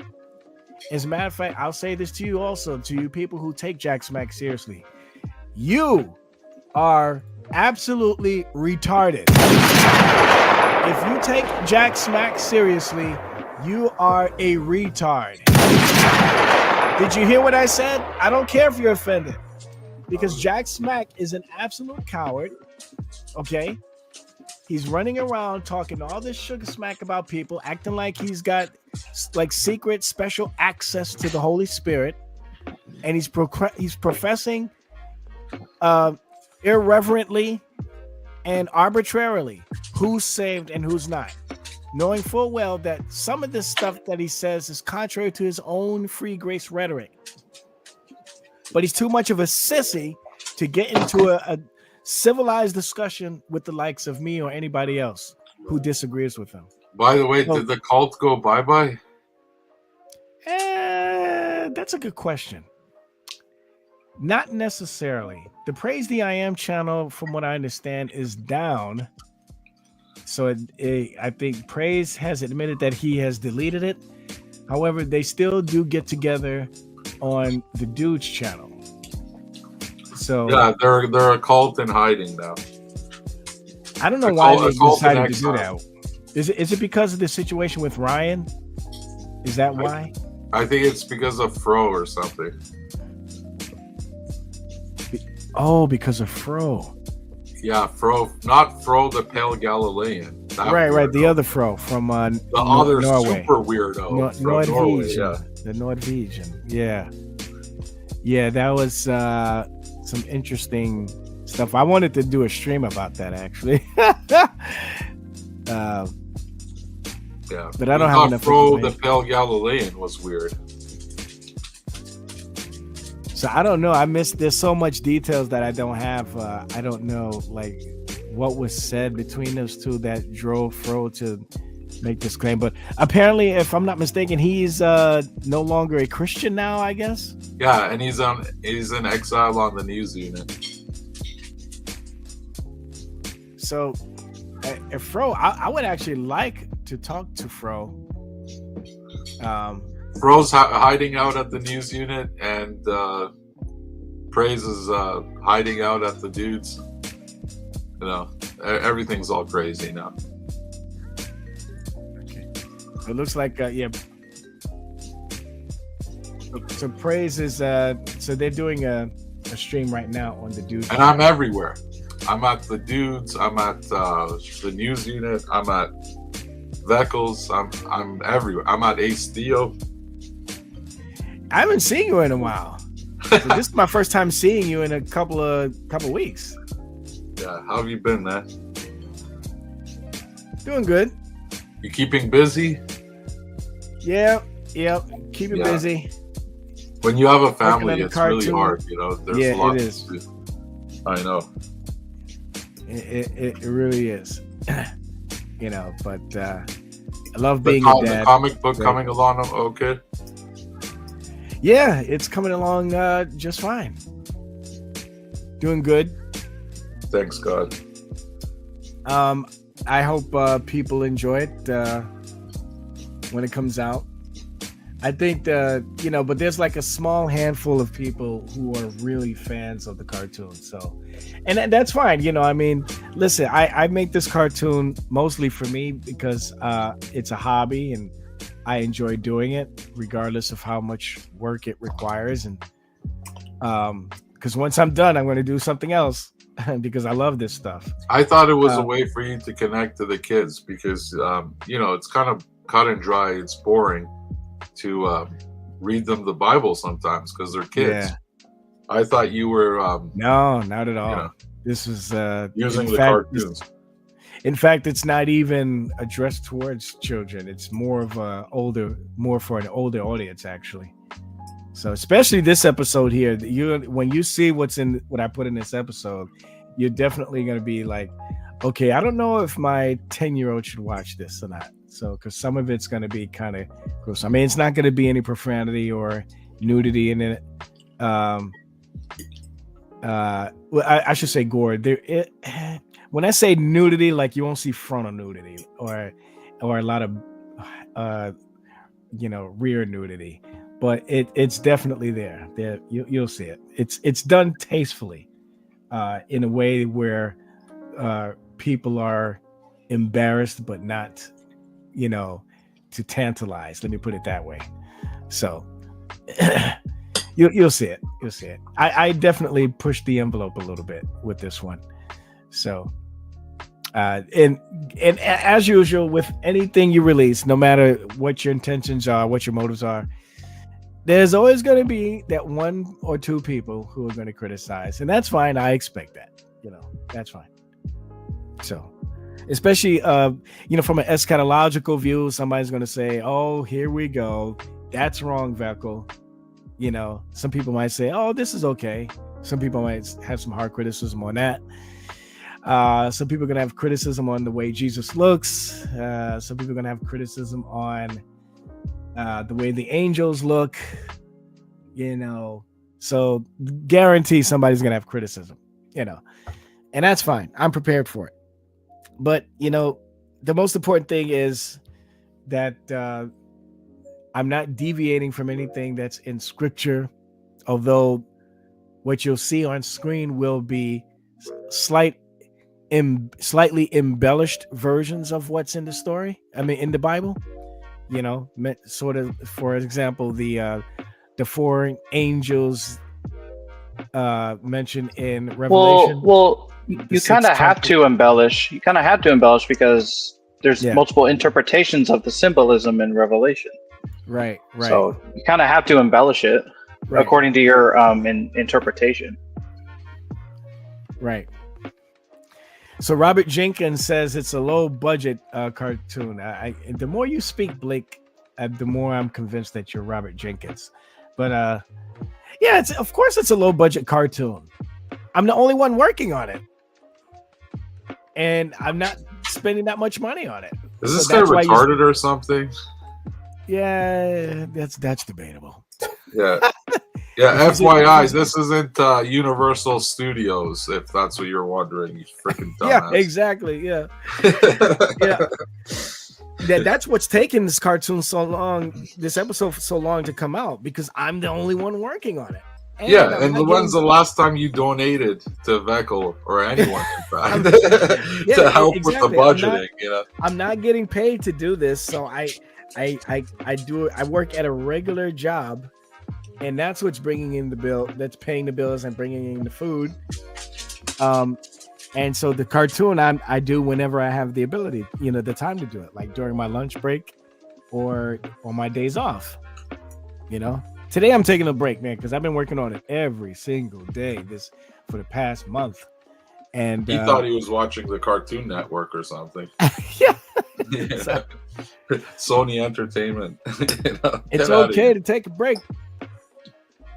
It's your hobby, right? Yeah, it's a hobby, and I enjoy it. I enjoy it. Do you use one of those digital drawing pads? Not the ones you draw on screen. I got one of the old ones, the ones that you hook up to your desktop or your laptop, and you draw on a pad. It looks like that's the one I have. Yeah. So you have a pen. Yeah, what's the new one? The new ones, man, you just draw straight on the screen. Oh, wow. Yeah. I want to see what this video is talking about. Now my wife and I are planning on a vacation very soon. Not going to say when we're going, but we're planning on going. And I always stress to her, whenever we book a flight, never, ever, ever go on Spirit Airlines.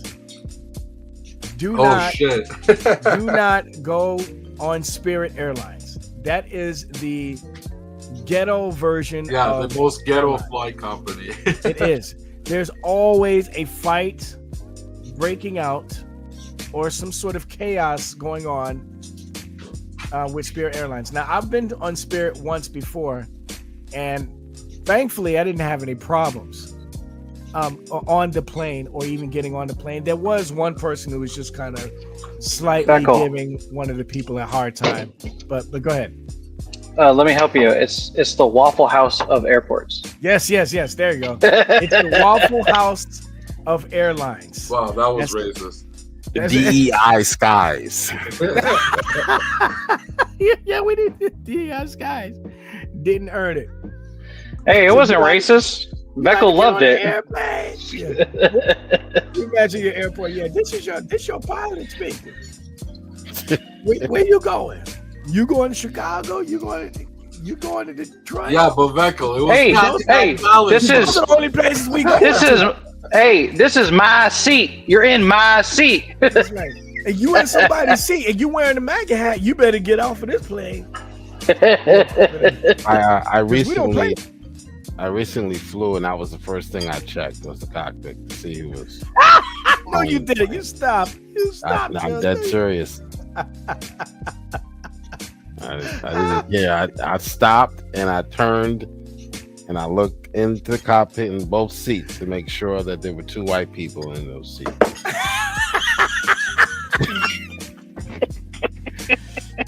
SOC, not Jared. Otherwise, I want to refund. I want another flight. That's right. Yeah, I'll take the next flight. I'll wait 10 hours. SOC, not Jared, says DEI skies, but they hired a dyslexic person in marketing, so it's DEI. That's creepy. So it's DIE. Yeah. That's funny. You said SOC, not Jared. Classic. Yeah, that's what I have to call him. SOC, not Jared. Yeah, that's his nickname from now on. SOC, not Jared. Yeah. All right, let's check out this video. This video came out yesterday from the. I'm cool with it. I can't believe these Hodge twins are still together making videos. That's amazing. Oh man, they got a bunch of channels and they're still doing stuff. They just interviewed 2 anti-Israel dudes this week.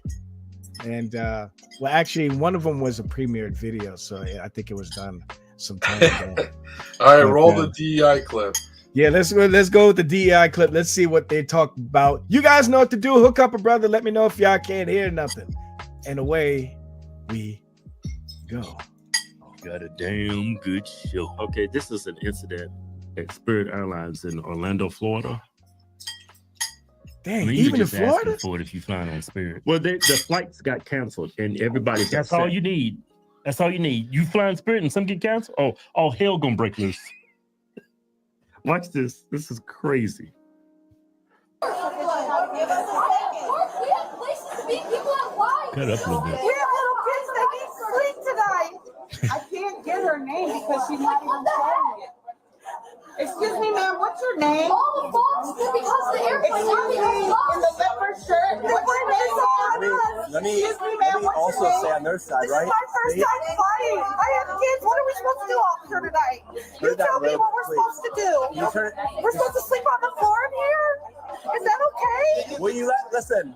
I'm not gonna play. I understand you're upset, but you screaming at me, I'm not gonna get orders. If you just want to scream at me, I'll just stand here and you can scream at me. I'm scared. I get it. I understand that. I want to go but home. you screaming at me doesn't do anything. I'm not screaming. I'm upset. If they didn't let someone break on our plane, we would have been home. They let somebody in. Yeah, break on the door. I'm suing. I swear. Right, I'm stressed. Security measures around here. Where are the security? I want to hear what this. Okay, now I'm not trying to be funny, but by the looks of this lady, those younger people behind her are probably her kids, and she looked like she's with a black man. What's your point? Did she say she was gonna sue? Yeah. Like she said, she was. Yeah, She's so because stupid, she doesn't know she can't. because money makes everything better. Apparently. You can't even sue for that, man. When you buy a ticket, the fine print says they're not responsible for that You're shit. frustrated. I'm not here to say who's right, who's wrong with stuff, right? $10 says this woman is a Democrat. All I'm trying to say is, I understand you're upset. Okay, on their side. Yeah, women. Yeah, they take a bad situation, make it worse, and make it a apocalyptic. A what? A pop. That's true. Apocalyptic. Yeah. What did I say? You said I don't know what the hell you said. Apocalyptic? Is that what you? Apocalyptic. Yeah. Yeah. Yeah. Apocalyptic. Side of things, they don't control that either. So I get that you're upset. You screaming and yelling at them, and I'm not saying you guys are doing it. Everyone's doing it. When people threaten things like that, right? I'm not saying they're Nobody's threatening anybody. She just need to calm down. This isn't a police issue. I'm not talking anymore. If Billy wants to scream at me and do it, you guys can keep screaming. I'll just stand here and you can keep yelling at me. Okay? So they feel Fine. like the cop runs Spirit Airlines. Yeah. He's just over there to like calm everybody down, make sure nothing gets out of hand. Yeah, keep the peace. Yeah. Need to focus on. They don't control the doors being shut. GOA controls the doors being shut. FAA controls the doors being shut. Spirit Airlines does not control that. They let more people on the plane though. Without tickets. Okay. So my kids Make a complaint and do what you have to do. What I'm saying is, that's obvious. These people that are standing right here, right, do not control that. So you screaming at them doesn't do anything. I see you screaming. You can scream at me all you want. It's fine. It doesn't bother me. They're trying to do whatever they can do. If they don't run Spirit. They don't run Spirit, right? They can only do what they're allowed to do. So if they ask their boss, "Hey, can we do this to help these people?" On the floor at the airport, right? Me and the kids. Can I ask you a question? Me and the kids got to sleep on the floor. How would you feel if it was your kid? Let me ask you a question. How would you feel if it was your kid? Let me ask you a question. Get a hotel room, or you can stay at the airport. We don't have a hotel room. We paid for our airplane tickets to go home today. We thought we were going home, not a hotel. But you can discuss that with like corporate. I don't know how it is. If they can't do it here, screaming and doing all stuff isn't going to change it. What is the police being here if you don't have any control over what goes on? Do I control Spirit? You want me to hold on? I can replay it. Do I control Spirit though? Yeah, people are stupid. What? The onus is not on the police officer. Yeah, they don't have. I don't see much chaos going on. Stupid commercials. Janet, when's the last time you had a vegetable? That's a perfect question you ask a fat person. Here you go. Like the cops gonna come and say, open the gates, put these people on the plane. I demand you open those gates, you put these people on the plane. Yeah. So when something goes wrong, yeah, they totally fast forward a little bit because financially. This is what turns people into conservatives too, by the way. Yep. Wait, and I want to hear your reason why you say that. What turns people to conservative? Well, because they hear about crazy liberals or crazy leftists, and they look and act a certain way, and he sees it for himself, and he's like, "Holy crap! What they were saying was right. I don't want freaking any part of this. These people are freaking crazy." Yep. There's that mass exodus of people leaving the Democrat Party under Trump's first administration because people saw that they were just going crazy after Trump, and people didn't want to be any part of that. So, right, Spirit is greyhounds of the skies. Yeah, but look, don't you think the airline should accommodate these people? They should, because they know they have a bunch of poor people flying the airline. Yeah, but these people ain't got nowhere to go, ain't got no money for a hotel. They should accommodate them. Well, they need to charge more money for tickets then. Because, they need to charge more money for tickets. They ain't making no money. I don't look, Keith. Look, the airliner is incapacitated right now. Can't take it. What? The airline is incapacitated. It's no funciona. It don't work, right? So they should. Hey, we don't have any flights to put you on. I'm sorry for the inconvenience. Here's a hotel you can go to. Man, how much is that for all those crazy people? Now you act like they charge these people $5 a ticket. Kevin, how much is a hotel for each? It's probably like 200 people here. What are they supposed to do? Sleep at the airport? They need to figure it out. This actually happened to me and my daughter last year or the year before. We were stuck in New York City because we took a train to New Jersey to New York City, and then took another train from New York City to Jersey to visit my family. And then on the way back home, the train that was supposed to bring us back home from New York City had got delayed or stopped because they were afraid that there was going to be a mudslide on one of the tracks. So we were sitting there waiting for hours, and then finally they said, "I'm sorry, that train's not going to be leaving at all today." Like, what the heck was supposed to do? We're stuck in the middle of New York City. I mean, I knew my way around, because I'm from New York City. I don't live there anymore, but but I'm with my 6-year-old daughter, so I don't want to be around these idiots. At nighttime, I did show her a little bit of 42nd Street, and Times Square, because she hadn't seen that yet in person before. But I'm going to tell you something, man. This was, again, under the Biden administration. I'm walking down certain parts of Times Square. That street was littered. I mean, littered with all of these Somali people. What do you call it? Somalis? What do you call them? Several Somalian people. My gosh, all these dudes just standing around, not doing anything, looking at their phones. Some of them had two cell phones. They weren't waiting for rides or anything, I don't think. They were just standing there in front of a lot of these stores, just hanging out. That reminds me. Hey, was all that looting happening in your area? That was going on? What looting? All the looting that they said migrants were doing in New York. I don't know. Well, you didn't hear about that? I don't live in New York City anymore. So I'm not sure. Oh, okay. And I thought you would have heard about it. I knew there was some looting, but I don't remember. Like, you're not talking about recent looting, right? You're talking about looting that. Yeah, recently. Recently. Here, let me look it up. Hold on. I think I heard about that. And every time I hear about that, I was just like thinking, wow. It said, man, the gall that these people have with the Trump administration being so serious about having these people deported.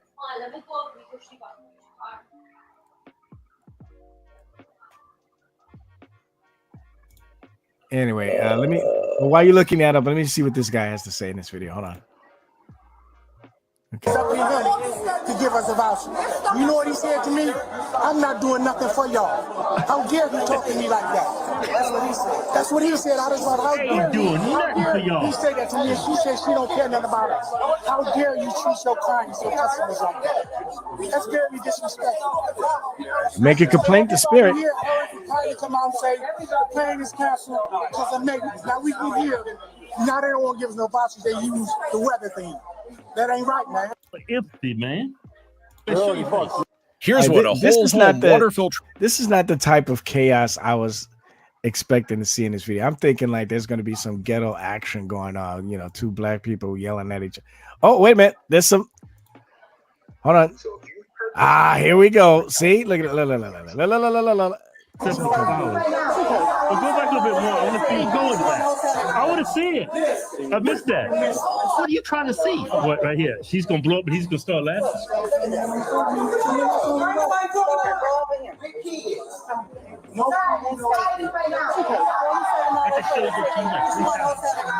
Well, you didn't go back far enough. You. No, thank you. Look at her. See, that's the one right there. That's the one right there. That's the one. You're raising hell because somebody gave him a finger. You gotta be kidding me. That's what you get when it's Bird Islands. Just gave the middle finger to that customer. Well, diversity, equity, inclusion. That's what you get. That's right. Everybody here, I really do wish you would. Listen, everybody's trying to act like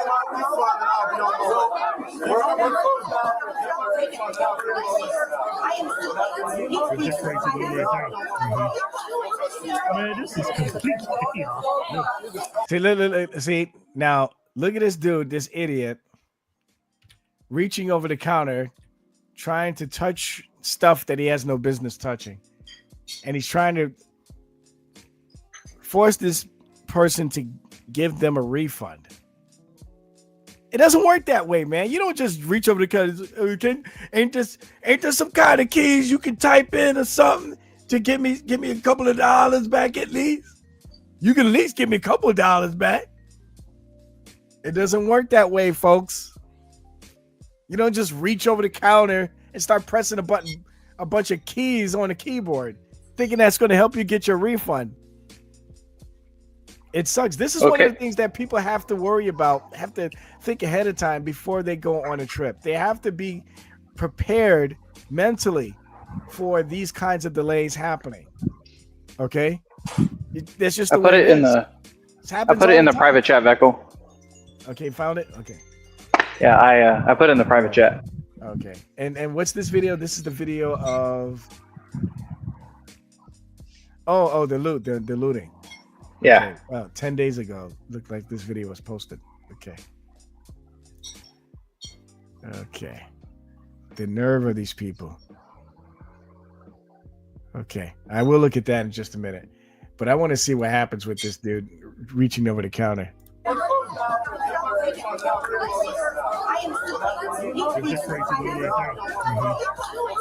Man, this is complete chaos.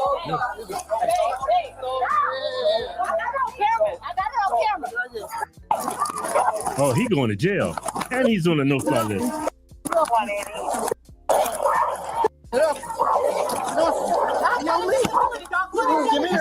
He's choking.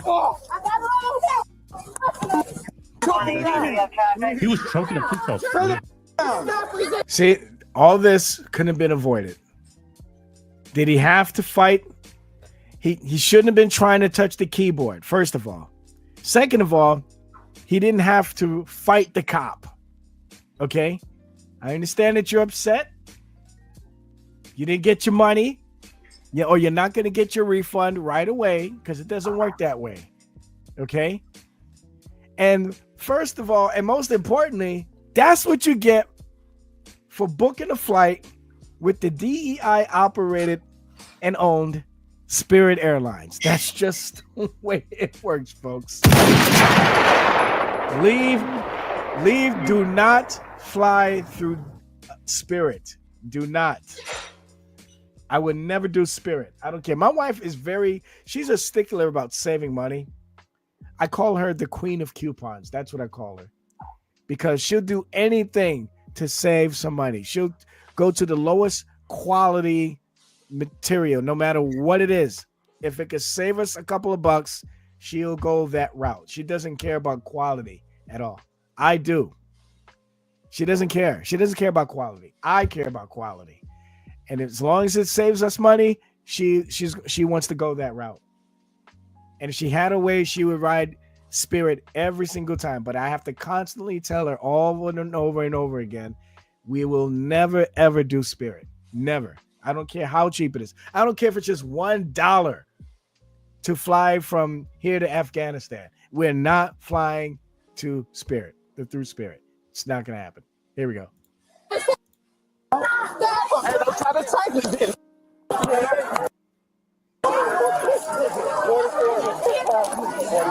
What is going through people's heads, though? People that fly Spirit are poor and they don't realize how the world works. How many times you gonna say you sound like a broken record? Well, you asking questions like you don't know what's going on. These people, I said what's going on. No. Let me say something. These people are missing links. No, they said there was ape and then it was man, but there's a missing link. Yeah. They all fly Spirit, the missing link. You didn't know that? No, what I'm saying is, what's going through this man's head when he attacked it and started getting physical with this police officer? Lack of capacity. The more lack of capacity you have, the ability to comprehend what's going on, the angrier you get. You're more like a wild animal. Why you think like lions, right? Wild animal, right? You can raise that animal from a cub, be feeding it every day, playing with it, and you can like, or whatever. But one day that lion's natural instinct's gonna take over and it's gonna rip your head off and drink from your neck squirting like it's a straw. Low capacity. They get angry. The more that's a bad analogy, like a straw, like a water fountain. That's what you should have said. When you bite your head off, what you think squirting up in there? Yeah, but you said like a straw. Now you should have said water fountain. Get it? The blood is spurting. You look, he's just licking it. He could have shot that dude. You took a picture? Yeah,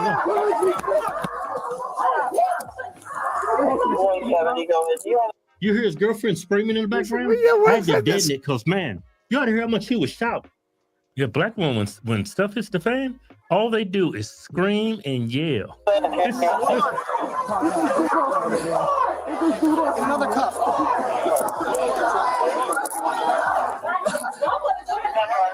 You gotta imagine white people on the other airlines, on the other airline over there saying, Daddy, what's going on? I don't know, Timmy. Let's just be glad that we're not doing Spirit Airlines.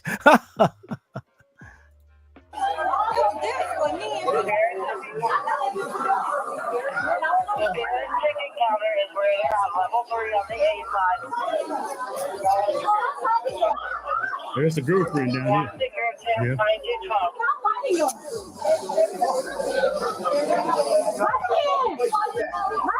This is racist. You let me go. Let me go.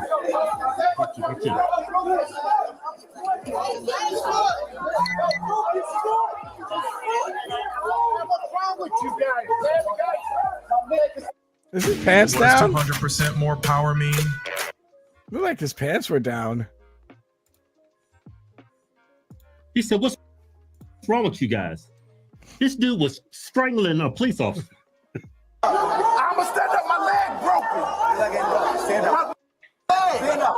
My leg is broken. I'ma stand up. My leg broken.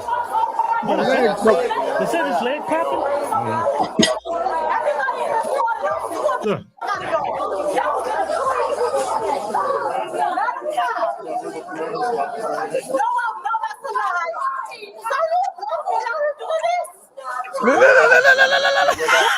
They always got to bring the race stuff for this. Look at it. You black guy. The cop, the cop is a black guy too. Yeah, that's why she's bringing the race issue in there.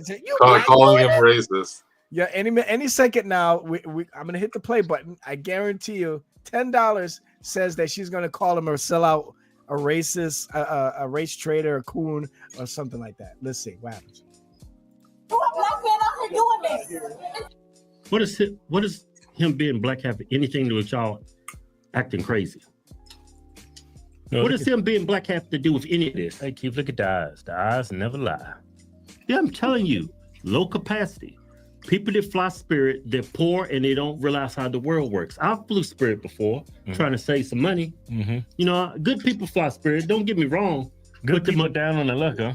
Yeah, but I'm telling you, most of the people that fly these discount airlines are low capacity and poor, and they just don't understand how the world works. Look at that face. I think they broke that dude's leg. Well, he got physical with a cop. Well, but collateral damage. No, but yeah, I understand that. I agree with you. But if you know the man's leg is broken, why are you gonna stand him up and make him walk? Maybe he's faking. Do you really trust a guy that just tried to strangle you? Oh boy. Trust me, if his leg was broken, he'd be in a lot more pain. Yeah, exactly. Unless he's got a lot of adrenaline. Screaming, acting crazy.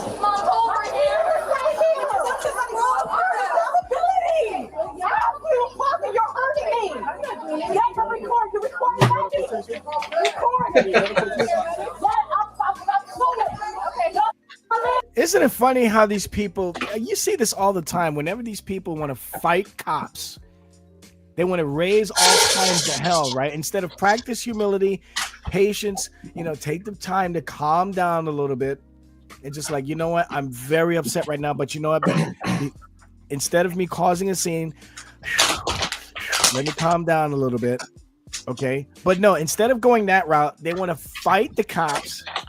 They want to raise their voice, start knocking stuff over, right? And then finally, when a cop comes over and tackles them and handcuffs them, now all of a sudden they want to complain about, you're hurting me. You're hurting me. I mean, I've seen this 1,000 times with these people. People who act like this. You're hurting me. Oh, yeah. So now you want to talk about your feelings after you've already raised all kinds of hell. Saying all this stuff because you thought that nobody's going to hold you accountable. You thought you were going to be able to get away with all this garbage, this bull crap. You didn't think a cop was going to come by, handcuff you and tackle you to the floor, did you? Now all of a sudden you're crying. You're hurting me. You're hurting me. I'm going to report this to CNN. They'll help me out. I'm so sick of this garbage. Here we go. They always say I'm suing because they're poor. They looking for money. Yeah. That's why the first words I'm suing because they broke. Right. Oh, you telling them about a record, they got evidence against you. Yeah. Look at it. Look at this. Look, even though she's handcuffed, there's several police officers around, and there's other people who are watching this woman act like a fool. She has no desire whatsoever to just calm down. At least stop making yourself look like a clown in front of everybody. She doesn't even want to do that. I understand that you're upset. The blood is rushing. You got a lot of adrenaline going on, but you're making yourself look like an idiot. She doesn't even seem to care about that. She deserves to be in handcuffs. If she wasn't in handcuffs, she would be breaking stuff around here. Guarantee she'll probably get somebody else involved in the fight. Guarantee. We've seen this kind before, many, many times. Get off me! I need to be out of these handcuffs. You're hurting my arm. My bones are weak. My bones are weak. Gotta drink more. Gotta drink more milk. She's got kids. Yeah, she talking about get my kids. Why you acting Hey, like this in Veckel. front of your kids? Yeah. You know what I'm waiting to hear? That iconic line from Everybody Hates Chris. My man got 2 jobs. I don't got time for this. That's right. And you see, they're making a comment about her having kids, right? I guarantee they're going to say the same thing that I'm about to say. But let's see what they say. See, low capacity. See, low. Yeah, she talking about get my kids. Why you act like this in front of your kids? Right. See, low capacity.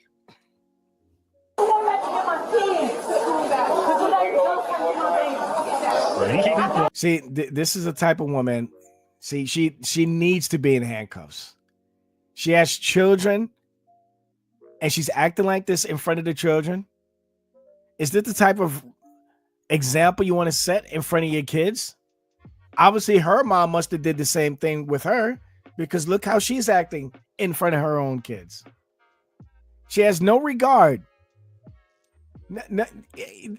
There's something in your mind as a parent that should say, you know, I am pissed off at Spirit Airlines for what they're doing with everybody. And I want to punch somebody in the mouth so bad. But you know what? My kids are close by. I don't want to set a bad example in front of them. So you know what? For their sake, I'm going to calm down. Okay. I'm going to calm down, and I'm going to, act like an adult. Okay. Hey, unfortunately, I got to step away for a second. So I got to take care of something. So I will be right back.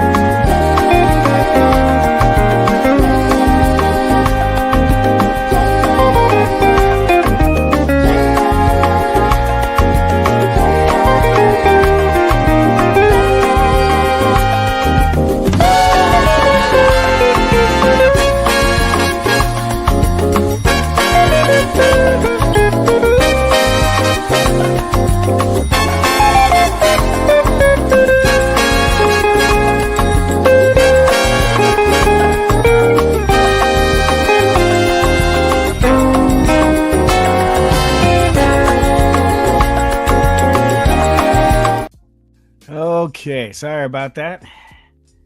I'm probably going to have to step away again in a few minutes, but anyway, let's get back to this video. Here we go. A smooth brain, yeah, and the kids absorb all this nonsense. Look at, she's still yelling. Man, y'all gotta know, record, thank you, please. Look on the ground. Still yelling. Bro. Yeah, look at pig leg Bates here. Oh, Rodney, I hope y'all got that on camera. Yeah, black police officer. Still yelling. Man, what's wrong with my people? Yes, she did. Yes, she did. Y'all had no camera, thank you. She's still screaming. Still yelling.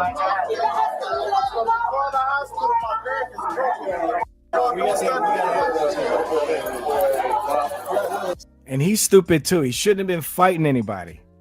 He said, I gotta go to the hospital. My legs broke. Stupid, man. That's the difference between a man and a woman. That woman's still screaming. This dude's leg broke, and he's just, okay, my leg's broken. That's why black men can vote before white women. Look, man, my leg broke. Take me to the hospital. You made me pass out. You choked me out. For him, in the beginning, bro. No, more than that. And then it went further. Yeah. You can do whatever. You can give me all the looks you want, bro. I ain't that, first of all. So.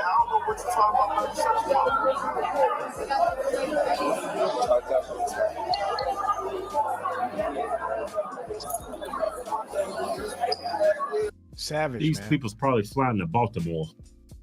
I was in Chicago or Baltimore, some inner city, or Jackson, Mississippi, Houston.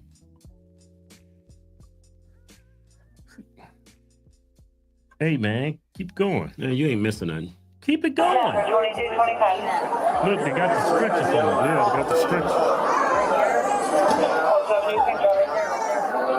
2225.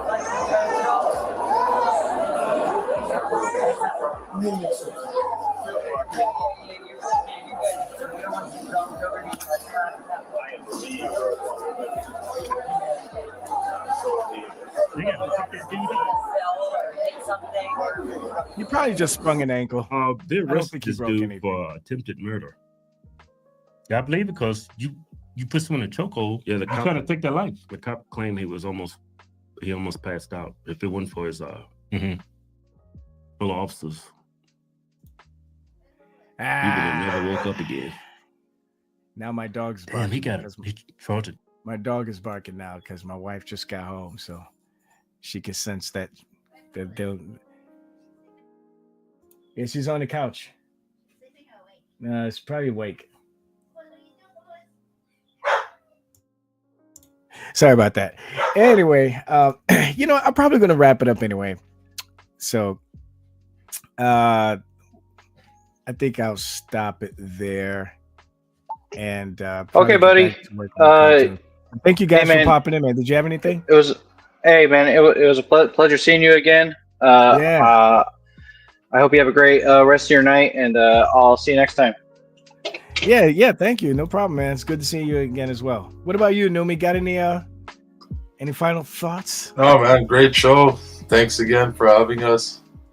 Yeah. And, God bless America. God bless Donald Trump, man.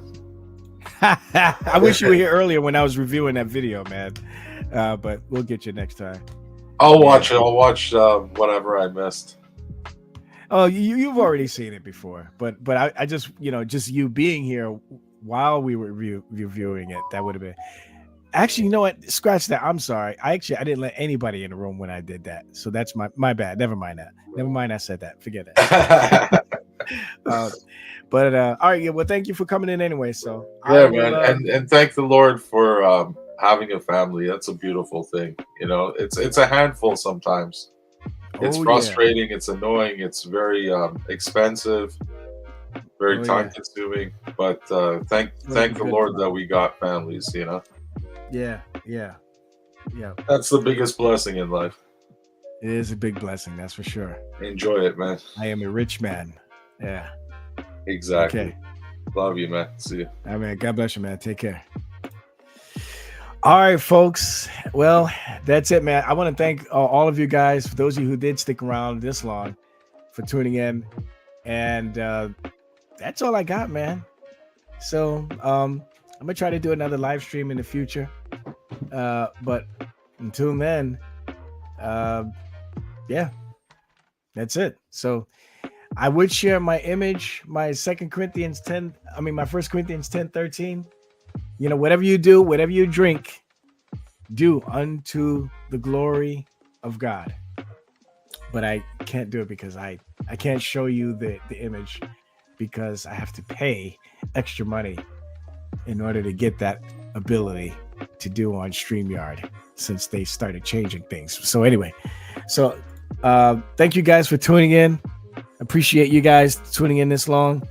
And I'll probably do another live stream maybe tomorrow or something like that, Lord willing.